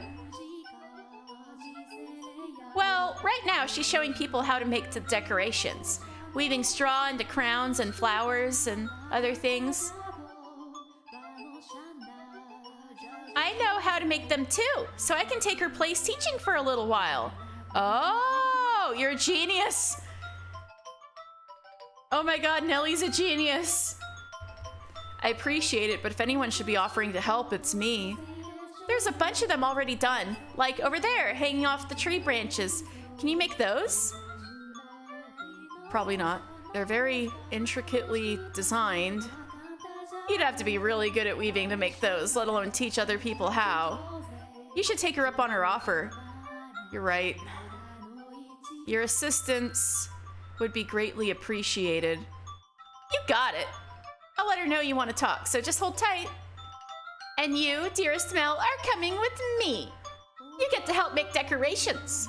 I'm no good at this stuff, though. Nope, I said you're coming, and that's all there is to it. With me as your teacher, you'll be a pro in no time. Yeah, all right. You win. Let's go. Nellie seems to be in good shape, so it doesn't look like last night caused any problems for them. I'm relieved. Hopefully, they can continue down this path. They'll be fine, I'm sure. I pray that they will be. Now, we should have a little time before the nun is available to talk, so I would really like to find some shade. Poor Michelle's eyeballs! Ah, is it pretty bright out today? I thought you could see through my eyes. I can. Yes, I can see what's going on, just not as clearly as you. Not enough to tell how strong the sun is, for example. I see. Are you all right? I'm fine. I say, but the backs of my eyes are starting to hurt. 2 days now with hardly a cloud in sight. Poor Michelle.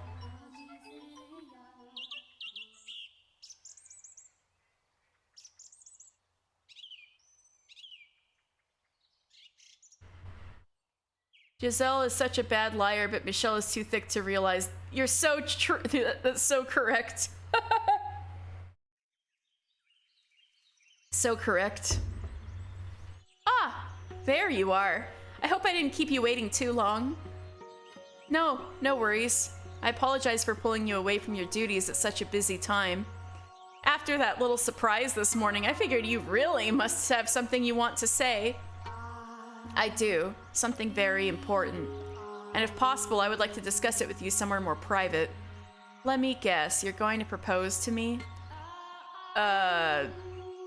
Now, you should know better than that.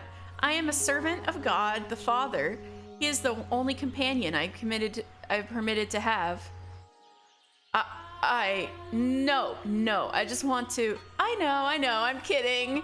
I just wanted to tease you a bit. I can't be away for very long, though, all right? I will do my best to keep it short. Okay, let's head inside and find a room then. After you. May I ask you something, Giselle? What? Yes? What is it? Is there something about me that makes people want to tease me? No. No, not at all. What would ever give you that idea? If you say so.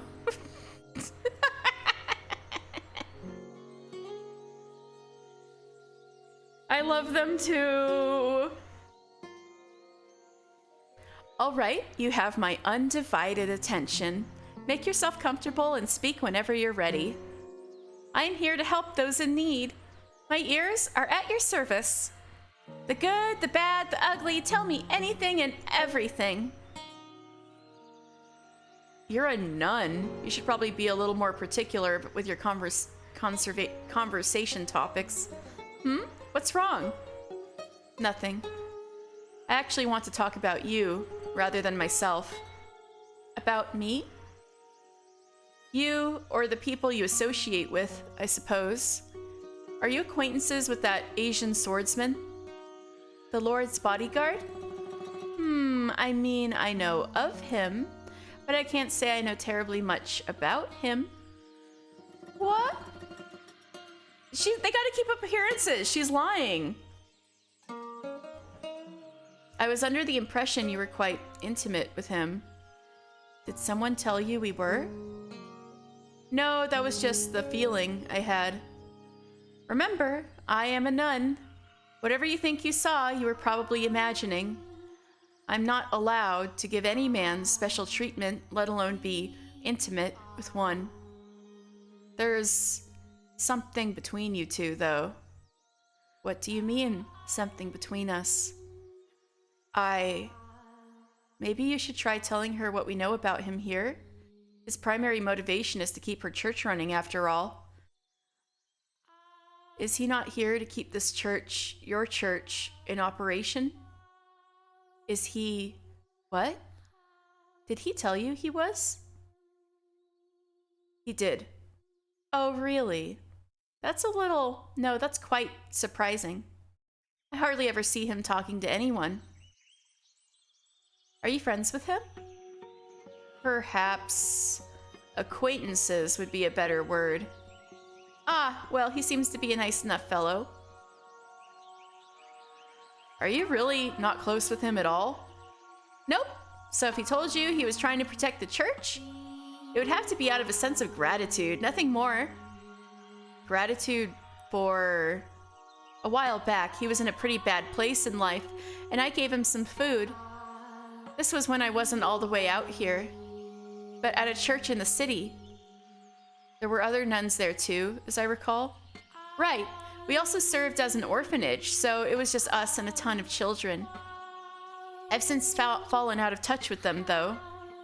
But as servants of God, it is our responsibility to offer assistance to those in need, which is exactly what I did for him. No special treatment, I just did the right thing. So whatever you think you saw between us, there's nothing there.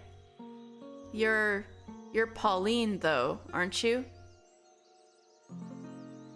No, my name is Marie.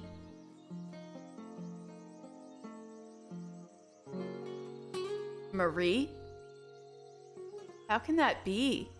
How can she not be her? Marie?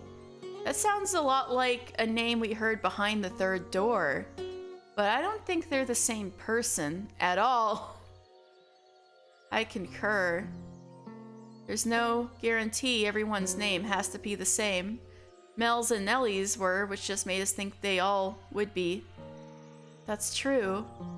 And on the subject of assumptions, it's possible her connection to the swordsman is also a flawed one, because again, all we have to go on is Mel and Nellie. Although, in Morgana's story, I'm pretty sure he said something along the lines of doing what he did to keep her church running. Was he not referring to this woman? I should get back down to the courtyard then. Nellie won't be able to handle everything on her own. It would be great if you could help with the preparations too. Oh, 1 second. There's absolutely nothing going on between you. Why can't you just accept the answer I've given you? I don't like being so blunt, but you're really overstepping your bounds. I said there's nothing, and there's nothing. What do I say? If she leaves now, it won't be easy getting another chance to talk to her. Will I be able to get him to tell me his story without having her on my side, though? Will I be able to get his key? Maybe you could try talking to him with Mel there? The two of you together could convince him to give up his key. No, he'd probably just kill them both. When I encountered his shadow in the mansion, he told me if I had mentioned the key to him in the past, that if I had mentioned the key to him in the past, he would have cut my head from my shoulders on the spot. Then, should we try to find the Lord first instead? I think I'll try to shake her up. Take a leap of faith on there being something between them. Happy now? I should really get going. Hold on, just one last thing. Yes? Would it be possible for you to grant me access to the observation tower? The tower? Why? Because the Lord and his bodyguard are keeping someone imprisoned at the top of it. What? They've locked up a girl with miracle blood. It's not very appropriate to joke about things like that. I am not joking. The medicine you're handing out, that's real human blood. What proof do you have? I have someone else who can corroborate my story. And what proof do you have that they're telling the truth? When you hear what he has to say, you'll know. But the greatest proof is his key. Sorry, but there's no way I can believe someone being imprisoned here. Your claims are an affront not only to the good people who give their time, money, and hard work for the church, but to God himself. Open the door, and you can see for yourself. I can't. I don't have the keys. And does that not seem the slightest bit unusual to you? Does it not make you think they may be hiding something? No, because I know what's being kept in the tower. You know? The observation tower is the Lord's personal property. He stores his money and valuables there because a church is less likely to be broken into than his manor. His money? Even thieves fear God. So you can understand why he would keep his property here. Does that actually make sense, though? Michelle needed Mel, yeah. If he's so afraid of thieves, surely he can afford to hire guards. He doesn't like keeping guards around. Why not? Haven't you heard? There have been several failed assassination attempts. The Lord is not a bad man. He can just be rather aggressive in his work, which has a tendency to make a man enemies, some of whom want to see him dead, and keeping his wealth at hand only increases that risk. Now, are you satisfied? Insist all you like, but he's not keeping money in the tower. He's got a... Are you after the Lord's wealth? Is that what this is about? What? Again, I don't like being so blunt, but who do you think I'm more likely to believe? The Lord, who has been supporting me in this church, or you, who showed up out of nowhere demanding me to open the door? I'm telling the truth. There's a dying girl in that tower. I'm sorry, and I don't want to do this, but if you keep this up, I'm going to have to call the guards. I really must be going now. The swordsman, he helped imprison the girl in the tower so he could get the money necessary to keep your church up and running. With your help, we could stop this. Take some time to cool off. Would it have killed her to be a little more open-minded? I really hope she considers the possibility we're telling the truth, even just a little bit. Is she so defensive because she trusts the Lord that much? Or is her trust in the swordsman? Or maybe it's simply because she doesn't trust me. I think I'll head back to the courtyard. I need some time to reconsider. I need some time to consider our next move. That's a good idea. And there might be something Mel and Nellie can do to help too. Perhaps.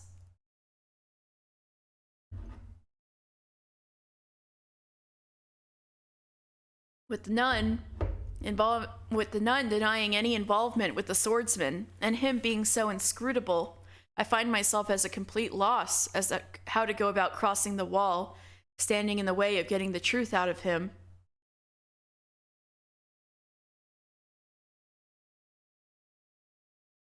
Yeah, you wouldn't trust Michelle in this situation. I wouldn't even tell him there was treasure in the tower. My mind brings me back to the events of the second door, the most savage of the three tragedies.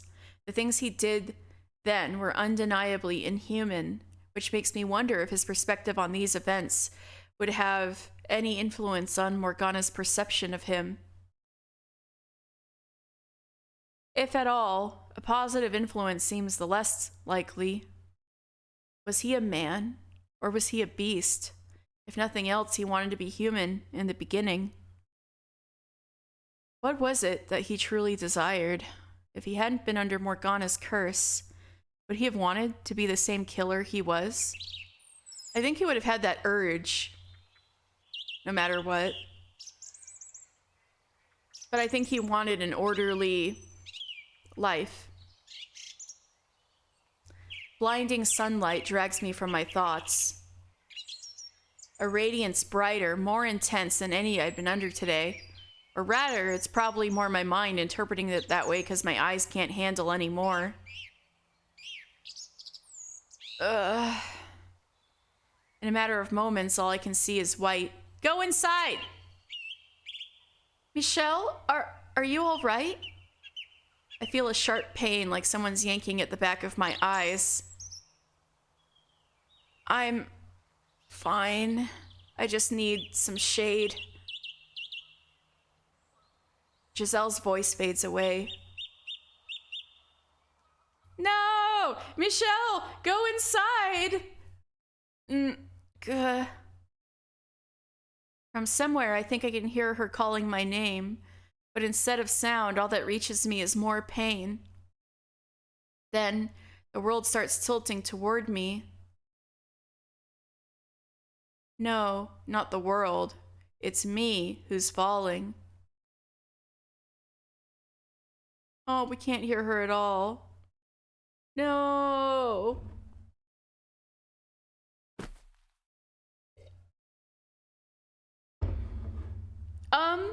He could be a psychopath. I think he might be a psychopath, actually. Or have psychopathy. 'Cause, he can, like, live a normal life and present as normal. But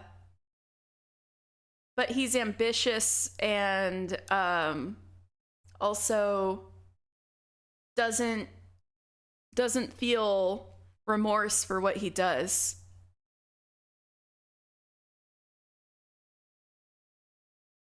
I'm not at the mansion.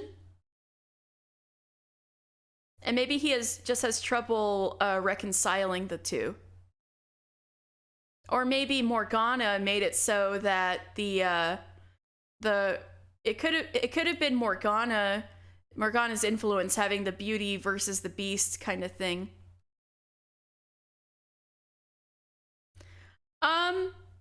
The thing is, Enrique, the anger thing was only happening I don't think he didn't cut her arm off or kill all the people in that caravan because he was angry. He just felt like it. I think he was only angry during the whole beast deal. Oh, thank you, Retro. He was only angry during the whole beast deal, which was manipulated by Morgana.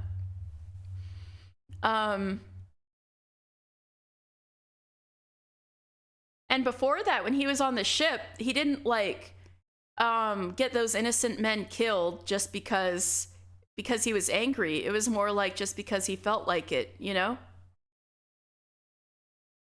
He did it because he could. That's different than lashing out. I think maybe Morgana doesn't understand him, and so maybe the events she manipulated were more in a way that she could make sense of, that he was a savage beast and angry and stuff. And so she like willed that that accident of his to happen so that he would end up killing Pauline, because he wouldn't have otherwise. Probably. Probably not have. Do you know what I mean? Anyway, not at the mansion. Where am I?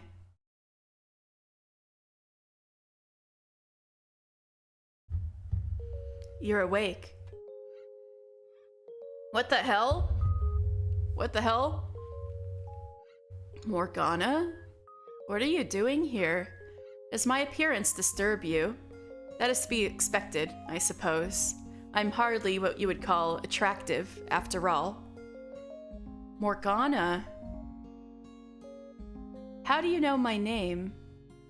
How do I know your name? I came to save you. Where is this? Aren't you in the... Censored! Censors! Again, observation tower got censored. This is fascinating. What in the world is going on? He didn't want to remember he was a cold killer in the past. When the memories were coming back, he wanted to remain a beast. I'm not sure. But I think he had, like, brain damage when the shipwreck happened, and then what happened to him. No, for sure. I just think the shipwreck was so traumatizing that it changed something. Well, that's true. He can't decide what he wants, but I mean, that's pretty human to not be able to decide what you want, you know? I mean, I'm just not convinced he doesn't have psychopathy and it's something else, but that's just me. It could be, well, I mean, we haven't even seen things from his perspective yet. I know you have, but I haven't even gotten to the part where we're talking to him more, so let's see where this goes. Huh? What just happened? I tried to say observation tower, and my voice completely disappeared. Where is this?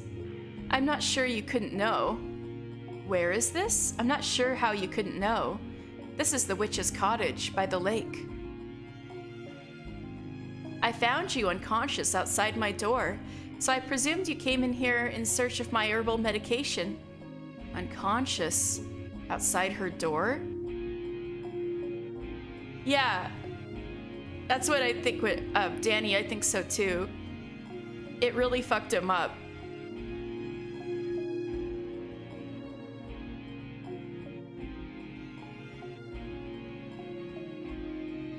Your arm. What? This is before she lost her arm. Does that mean I've traveled even farther into the past? Or could this be... You must get yourself far away from this place, Morgana. Better yet, escape to another country entirely. Where did that come from? I have no means of survival if I leave. In that case, beware of two men who will come to visit you. You must not open the door for them. What do you mean?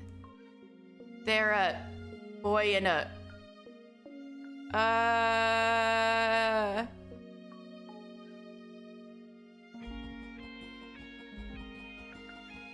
Why do I lose my voice for all the most important details? That sure happened before when, Ooh, so there's nothing here, huh? This is so mysterious. Is this really the cottage by the lake? When you're told you're a monster the whole time, you end up thinking and acting like one. That's why he was convinced he wasn't human. Yeah. He was so convinced he wasn't human.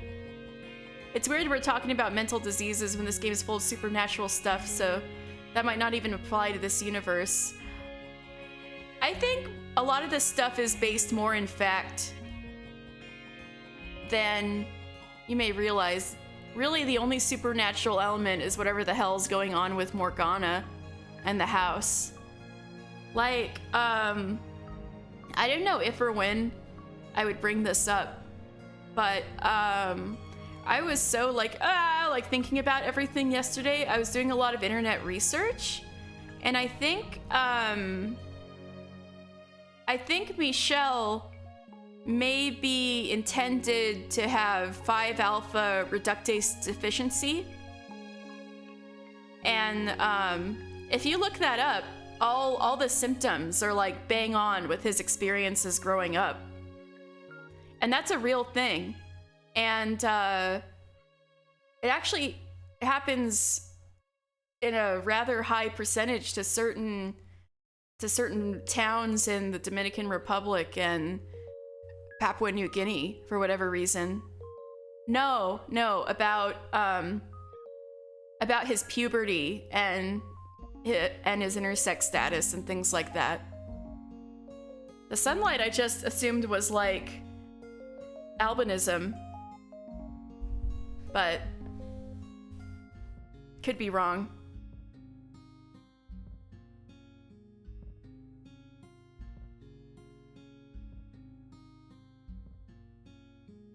Is this really the cottage by the lake? Yeah, I don't know if they're related. I think he just was born with both conditions. Maybe there was some supernatural intervention in his birth. I don't know.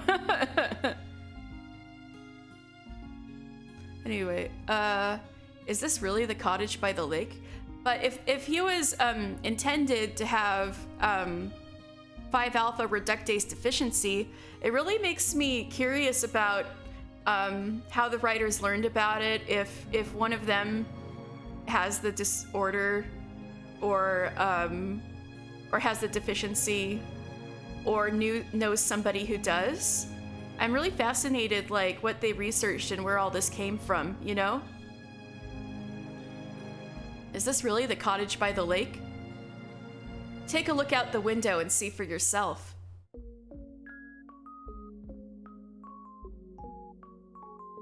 There's nothing there. Nothing outside the window. No, that's not exactly right. A reddish-black fog churns beyond the window. A pretty lake, is it not? Not that I have any place talking about beauty. Now I understand. This isn't the real world. It's your world. Is it your world then, Morgana? Or is it a world within our dreams? May I ask who you are? I once spent much time at your side. This is also very strange. It was always you who was talking to me, and now you don't even know my name. Shall we talk for a bit, Morgana? If you're going to try to convince me to leave, I won't have it. And please watch what you say. There's something very unsettling about your choice of words. As you wish. In that case, let's talk about ourselves. For so long, I fought to fend off the things you said.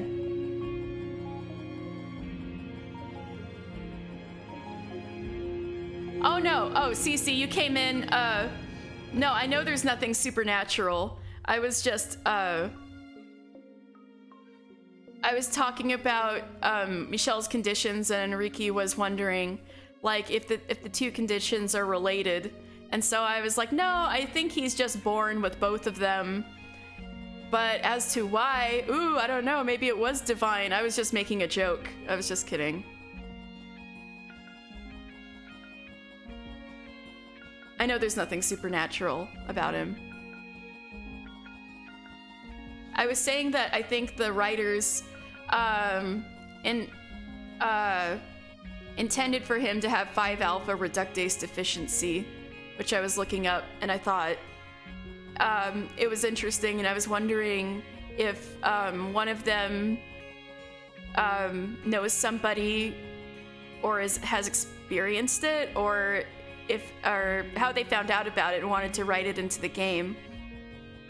I just wonder a lot about where all of this came from and how researched it was. We kind of got on this topic because we were talking about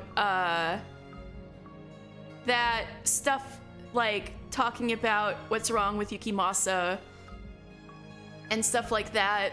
That stuff like medical disorders and things like that might not even matter in a supernatural setting such as this. And I was arguing that this setting is very well,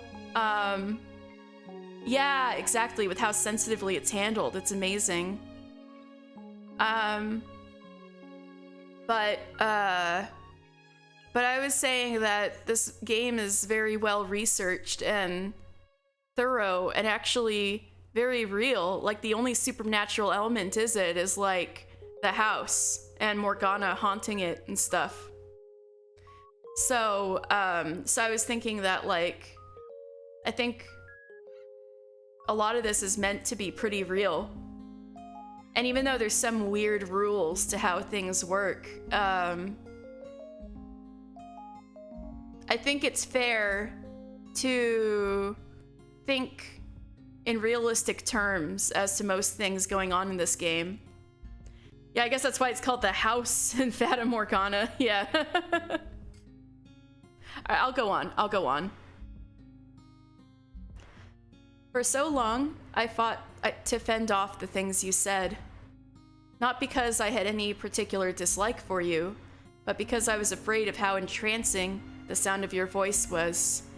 I empathized with the feelings seething through your words, and that understanding almost allowed them to consume me. There was a mysterious magnetism to your voice, and as emotionally unstable as I was at the time, I couldn't possibly have withstood giving into it. You're saying my voice is unpleasant? Not at all. It was beautiful, frighteningly so. I want to try again. I want you to tell me about yourself, the things you see and feel. I will not be telling you, or anyone else, about myself. Because they would have to be inhuman to empathize with you. In that case, we can start with me instead. Honestly, I don't want to talk about myself either. Because it makes me feel pitiful, worthless. It's a story I would rather pretend never happened. And it's not a story I can tell just anyone. But you can tell me. Indeed. I was born into this world female. What? From a young age, being a girl felt somehow wrong. And as I grew older, my body developed like a boy's. What I love about the story is the environment is supernatural, but the characters are human beings with flaws and all with relatable issues. Yeah, I like stories like that. And I'm really glad they are approaching it that way. Yeah, even if it's like super heavy and depressing at times, but you know, I'm glad they go that route, and that everyone is so nuanced that we can have these big long discussions like this, you know? And as I grew older, my body developed like a boy's. Not entirely, though. My body is incomplete. I am missing one thing every man is supposed to have. The change drove my mother to madness, and she hid me away, for I was unfit to be in the presence of others. That was when I was 14 years old, and that marked the end of any semblance of normalcy in my life. Morgana, you once told me that our fates were decided before birth, both yours and mine alike. I spent my whole life rejecting that notion, insisting I was a normal person, fighting to prove I was indeed male. But now that it's all over, I think you were right. My fate was always set in stone, and perhaps If I had stopped trying to fight it, if I had shut up and accepted it, I could have lived a longer life. I could have not left Giselle behind. Do you regret your choice? No, I do not. No matter what could have been, I had to hold my ground. I had to keep shouting, because if I hadn't, it would have rendered my very existence meaningless. No matter what misfortune the decision may have brought, I must not regret it. Everyone has some principle, some belief, some fundamental aspect of themselves that they must always stand in unwavering support of. Praying for the mansion to introduce Michelle to the concept of strap-ons. I'm just saying, they should use their mouths, like... Oh no, I may have to up the age rating on the stream. I'm playing an M-rated game though, you know? I feel like if I'm already playing an M-rated game, like, I don't need to put 18 plus on this, you know?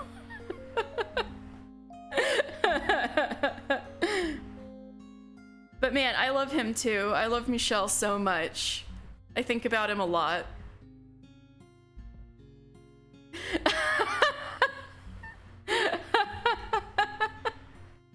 I didn't mean it like that, but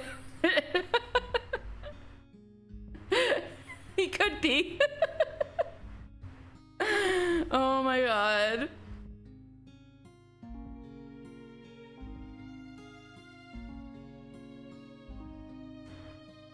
Or perhaps must not lose sight of would be a better way to put it.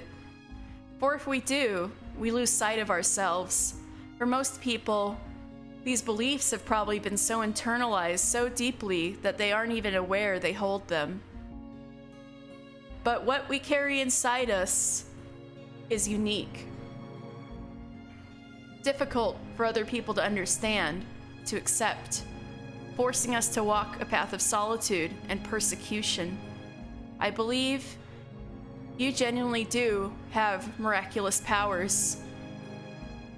And who knows, maybe your blood is special too, but I think your real power lies in your voice, in its ability to enchant anyone who hears it.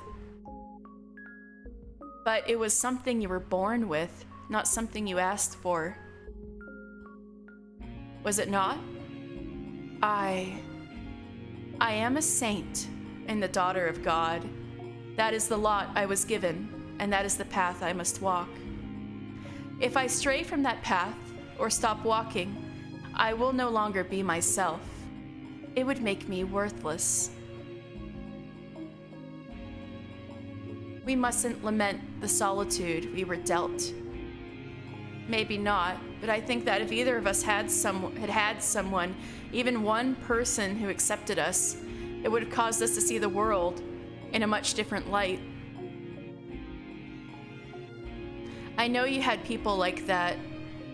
You know, every time Morgana smiles, it really gets me, digs in somewhere deep and really gets me. I think she has a nice smile, but it's so sad, right? I know you had people like that, who treated you like a regular girl, but they're gone now. And have you never leaned on their memory? Same? Yeah. It comes back to me from time to time, but even then, they were different than me. They were so full of kindness, so very human. And while they taught me to experience their joy, not even they could change what I ultimately am. I left my humanity behind far too early in my life. And what about you? Do you have anyone special? I do. And do they treat you like a normal person? She does. However, you still know that you're different, that you can't fit in with everyone else, that you're abnormal. You do, don't you? I am very conscious of that fact. She left her humanity behind the moment she was born. No, you're right. Ah, no, that's so sad, but you're right. What a sentence. She left her humanity behind the moment she was born. Damn, what a sentence. Oof, okay. That, on a fundamental level, I am still gray. And that so long as I am who I am, that will always be so.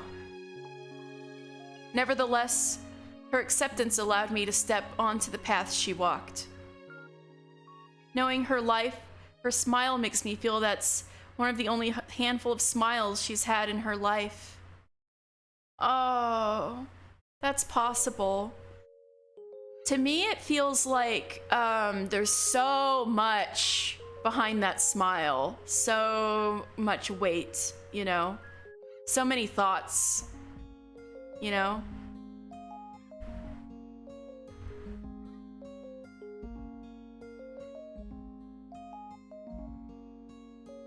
A path wide enough even for me, despite my abnormality. You are, I expect, only half right about that. You're a man capable of making compromises, with a spirit strong enough to try to walk the path of humanity.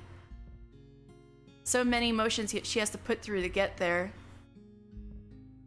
I feel like, because of her saint persona, she kind of, that's her cocoon. You know, she told Giselle that she had to form a cocoon. And no. It wasn't her who told Giselle about the cocoon. That was the grandfather Rhodes. But I think a cocoon works for Morgana too. She was for years she didn't accept her pain. Yeah, Hayden. She didn't accept her pain as her own. She was like, that's such a worldly thing to worry about.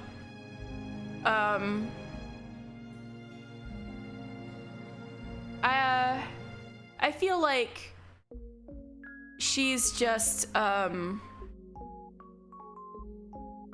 there's just a lot of I think she's very tired. And like her smile is very tired because of what she experiences. That's what I get out of it anyway. That's just me.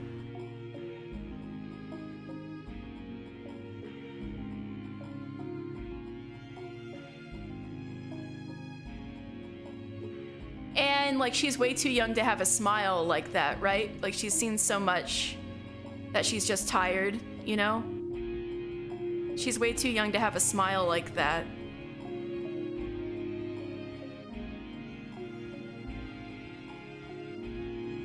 While being an outsider of it, while still being an outsider to it, I could never do that. Someone could be standing there, some ordinary but incredibly kind and accepting person, holding their hand out for me, and I don't think I could take it, because I know that if I do, it will only bring more pain. So, if I am to take anyone's hand, it must be someone inhuman, someone fundamentally abnormal. And not just mentally or emotionally, but on a deeper level, intrinsically different. Well, Michelle, your time to shine. Morgana, maybe you could do it.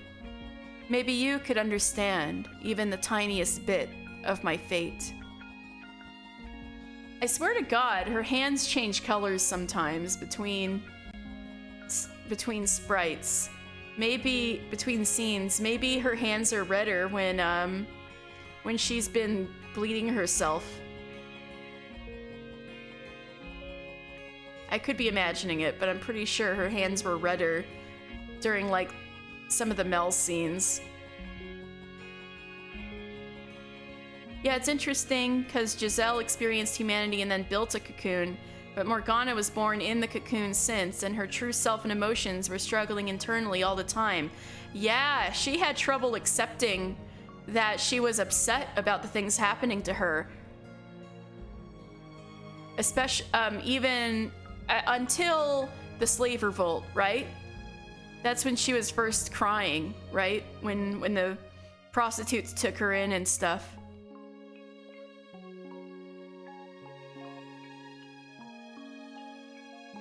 You could do that, couldn't you? Right, she was seeing all of the stuff before that as like a trial set upon her by God. No, she cried before that, but she was admonishing herself and seeing this as a trial. She didn't see herself as human. And so she was like, this is so foolish of me to cry about this, you know? She and Michelle have that in common too, weirdly enough. But for different reasons. They don't want to express their emotions.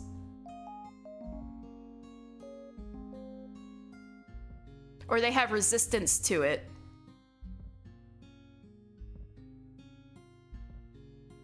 Yeah, that sounds about right, Enrique. Yeah.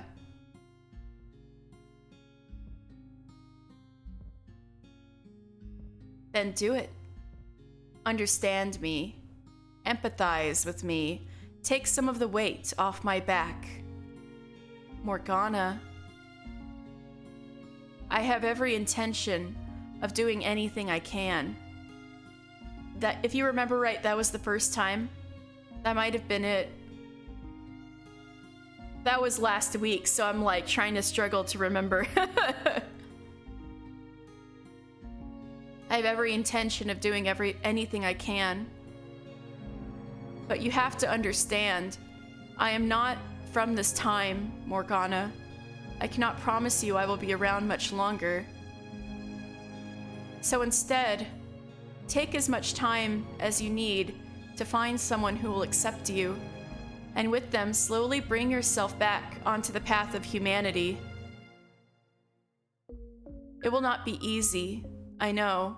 Constant fear at the looks people give you, dreading the things they think and feel about you, terrified by the thought that they might abandon you at any moment, the ever-present anxiety about whether you're able to fit in with them. But I know you can do it.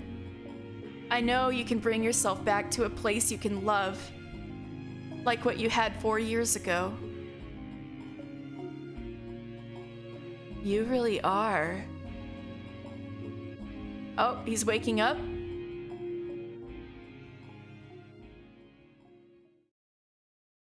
The first time she cried is on the slave cart, because Yukimaso was there, was one of the captured slaves. And then he killed everybody. So if you both of you are saying it, it must be it. Michelle, you may think talking to my past self can change something, but you're sorely mistaken. Nothing of the girl you see there remains. Poke and prod at the past all you like. It won't change anything, my dear. It's all too far gone to have any effect.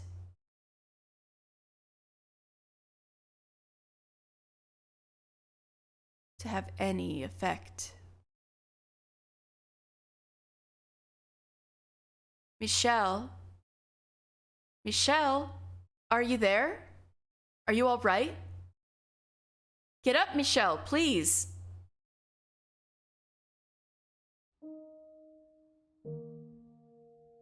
Oh, thank goodness, you're awake. Did I pass out? Ah, you're awake. Are you okay? Did you hit your head? Nellie.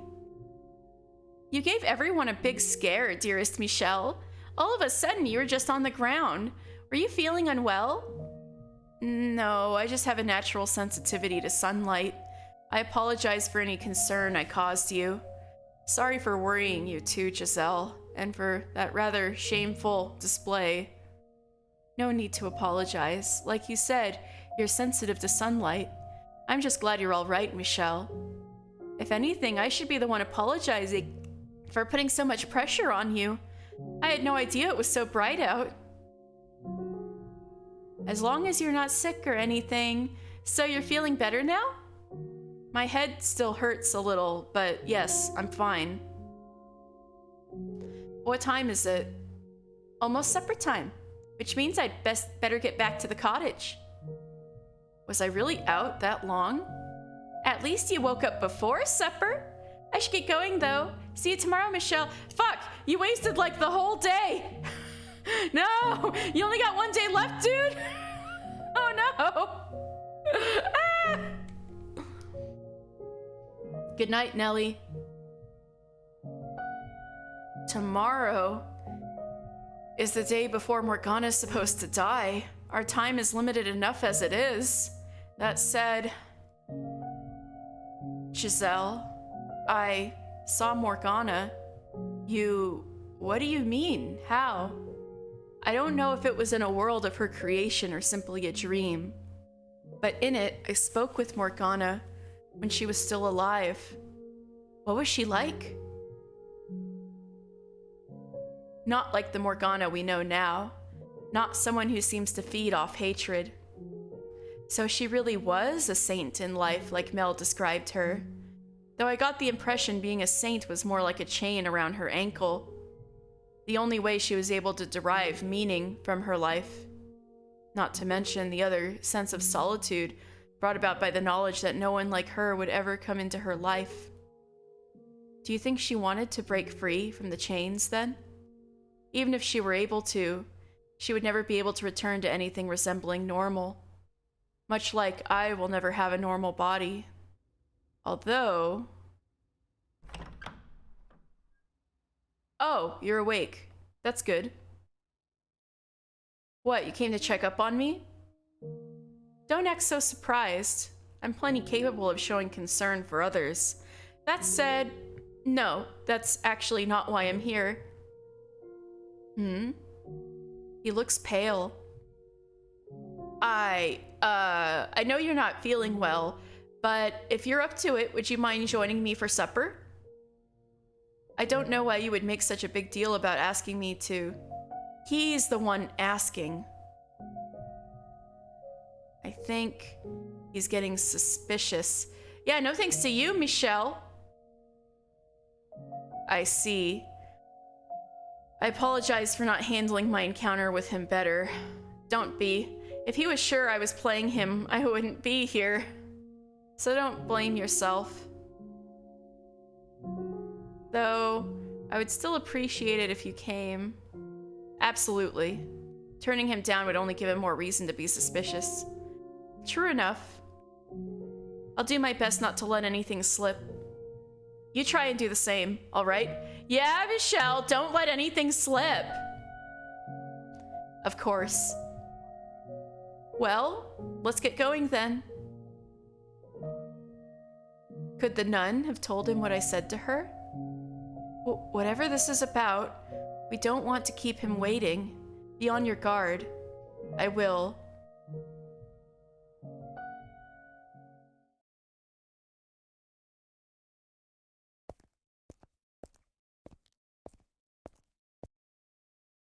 Here he is. I see that. I've been waiting. I saved you a couple seats, so go on, sit down. Oh, a CG, interesting. Oh, ew, his eye is like directly on him. Ooh, scary. He's like, I'm watching you, bitch. I've got my eye on you. Oh God, help.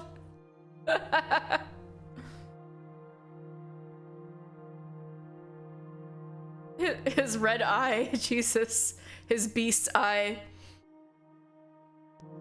This is unbearable. The most awkward dinner ever. What's the matter, Mel? You've hardly touched your food. Lost your appetite? I've never been a very big eater. No, then why don't you give the rest to your friend here? It's a bit bland, but it's passable. wouldn't you say?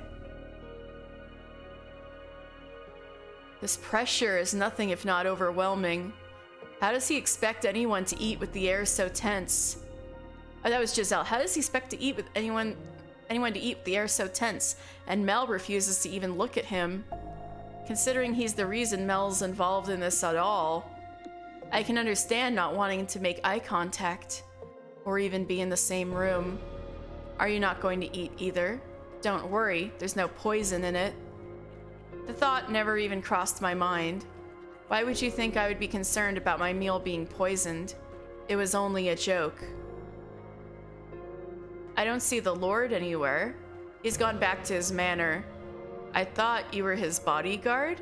He's a lord. He has more than one guard. That's not what the nun said. Why did you invite us to supper? Is there any reason I shouldn't have? There are plenty, such as, like, I imagine anyone would feel a bit overwhelmed dining with the Lord's personal bodyguard. Like that. In fact, I'm surprised you two knew each other at all, let alone were on good enough terms to share supper together. You haven't told this man anything, have you, Mel? Nothing. All I told him was that you were the Lord's bodyguard. I see. You want to know what kind of terms we're on? What? We're accomplices. Such a shame. This was how your reunion had to turn out. You finally get to see him again, only to learn he's a criminal. This turned out different than I thought it would. Yeah, Yukimasa's always quite a bit unpredictable, isn't he? Wait, what crimes might you be referring to? Take a guess. What sort of atrocities do you think we're committing? What is he doing? Why would he tell you that? He wants to gauge my reaction, I assume. I have to choose my— time to save! Time to save! Woohoo!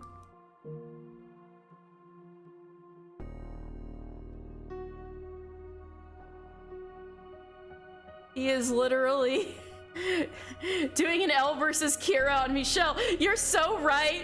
This is so Death Note. You're so right. I have to choose my words carefully. I can't say too much, but I won't get anywhere saying nothing either. How should I handle this? I have no idea. All I'm asking you to do is guess. Just say the first thing that comes to mind. You're putting me on the spot, telling me my friend is a criminal and asking me to guess his crime. Do you honestly think you would get any sort of answer out of me? You make a fair point. Then allow me to change the question. If you found out a friend of yours was a criminal, would you still be able to be their friend? That question made you uncomfortable too. Consider it a sort of sideshow to liven up our meal. This is so, like, bro. Don't take it too seriously. It would depend on if they feel guilty about what they've done, and if they've any intention of making penance for their crimes. And Mel, well, he's someone who would be ashamed of any wrongdoing he might or might not have participated in. I see. What about you? If you had done something you knew to be wrong, would you be ashamed? Would you make penance? Maybe. Maybe not. You have one hell of a friend here, Mel. Michelle, that was your name, wasn't it? Do you have any other friends? I don't have many, no. Any in this land? No. Why do you ask? I don't have any friends here either. Or maybe I never had any at all. Maybe he wants to be your friend, Michelle? Yay, we're friends with Yukimasa now! Social link up! He's deciding if he's gonna kill you or not, I know. Somehow I doubt that. Yeah, I guess not. Any family? Saying that you have no connections is a bad idea. Nobody will know if you're murdered. Haha. Yeah, you got a point there. Like then, oh, no connections, then no one will hear you scream. I left home some time ago. Are they too far to visit regularly? Why do you want to know? I'm in a similar situation myself. I thought it might be nice to find some common ground. I find it difficult to take him at his word. So you made the long journey all the way here so you could see him? That I did. This is just a small detour in his travels. That's what you told me, isn't it? That's right. How very gracious of you to go so far out of your way for him. Oh, and Mel, I have a question for you as well. What kind of question? Think of it like a little game. Oh, great! A game! We're playing a game! Yay! You're standing on the edge of a cliff. We sure are! On your left is your sister, and on your right, him. They're both about to fall. You can only save one of them. Whose hand do you grab? Surely this isn't the first time you've heard the scenario proposed. It's not real. It's just hypothetical. Don't take it so seriously. Come on, it's just a game. You know that, right? You don't need to answer. As he said, I'm only here to see him. When I heard there was going to be a festival, I requested permission to remain until then. If that displeases you for any reason, I apologize, but hypothetical or not, a question like that makes it uncomfortable for everyone involved. Or are you trying to make him feel cornered? Not at all. It was merely a question. I never meant to make him uncomfortable. My apologies. Now, I suppose I should take my leave, as it seems my presence makes it hard to enjoy the food. Relax. I'm not staying here tonight. I won't get in the way of your reunion anymore. You said you would be here until the Harvest Festival? They're supposed to be putting on quite the impressive event. Look forward to it. May I ask you one thing before you go? What do you think of the nun? Are you very close with her? I am not close to anyone. I hope that doesn't come back to bite him in the ass. That was tense. Huh. I don't know if we made any ground with that. I guess we just avoided... if we survived, that's a good step, right? So, yeah. Thank you. I was hoping to handle it better than that. But I just can't seem to keep it together around him. I'm really sorry. I can hardly blame you. Thanks. There's something really unsettling about him. I can't say I disagree. What was the deal with that question anyway? The cliff one? Yeah.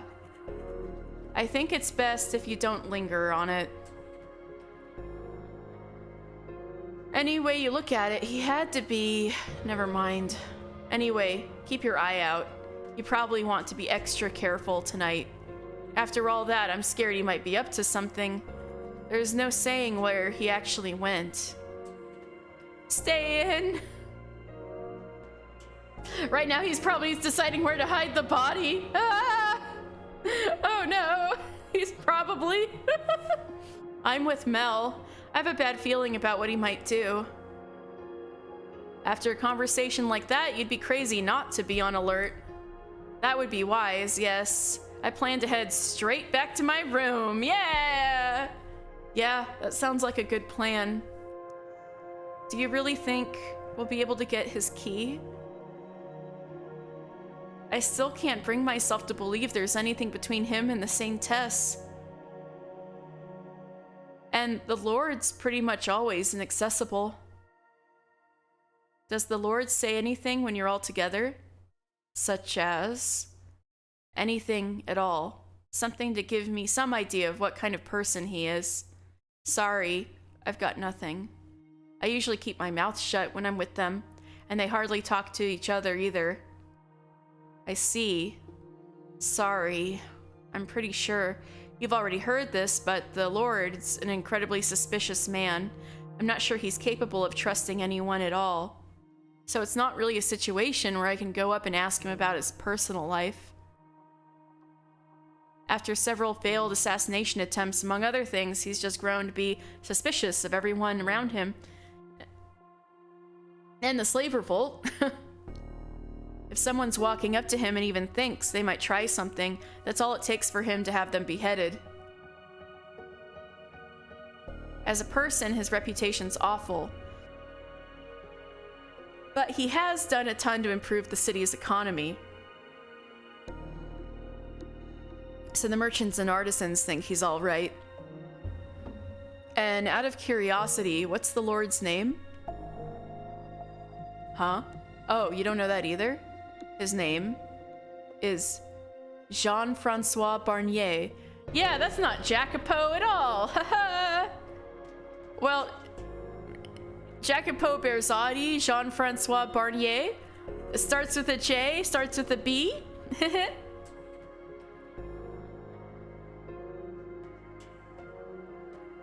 And he's like, that's not Jacopo at all. Oh, that can't be Jacopo. That name is French.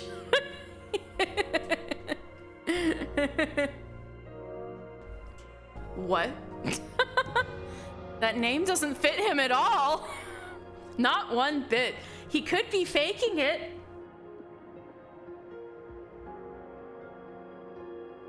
Jacopo hates the French. Does he? I mean, I guess I shouldn't be shocked. Oh yeah! Wait, no. No, the white-haired girl was British, right? No French allowed. Not one bit. He does not look like a Jean-Francois. Could that mean he's not the Lord then? No, the Lord is the only other person who did enough to earn Morgana's wrath and be on the receiving end of her reconstruction wish. It has to be him. But between this and the nun being named Marie, things are starting to get a bit muddled. Hold on a second. I think I've heard the name Barnier somewhere. I know, it does sound a little familiar. I'm like, when did I hear that? You don't know where Jacopo hates the French comes from? I just know he does. I mean, you're probably not wrong.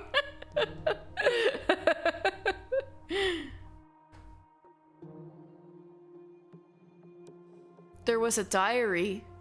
Oh, that's right! The Lord's diary that you guys read together. Oh, it was him? That was Jacopo's diary? Holy fuck. There was a library. There was a diary in the library when I lived in the mansion, as I recall, written by someone named Barnier. Actually, now that I think about it, the same diary also showed up in Mel's next life. In it, he was complaining about not having gotten the larger of the family's estates. And a bad harvest, I think. That was one of the books your family sent you, right? Actually, that was the one book they didn't. It was already in the library when I arrived. You think he could have written it? Whoa! And here I thought it was just the scribblings of a disgruntled noble. If the book really is that old, I'm amazed it was in such good condition for so long. We can't be more than 100 years behind our own time, so it's not inconceivable it would still be in good shape then. Yeah, so I think this is in the 900s.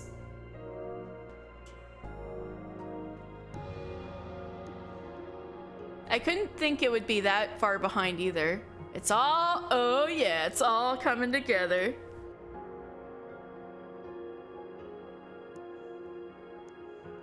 But Mel came back many hundreds of years after that. It's almost like it was frozen in time. You know, I think time actually may have been stopped during the times when the mansion wasn't present in the living world.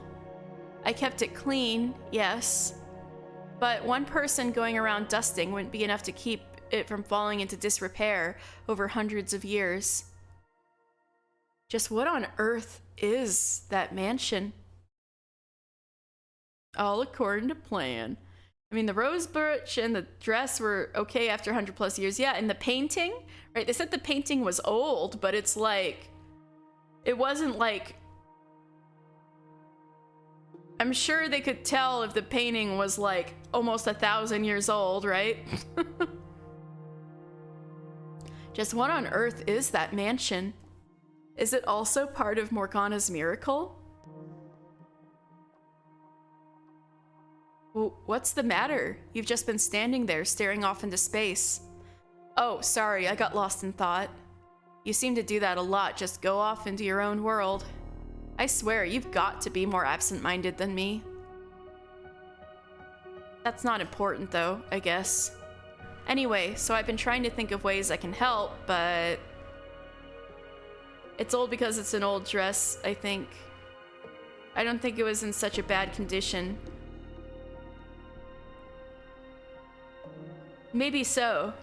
Yeah. You know, not in bad condition aside from, you know, getting the whole face ripped out.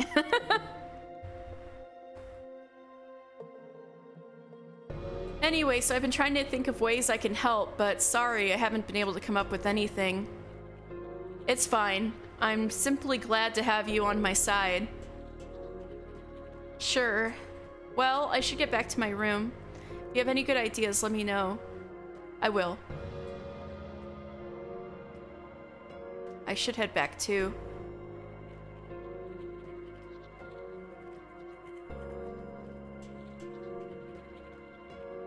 I'm so scared Yukimasa is just gonna come in the middle of the night like the ring wraiths in that scene in like Fellowship of the Ring. While he's in bed and he's just gonna be like looming over him with the sword.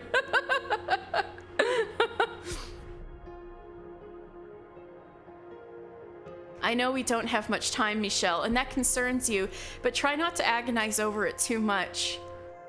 This is why I could never beat Majora's Mask. Sorry.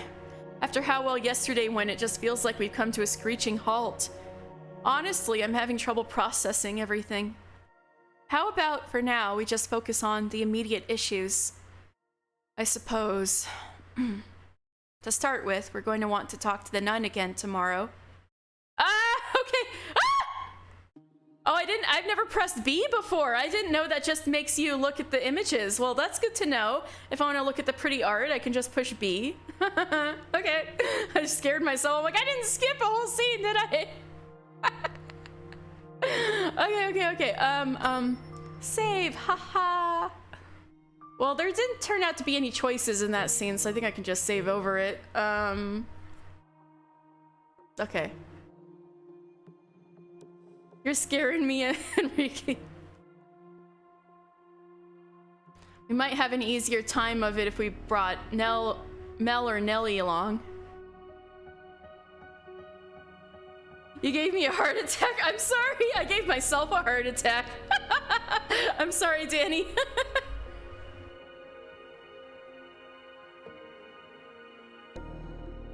She'd probably be more inclined to believe us about the observation tower if it came from them. That might work. Though it presents another potential problem. What if she doesn't believe them? It could put the two of them at risk. Yeah, if she told her boyfriend, he might be like, ooh, it's child slicing time. And there's also the chance she's not involved with the swordsman at all, as she claims. In which case, convincing her doesn't get us any closer to getting the truth out of him. No, they're both totally lying about that. Maybe it would be better to approach it from the Lord's... Fuck! I knew it! I knew it! God fucking damn it! Did you hear that? It came from over by the window. Maybe it's a cat? I'll go check. No, it's fucking Yukimasa coming to brandish his sword at you. I'm so scared. Help me. Fuck me. Fuck me.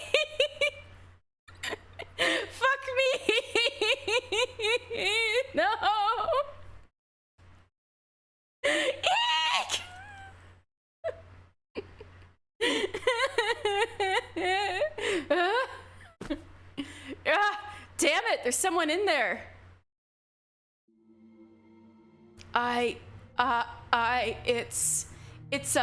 It's a ghost?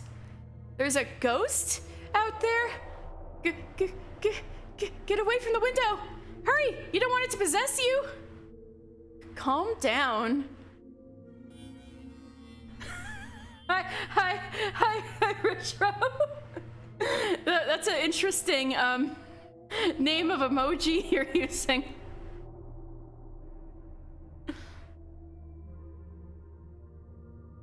Calm down. Your scream startled me far more than anything. How am I supposed to calm down? I know. Now I'm like, is it just people trying to rob the place?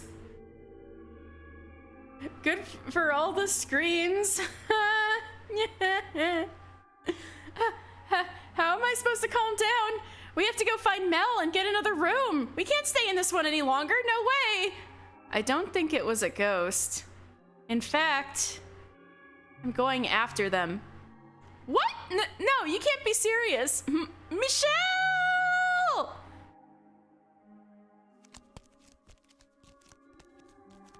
I'm pretty sure they went this way. Well, let's go back to the mansion. You're chasing a ghost? You're out of your mind. You know, now that I think about it, she's essentially a ghost herself, afraid of another ghost. I was gonna say it if she wasn't. I'm like, girl, you're basically the ghost possessing him right now. I think I saw movement in the bushes over there. Is this the one? Maria? Maria? Maria, your bobbies. You put a shirt on. Yeah, you found me. Maria hand emoji. like, let me get it. The 7TV emote. Where is it? Get your boobas in place. Where is this?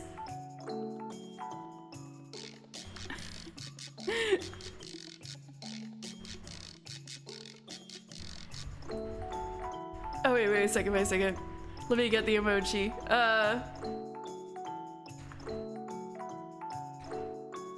Here it is.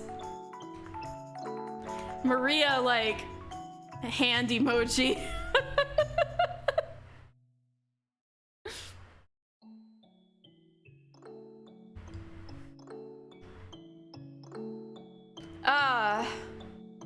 Oh, is that who I think it is?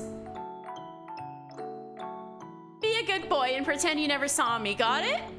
I'm off. Hold on. Go after her. Stop, please. Maria! I want to talk to you. You stop. Why are you chasing me? For the record, I wasn't breaking in for nefarious reasons, so you don't need to take me into the guards. I can't believe Maria scared me that badly. I'm not going to report you. All I want to do is talk. I've got nothing to say to you. Well, I do, so please stop. What's your deal anyway? You some kind of creep? No. How the hell's a man chasing a woman down a dark road not a creep? As if you look any less suspicious. Screw off and stop chasing me, damn it. Then stop running. Is someone there? Perfect. Help! Please, I'm being chased by a strange man. What are you? He's going to do terrible things to me. Wow.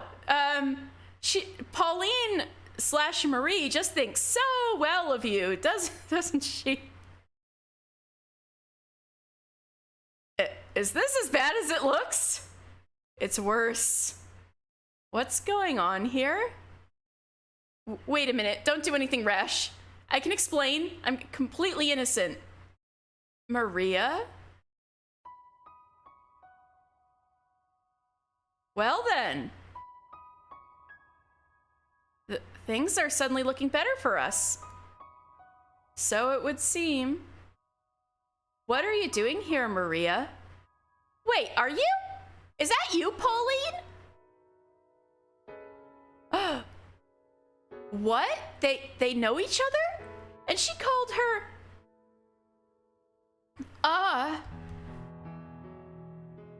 So I was right. That is your name.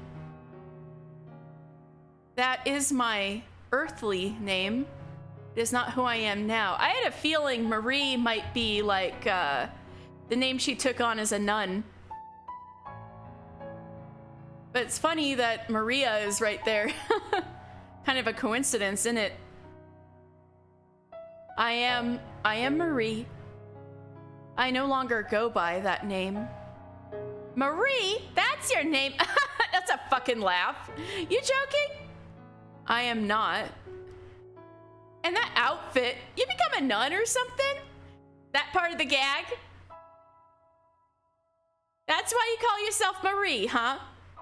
Name suits you a hell of a lot better than me.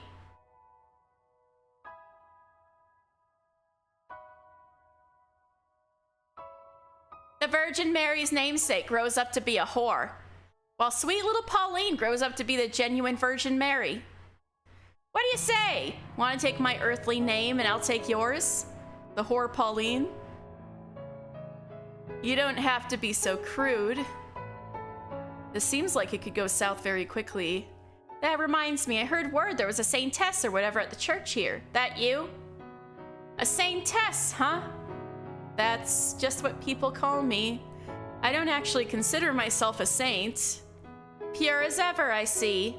If it were me, I'd let them put me up on that pedestal, bask in their worship for a while, then swipe all the tithes and get the hell out. You're unbelievable, Maria. Oh, I'm just kidding. Don't take what I say so seriously. What did you come here for, Maria? That's what whores do. We come and go.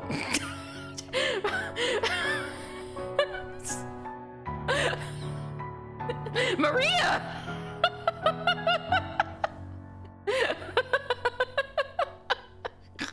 I'm sorry. I'm sorry.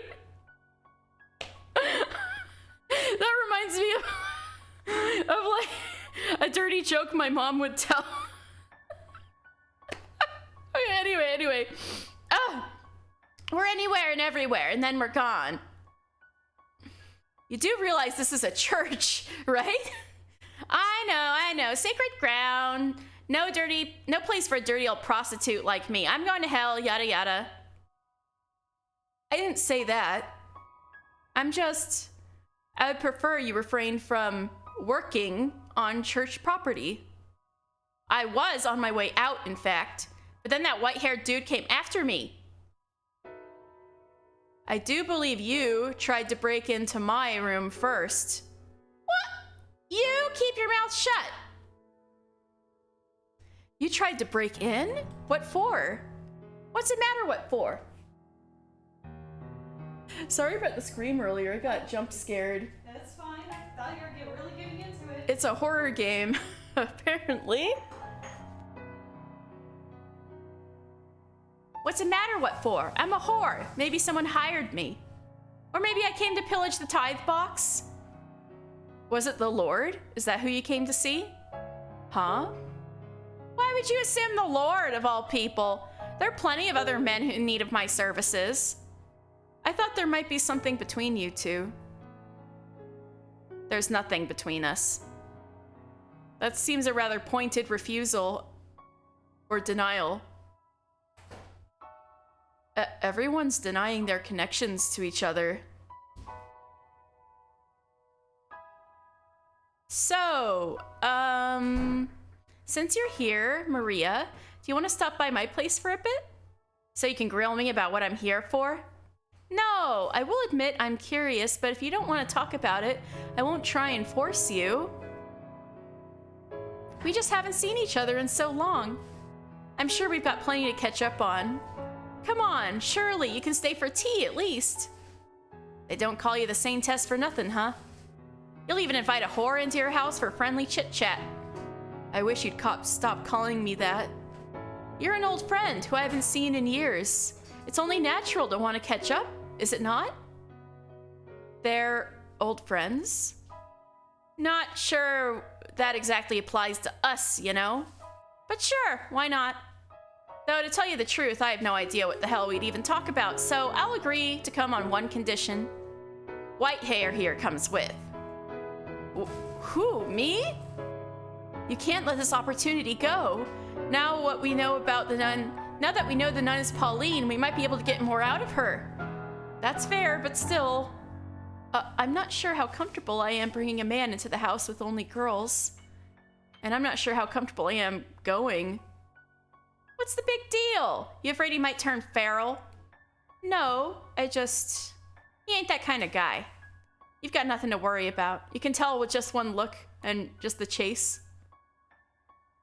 You seem to trust me quite a bit for someone you just met. Not so much trust, more like the air you give off. Air?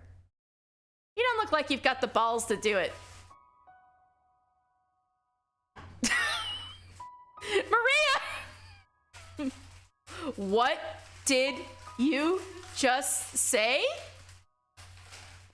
Damn it! That stings worse than she has any way of knowing. No! Poor Michelle! Poor Michelle! No! Michelle! No! Don't let it get to you. There's nothing you can do about that. Well, what are you waiting for? Go on, get your butts moving. Okay. I'm not sure I like where this is going. Giselle's right, though. This could be a good chance to get some new information. Ah! What is it? I just remembered! Something vital? She called me a creep! In the third door, she kept calling me a creep! It just occurred to me now that she was talking about me like that behind my back. I can't believe she would do that! Let it slide for now. It's something she does in the future, after all. I'm not a creep, am I? Well, considering what you were like at the time, I can't really blame her for thinking that. Oh, I wish I could erase that phase of my life entirely. Girl, that was 800 years of your life. Even I get the shivers thinking of the maid, me. I honestly don't think it was that bad myself. I'll take that as a compliment. Please do. That maid outfit, though, is quite all right. Michelle, goodness!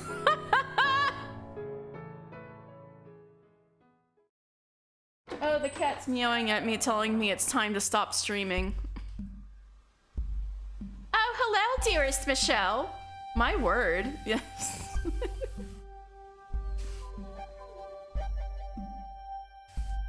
What brings you here so late?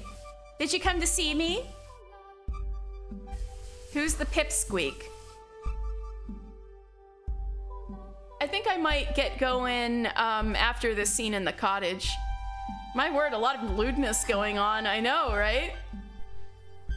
Now we're here with a little girl, a prostitute, and a nun. What can go wrong? No, I'm just kidding.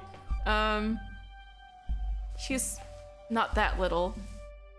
She just is emaciated. Anyway. Who's the pipsqueak? She lives here. I took her in. It's a long scene. I'll get to the end of it. Ooh, it's a strange lady. And she's wearing almost nothing. Are you not cold in that? Girl, you don't make it in this business worrying about the cold. What kind of work do you do? Oh, thank you for giving me a heads up. Huh? That's good. I was saying I'll stop after the long scene, but someone was warning me it's a long scene. Oh, yeah. Need more water? No, I'm good. I was just wondering about you if you wanted to start streaming soon or something like that. I'm gonna get dinner started. Oh, okay. Okay. Yeah, I'm gonna finish the scene. What kind of work do you do? Your clothes are really pretty colors, like something a princess would wear. In a way, I am kind of like a princess, a wicked princess who goes around Maria, she does not need to hear that. Oh, what's the fuss? I'm just giving her a glimpse of the real world. And you think now is the time for that?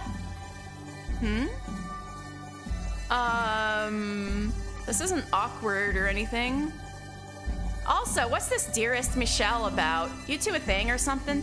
Seems a bit young for you. No, that's just what she calls me. That's what I call my brothers. He's my number 2 brother, but we're not related. My real brother's back at the church. He's got the same color hair as me and we look a little alike. Oh really? Must be pretty good looking fella if he's related to you. Of course he is. I wouldn't let him be my brother if he didn't look good. Hey, that implies Michelle looks good, but we all know that. That's quite the assertion, Nelly. It's so lively in here. I'm stranded in uncharted territory. I bet you're stiff as a board out there. Relax, deep breaths. You're asking the impossible. All right, well, sit down and make yourselves comfortable, everyone. I'll go and make some tea and something to snack on while I'm there. I just realized these 3 women are from 3 different doors. They never interacted with each other in the future because they were all from different eras, but now they all have a scene together. It's pretty cool.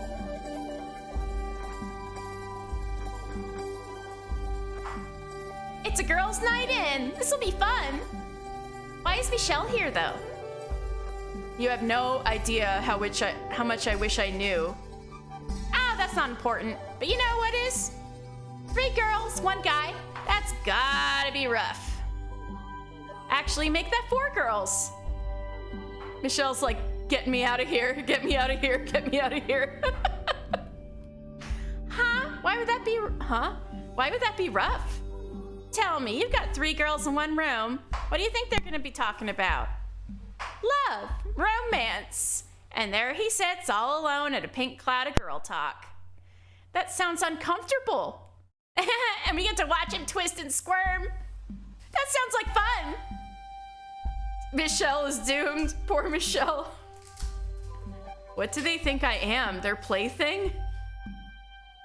Giselle's like smiling too. I didn't just sense you smiling too, did I? Oh, no, not at all. I was just thinking I feel kind of bad for you. Why don't I believe you? We don't have time for this. Morgana's still locked up in that tower even as we speak. I get where you're coming from, but I don't think this will turn out to be a waste of time. All 3 of them have ties to the men with the keys. We could very well learn something from their conversation that could lead to a breakthrough. So I say we participate, see where it goes. What's this? Already friends, you 2? Yep, I like this new lady a lot. She's a sweet little girl. What's not to love? You know, that kind of makes me jealous. It took you a long time to warm up to me, Nelly. What? No, it didn't. I don't think. I don't know. It felt to me like you were keeping your distance. Well, you know, it's not easy to work up the courage to talk to a real live saint. Oh, Nelly, you know it's not that big a deal. I'm not even a real saint. Oh, this is so sad when I realized that, Morgana had a lot of resentment toward Pauline because she was called the Saintess and she didn't even want to be called the Saintess. Man.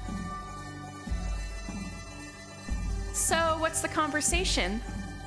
Love, romance. How about your taste in guys? Oh. Do you have anyone? A crush? A special someone? You do, don't you? I am a servant of God the Father. So no, I do not have anyone. Oh, come on, we won't tell. Promise. Forbidden love. So romantic, so exciting. You know, I think you should go first, Nelly. I like princely boys. My brother is the closest thing to my ideal. Oh, and I mean my real brother. You don't say. And you, Maria? What kind of guys do you like? Me? I like me a nice, subservient man. Someone who knows I'm in charge. Ooh, Maria, goodness. Subtlety isn't her strong suit, huh? Why not someone you can always count on, or encouraging and supportive, or sweet and kind? Someone like that would be. Guys like that only light you little tween girls on fire. Only light you little tween girls' fires. Things get a little more complicated as you get older. Life stops being quite so simple. So you want to start finding someone who will make the daily load of shit even just a little bit easier to swallow. Really? I'm not sure I want to grow up anymore. Though I guess that's partly a result of who I am, though who knows? Maybe you'll have it a little better? I hope so. Okay, now it's your turn. Now it's your turn, Sister Marie. Me? I suppose I could tell you who my favorite angels are. No, it has to be someone real. You have to have someone. I already told you. Ah, there's someone else who hasn't gone yet. I can go after that, can't I? Huh? Who else is there? You, dumbass. They're all glaring at you. They're looking. You know, that's not a half bad idea. Agreed, I want to know too. No dodgy answers either. What? What kind of girl do you like, Michelle? What? You're not supposed to bring me into the conversation. Lighten up, loosen up, let us have it. It's a very complicated personal matter. Then how about we make things simple, turn it into a choice? A choice? Of the three of us, who ticks the most boxes on your complicated tastes? Huh? Don't think too hard about it, just pick one. Oh God. Saving the game? Does this lead to a bad ending? I have no idea. Does girls talk lead to a bad ending? This didn't end up having any choices either, so I'll just save here. Me? The teensy tiny one? Or the nun? Who will it be?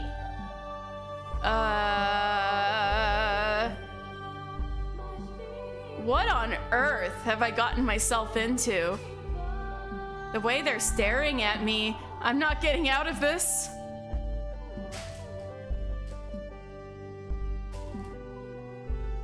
Motherfucker, I do have to choose? I'm not interested in women. I know that's not true though, so I already have someone. Giselle's like, what, really? Psh, that's no fun.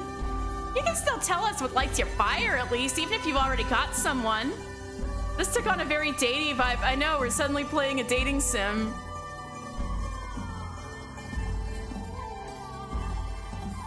Loving someone is a beautiful thing.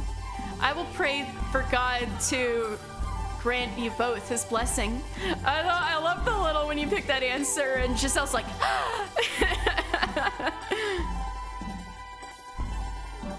what's she like though? I want to know. Tell us about her. What's she like? She's always smiling.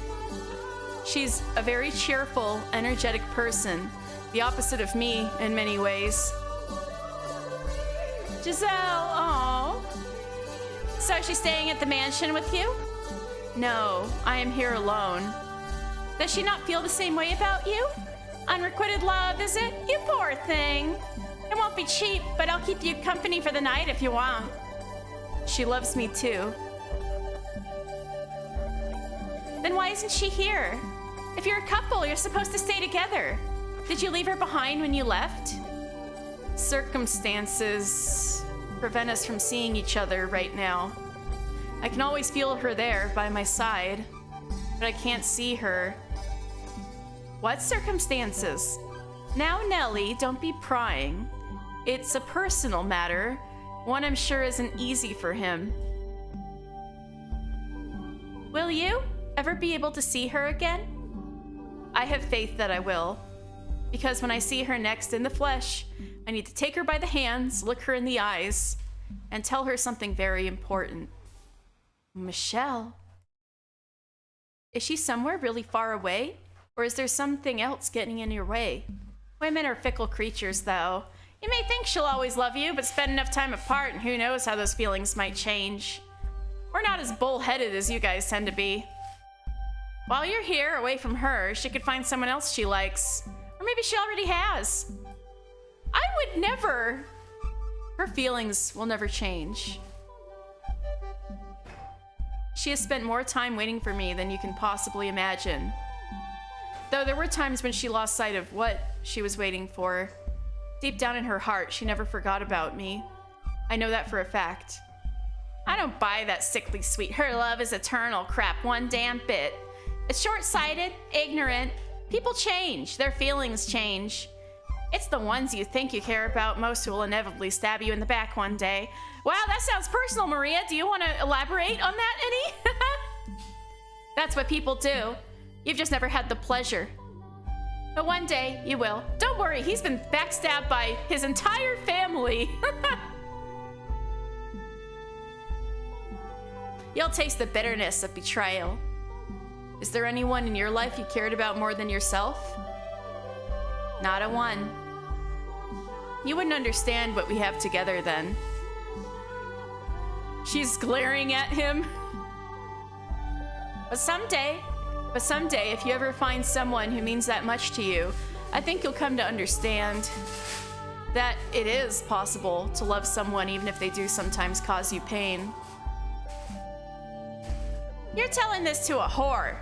That already has me out of the running. I don't think that's true. Anyone can find someone, no matter who they are. It doesn't matter how old you are or what kind of work you do, or if you're a noble or a peasant. Oh, come on. You're making it sound like I'm the bad guy here. In this case, she might actually be more mature than you, Maria. Oh, shove it. Now that Michelle's answered, it's your turn. What? Do I really have to? You do. Everyone else has answered. Like I said, I don't have anyone. Oh, don't forget about the tea I made. It's gonna get cold. Anyway, I'm more interested in catching up with you, Maria, than talking about boys. What happened after you left? All right, sure. We can talk about that.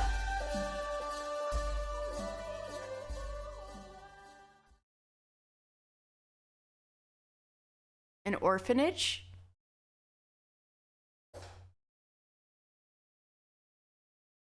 Yep, neither of us had parents or family, so we were raised in an orphanage.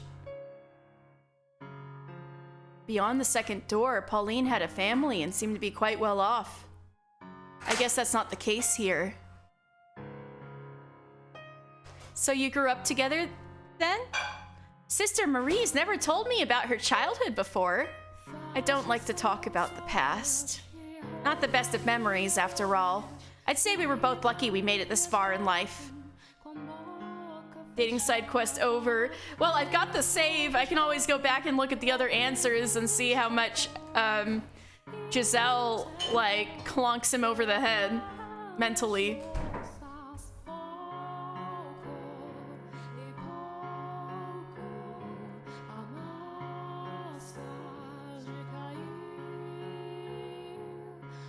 You still keep in touch? Oh, you still keep in touch with that shit heap of a director? Now, don't talk about him like that. He's not a bad person. Yeah, I know. In your mind, everyone's not a bad person. He isn't, really. But yes, he stops by occasionally to check in. He was the one who set me on the path to becoming a nun. He always was fond of you. Perfect little angel you were. I doubt he liked me more than anyone else. Compared to you, I was a damned gremlin. You were a naughty girl, weren't you, Maria? The naughtiest girl around. I'd throw rocks at the walls, making all these little holes, and one time I even filled the director's shoes with dog shit. That would make anyone angry. It wasn't always a little twat. I wasn't always a little twat, mind you. The director either loved you or hated you. There was no middle ground. And if he didn't like you, life was hell. He'd make you go without supper or force you to sleep outside, shit like that.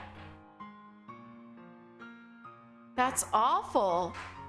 I had no idea he was doing that to you. You could have said something. Like that would have made a difference. You adored the damn director. You never would have believed me over him. Once you put your trust in someone, you refuse to believe they could be anything less than perfect. Completely blinded by faith. I don't. You do. The only reason you're willing to believe me now is because it's been so long, and because there are other people here. Man, Maria dropping truths.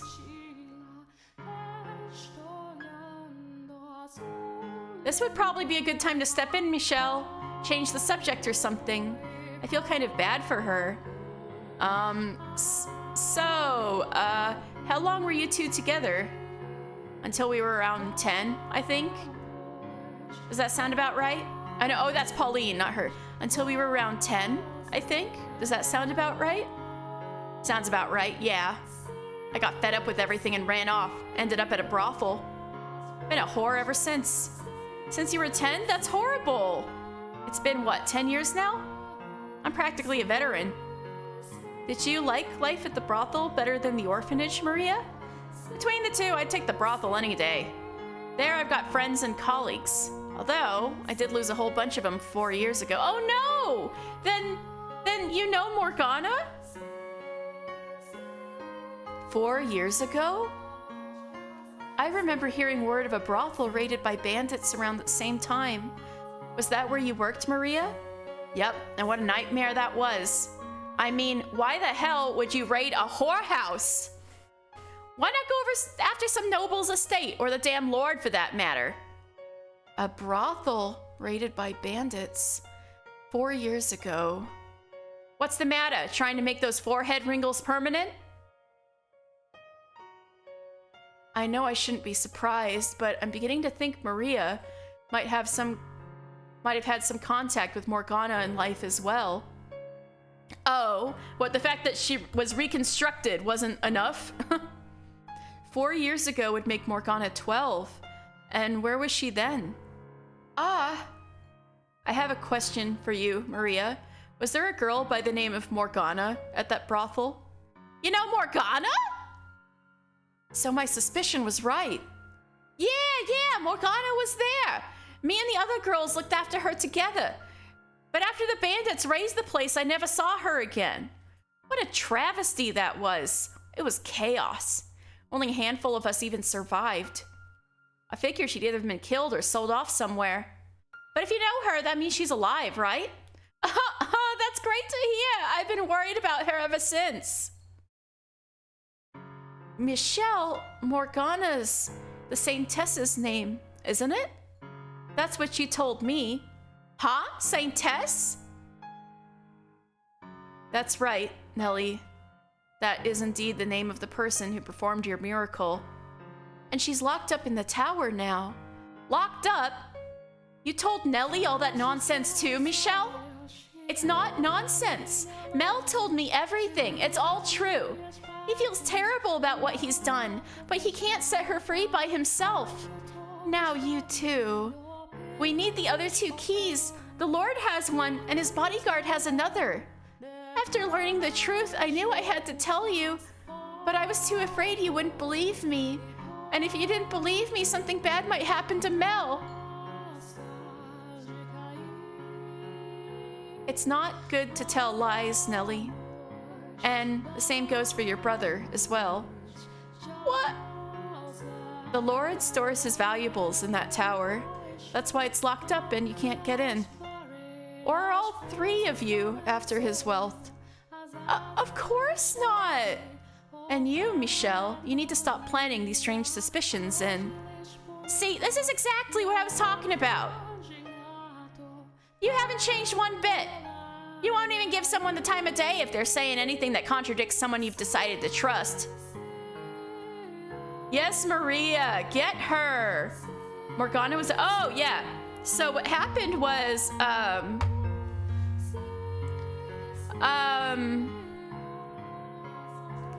so from her hometown, she was sold off to Jacopo, or who I guess we're finding out is like Jean-Francois, the lord of this house or something.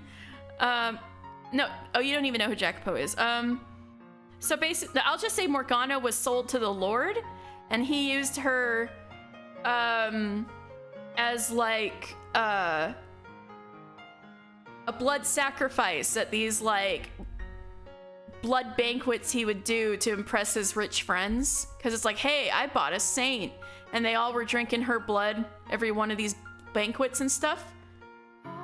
And so she was imprisoned like that for a while and being harvested of her blood and stuff until there was a slave revolt in the house, and a kind slave took Morgana and got her out of there, and the safe harbor that he dropped her off at was a brothel. And because at least they were just harvesting blood. Well, there's that, yeah.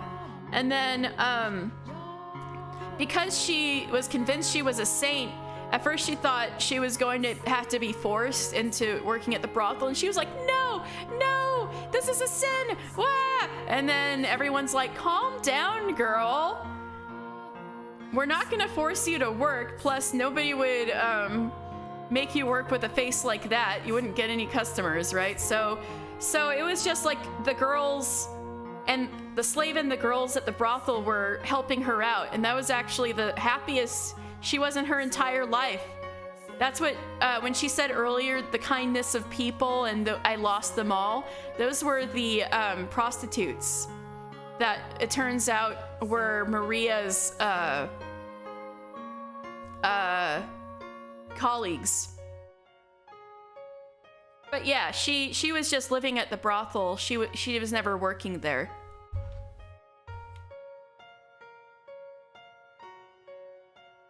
Can the watchtower, was it? Can you not bust the door down? I'm still lost as hell here. But the long and short of it is Morgana might be in that tower. She is, yes. It might not be possible to break down the door with a dozen or so people to help, but that's infeasible. Besides, opening the door isn't our only objective. So we need the other keys. Correct. It's not true. He would never do that to someone. People think he's scary and mean, but they're wrong. Finally, it's coming out. He's a sweet, respectable man. He would never lock up an innocent girl. Even though everyone else is saying he would. If I don't believe in him, then who will? So you are more than acquaintances. If you really have that much faith in his goodness, then tell us that after you've seen what he's done. Pauline. Assuming, hypothetically, there really is someone in the tower, there's nothing I could do about it. I'm a nun. I have no real authority here. I'm just a pretty face. Nevertheless, he started this to help you. So if you tell him to stop, he might actually listen. Please, Sister Marie, help us set the Saintess free.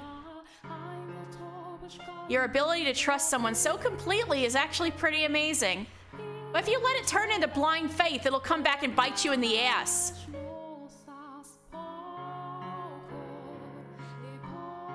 Could I please ask the two of you to leave? An old friend of mine might be being held prisoner right now. And you expect me to just scamper on home? Go. She's a little too innocent, perhaps. But I don't think her faith is entirely blind. Right, he did have another face for her. You are a woman who is capable of making decisions for herself. I know you are. Yes, you've placed your complete faith in one man, but that hasn't stopped you from considering what you should do with your own life. You were never short-sighted. We only met yesterday. What could you possibly know about me? Give me some time until tomorrow. Time to think on what to do. As you wish.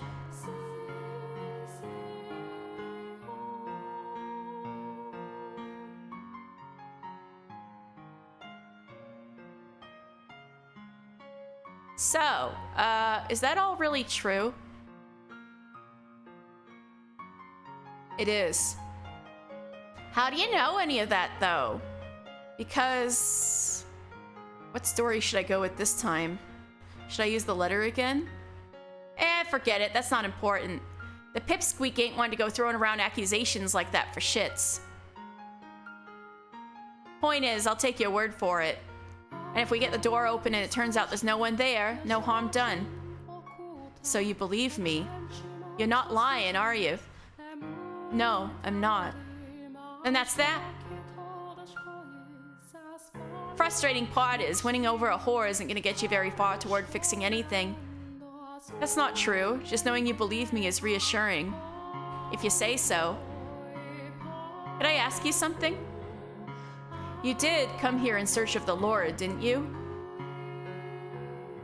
He has the third key, without which we cannot get into the tower. And my gut tells me you're the one who's gonna make that possible. Why would you think that? Because you have a very strong connection to him. You may think I sound crazy, but your souls are inextricably bound together. Our souls? Don't even joke! I know how it sounds, but that's the only way. Okay, you got me. I'm done lying. You're right. I came here looking for the Lord. There's rumors running around saying he's been coming in and out of the church here. So I figured I'd take the opportunity to cave his fucking skull in. Woo-woo! So assassination attempt 2? You... what? What you gonna do about it? Call the gods on me? No, I won't. But tell me, why do you want to kill him? Why? What? Are you not from around here? Well, you should know he's one hell of an aggressive ruler. I won't deny he's done wonders for the economy. The city is a great place to be if you're a merchant.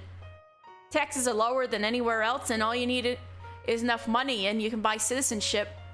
But for the people who've lived here our whole lives, the poor, the peasants, those who need the most help, it's only getting harder to stay afloat. The gap's getting bigger by the day.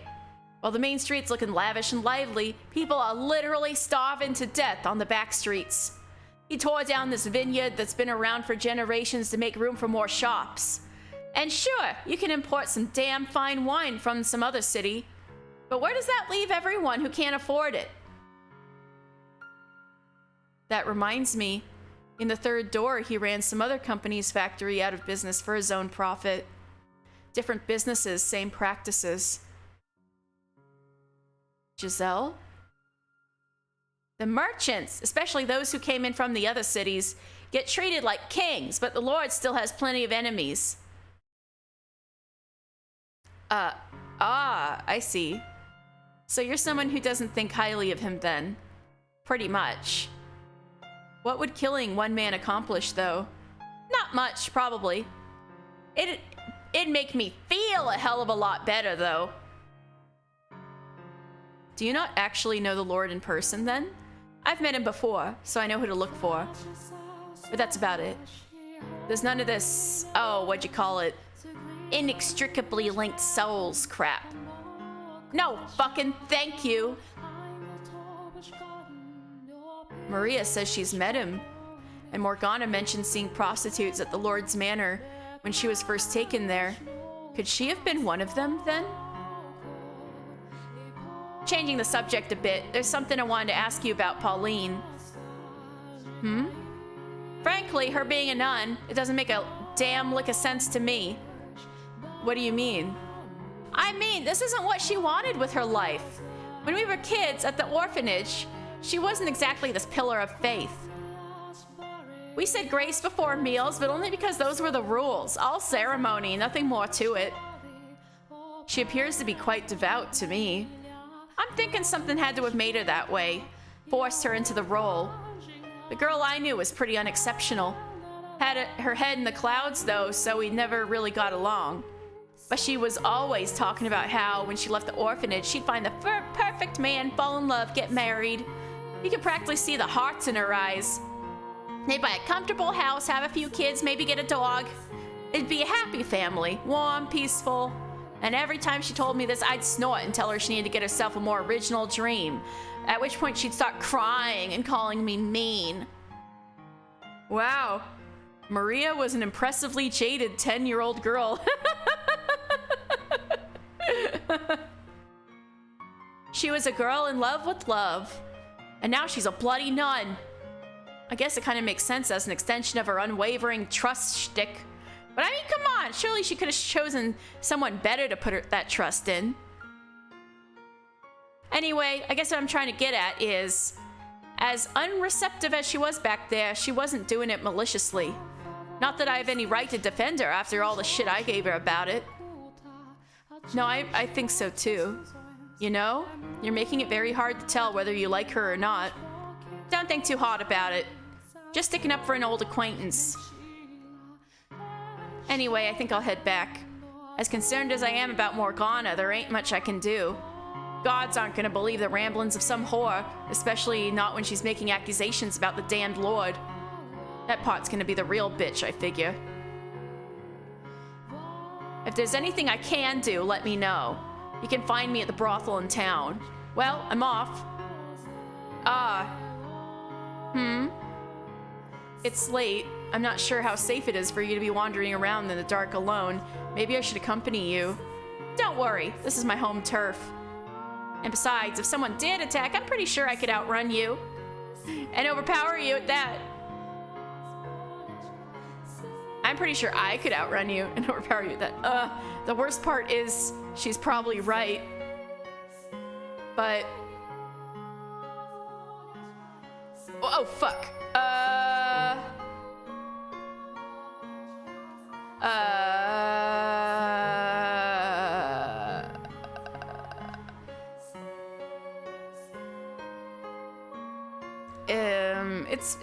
It's better to be safe.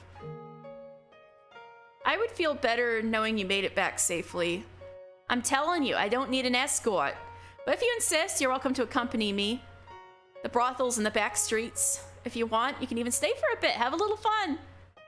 I think I'll have to pass. Maybe one day you'll get that stick out of your ass. Giselle. What? Ah, hello, what is it? You've been so quiet, I was getting concerned. It's good to know you're still there. I guess I sort of dozed off for a bit. It's fine though, no need to worry. Are you sure? Yeah, just, remind me what's going on, would you? You're positive nothing's wrong. Positive as positive can be. I promise, I just nodded off. I just convinced Maria to let me escort her back to the brothel. Seriously?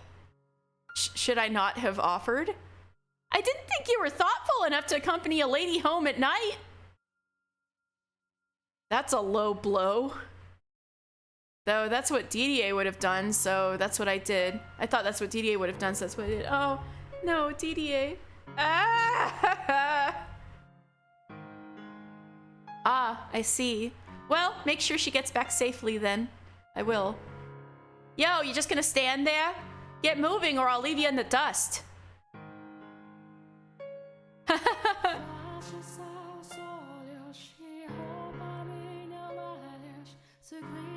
All right, this should do. The back streets aren't particularly welcoming to new faces popping up and wandering around after dark. Wouldn't want you to get mugged on your way back. I don't need that on my conscience right now. All right. Out of curiosity, is the brothel you work at now the same one that was attacked 4 years ago? Nah, different place. Unless someone's done something with it. Oh my god, I just realized I should stop. When they get to the brothel, I'll stop. Unless someone's done something with it, the one from 4 years ago is still abandoned. I thought about fixing it up, getting everyone back together, but there's not many of us left, and well, I'm not even sure I want to go back myself, you know? Understandable. What was Morgana like when she was there? Not sure what to tell you. She never talked much, so I'm not sure she even liked being around us. I can assure you she did. She told me her time at the brothel was one of the few chapters of her life she remembers fondly. If that's true, that's great to hear. It's the first time she's been, like, genuine. There were times I thought maybe we should take her to an orphanage somewhere, but well, you know how my experience living at one of those went, so yeah. But at the same time, it's not like a bunch of whores were gonna make better parents. So I never really was sure what the right thing to do was. And then after the raid, well, I felt like shit. She didn't have to be there, but I stupidly thought it was a good idea to keep a little girl in the lawless back streets. I can't tell you what the best choice would have been, but I can tell you her time with you changed her for the better. So you don't need to feel guilty about choosing to keep her there. Haha, I appreciate it. If it's not too much trouble, could you tell me about Morgana in more detail? It's a bit late tonight, so how about tomorrow? Got a little something I want to give you, too. Oh? It's nothing much, but you'll see. I'll sneak into the courtyard again tomorrow night. Okay. Alright, I'll meet you there then. Anyway, I'm off. Actually, one last thing before I go. Take this. What? A knife? A knife! What do you got there? A knife! To protect yourself. You sure don't look like you're carrying anything. I'm not, but if I take this, then you... It's fine, I've got two! You have... Collecting pointy things is one of my hobbies. Oh, like how you were collecting bullets before? That doesn't sound like the safest hobby. Anything with a nice sharp tip sends shivers down my spine. Makes my heart skip a beat. I'm not sure those are appropriate feelings to have about blades. This reminds me of the time Jacopo gave Maria a cartridge. She got pretty excited about that too. Yeah, I made the connection too. I can understand taking interest in weaponry, but hers seems somewhat excessive, dangerously so. Anyway, I don't see why you shouldn't take it. She has a point. It is dangerous out at night. I'd honestly rather not be carrying a knife at all. What? Why not? They scare you. Ah, I'll be fine. It's only for self-defense, not hurting other people.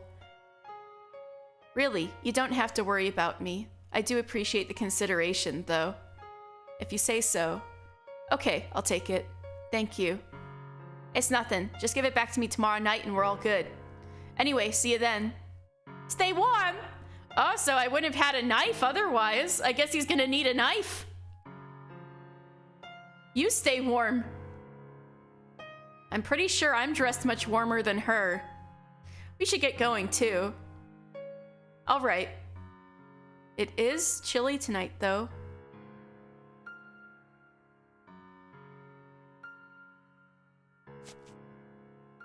It's true? Hmm? Did you hear that? I thought I heard a voice. I did. It came from the bushes over there. I'm going to see if I can get a little closer. Ooh! This will be the stinger for next time! About the observation tower. Ah! Do you believe it is? Are we witnessing a tryst? In any other circumstances, I would just walk away and let them be. But she mentioned the tower, so I can't. We should listen in and try not to get caught. Yeah, you'll die, like, instantly. Or the instant that Pauline walks away. Agreed. Several different people have told me the same thing. That there's someone being held in the tower. Who was the first to mention it? Michelle. No! No! You're in danger! Bitch, you're in danger! Michelle, you know, the man who showed up yesterday. He's staying in a room in the mansion. He's going to kill Michelle! Ah, the one with the white hair. Yeah, him. Run! Go back to the brothel! Oh, so if he'd done nothing, Michelle would have gotten fucking murdered in the middle of the night.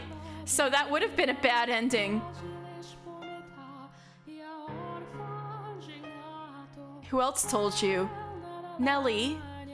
And while he hasn't said anything to me personally, she says Mel confirmed it as well. I see. There is no need for concern. The only thing in the tower is the Lord's fortune. Trust me, please. Pauline, you know how many enemies the Lord has. You know how many of them would like nothing more than to see him fall. Yeah, his facial expressions, the way he's talking, is a lot more like when it was just the two of them together in that other life.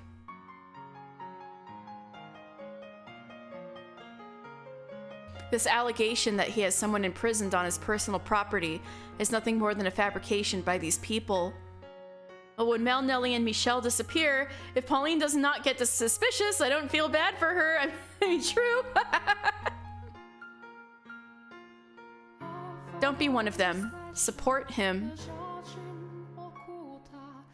Support me. It's a terrible shame Mel and Nellie think the Lord would do such a thing. Don't listen to him, Pauline. He's lying to you. Should I stay hidden or should I intervene? Fuck, don't intervene. Don't intervene, he'll kill you.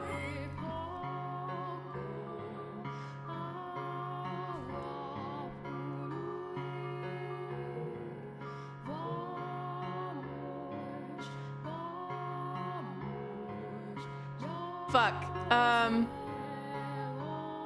I believe you more than anyone in the world. You have my complete trust, you know that. But I would still like to see for myself. If there's no one in the tower, then that proves their accusations are baseless. Pauline, I want to trust you even more, so please let me see what's in the observation tower. Ooh, that puts you in a spot, doesn't it, Yuki? Please. If you say there's no one there, so it shouldn't be any problem, right? Okay. I'll talk to the Lord when he's here tomorrow. I can't let you in without his permission, of course. But once I've spoken with him, I'll take you to see what's in the tower. Thank you. No, they're just gonna hide her. But wait, that means she's out of the tower and they can maybe whisk her away. It's getting late. You should head back. Okay. Oh, we dodged a bullet! Yukimasa would have fucking murdered us in the middle of the night if we hadn't have gone with Maria. Don't look so glum, Pauline. We'll see each other again tomorrow night, as usual. Yeah. Well, good night. Good night.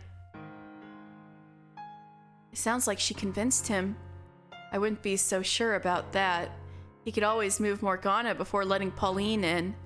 We'll have to keep a close eye on him tomorrow. He caught you, didn't he? I knew it. I know you're out there.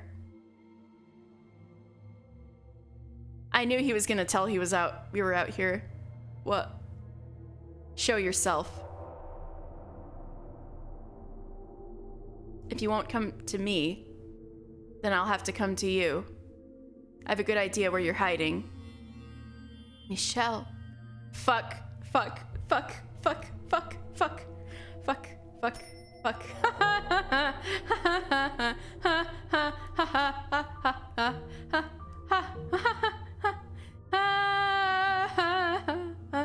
Run!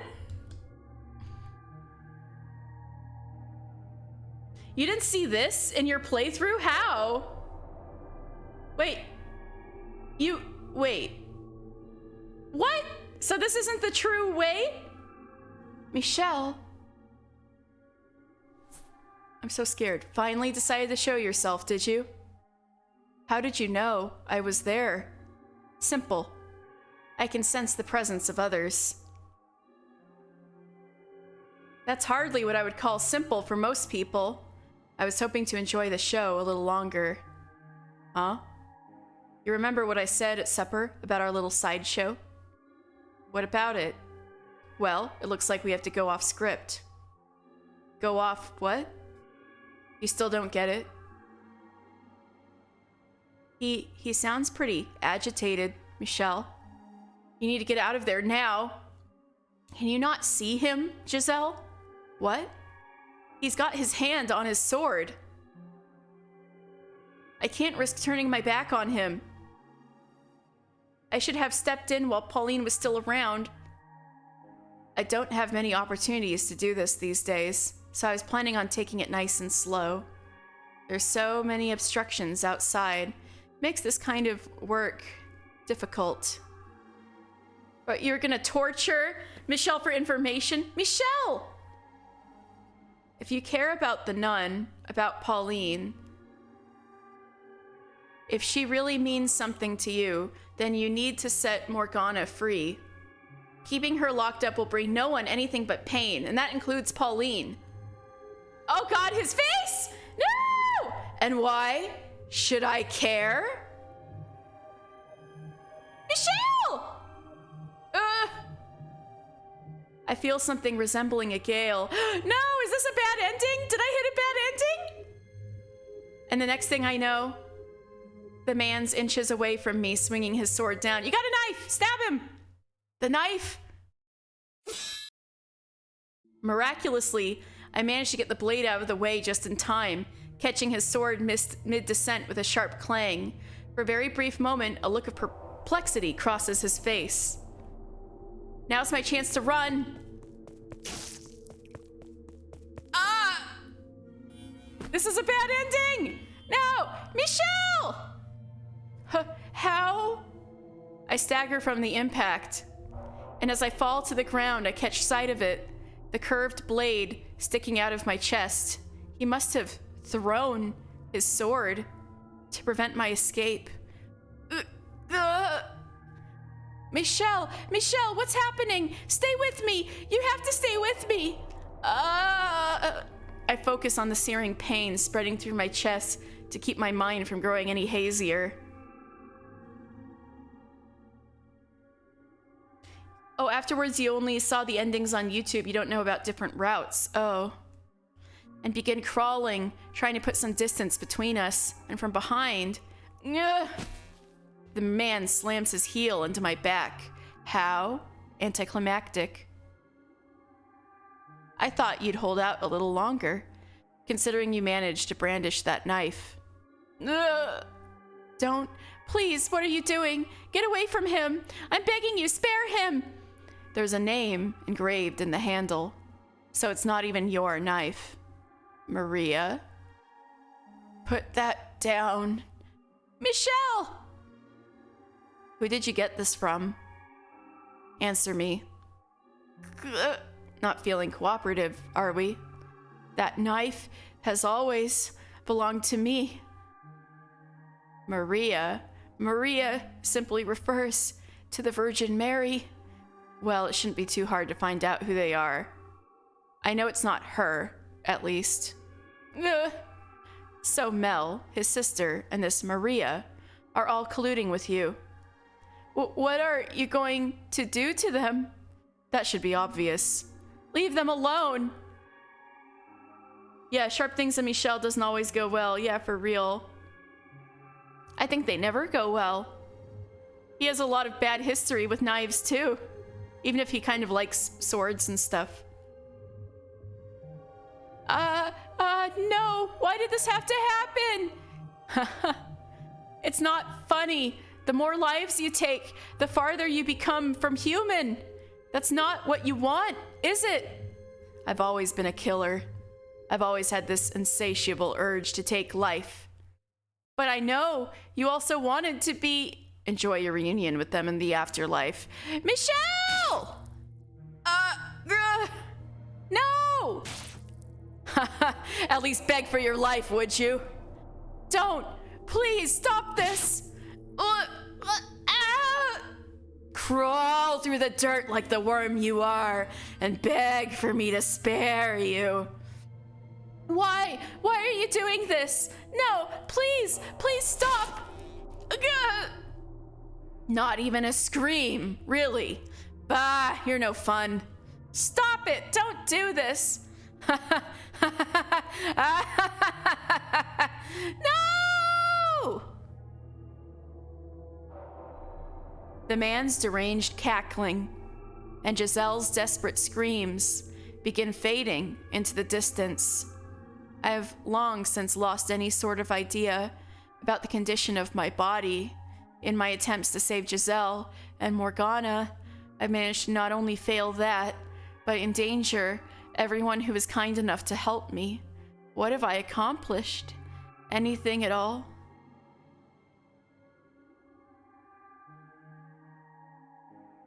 Ending 0, dead end.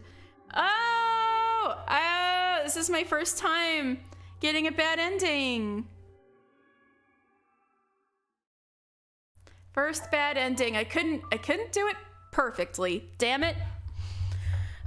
Oh well, I guess we might as well stop here, and then we'll pick up with Maria tomorrow and not escort the lady home. At least you don't feel so bad about getting 3 bad endings. Yeah, don't feel bad. Although I would have liked the cred if I had gotten all the way through to the true ending without bumping once. So wow. All right, well, thank you guys. Let's see who to raid. Haha. Ruin, start from the beginning. No! Then we're gonna be playing this game for 5 million years alone. It's really hard to get first try. Man, I wanted that cred. Oh well. Let's see who's around. Yay! I'm so glad you had fun. Completionist runs. We might finish this tomorrow? Seriously? But there's like 6 hours left. Well, I ended up doing 6 hours today.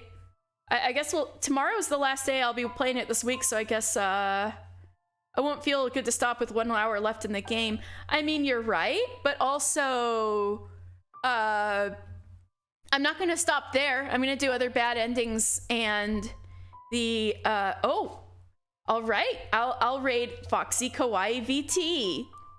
You got it, Retro. Have we? That sounds familiar. Have I seen them before?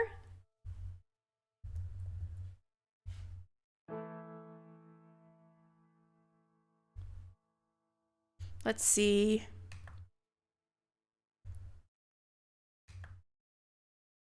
All right, so we're gonna raid.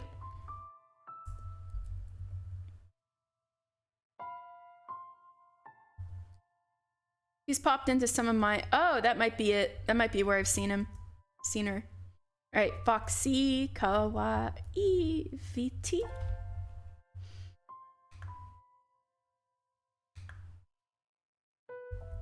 I'm just getting her on my browser too.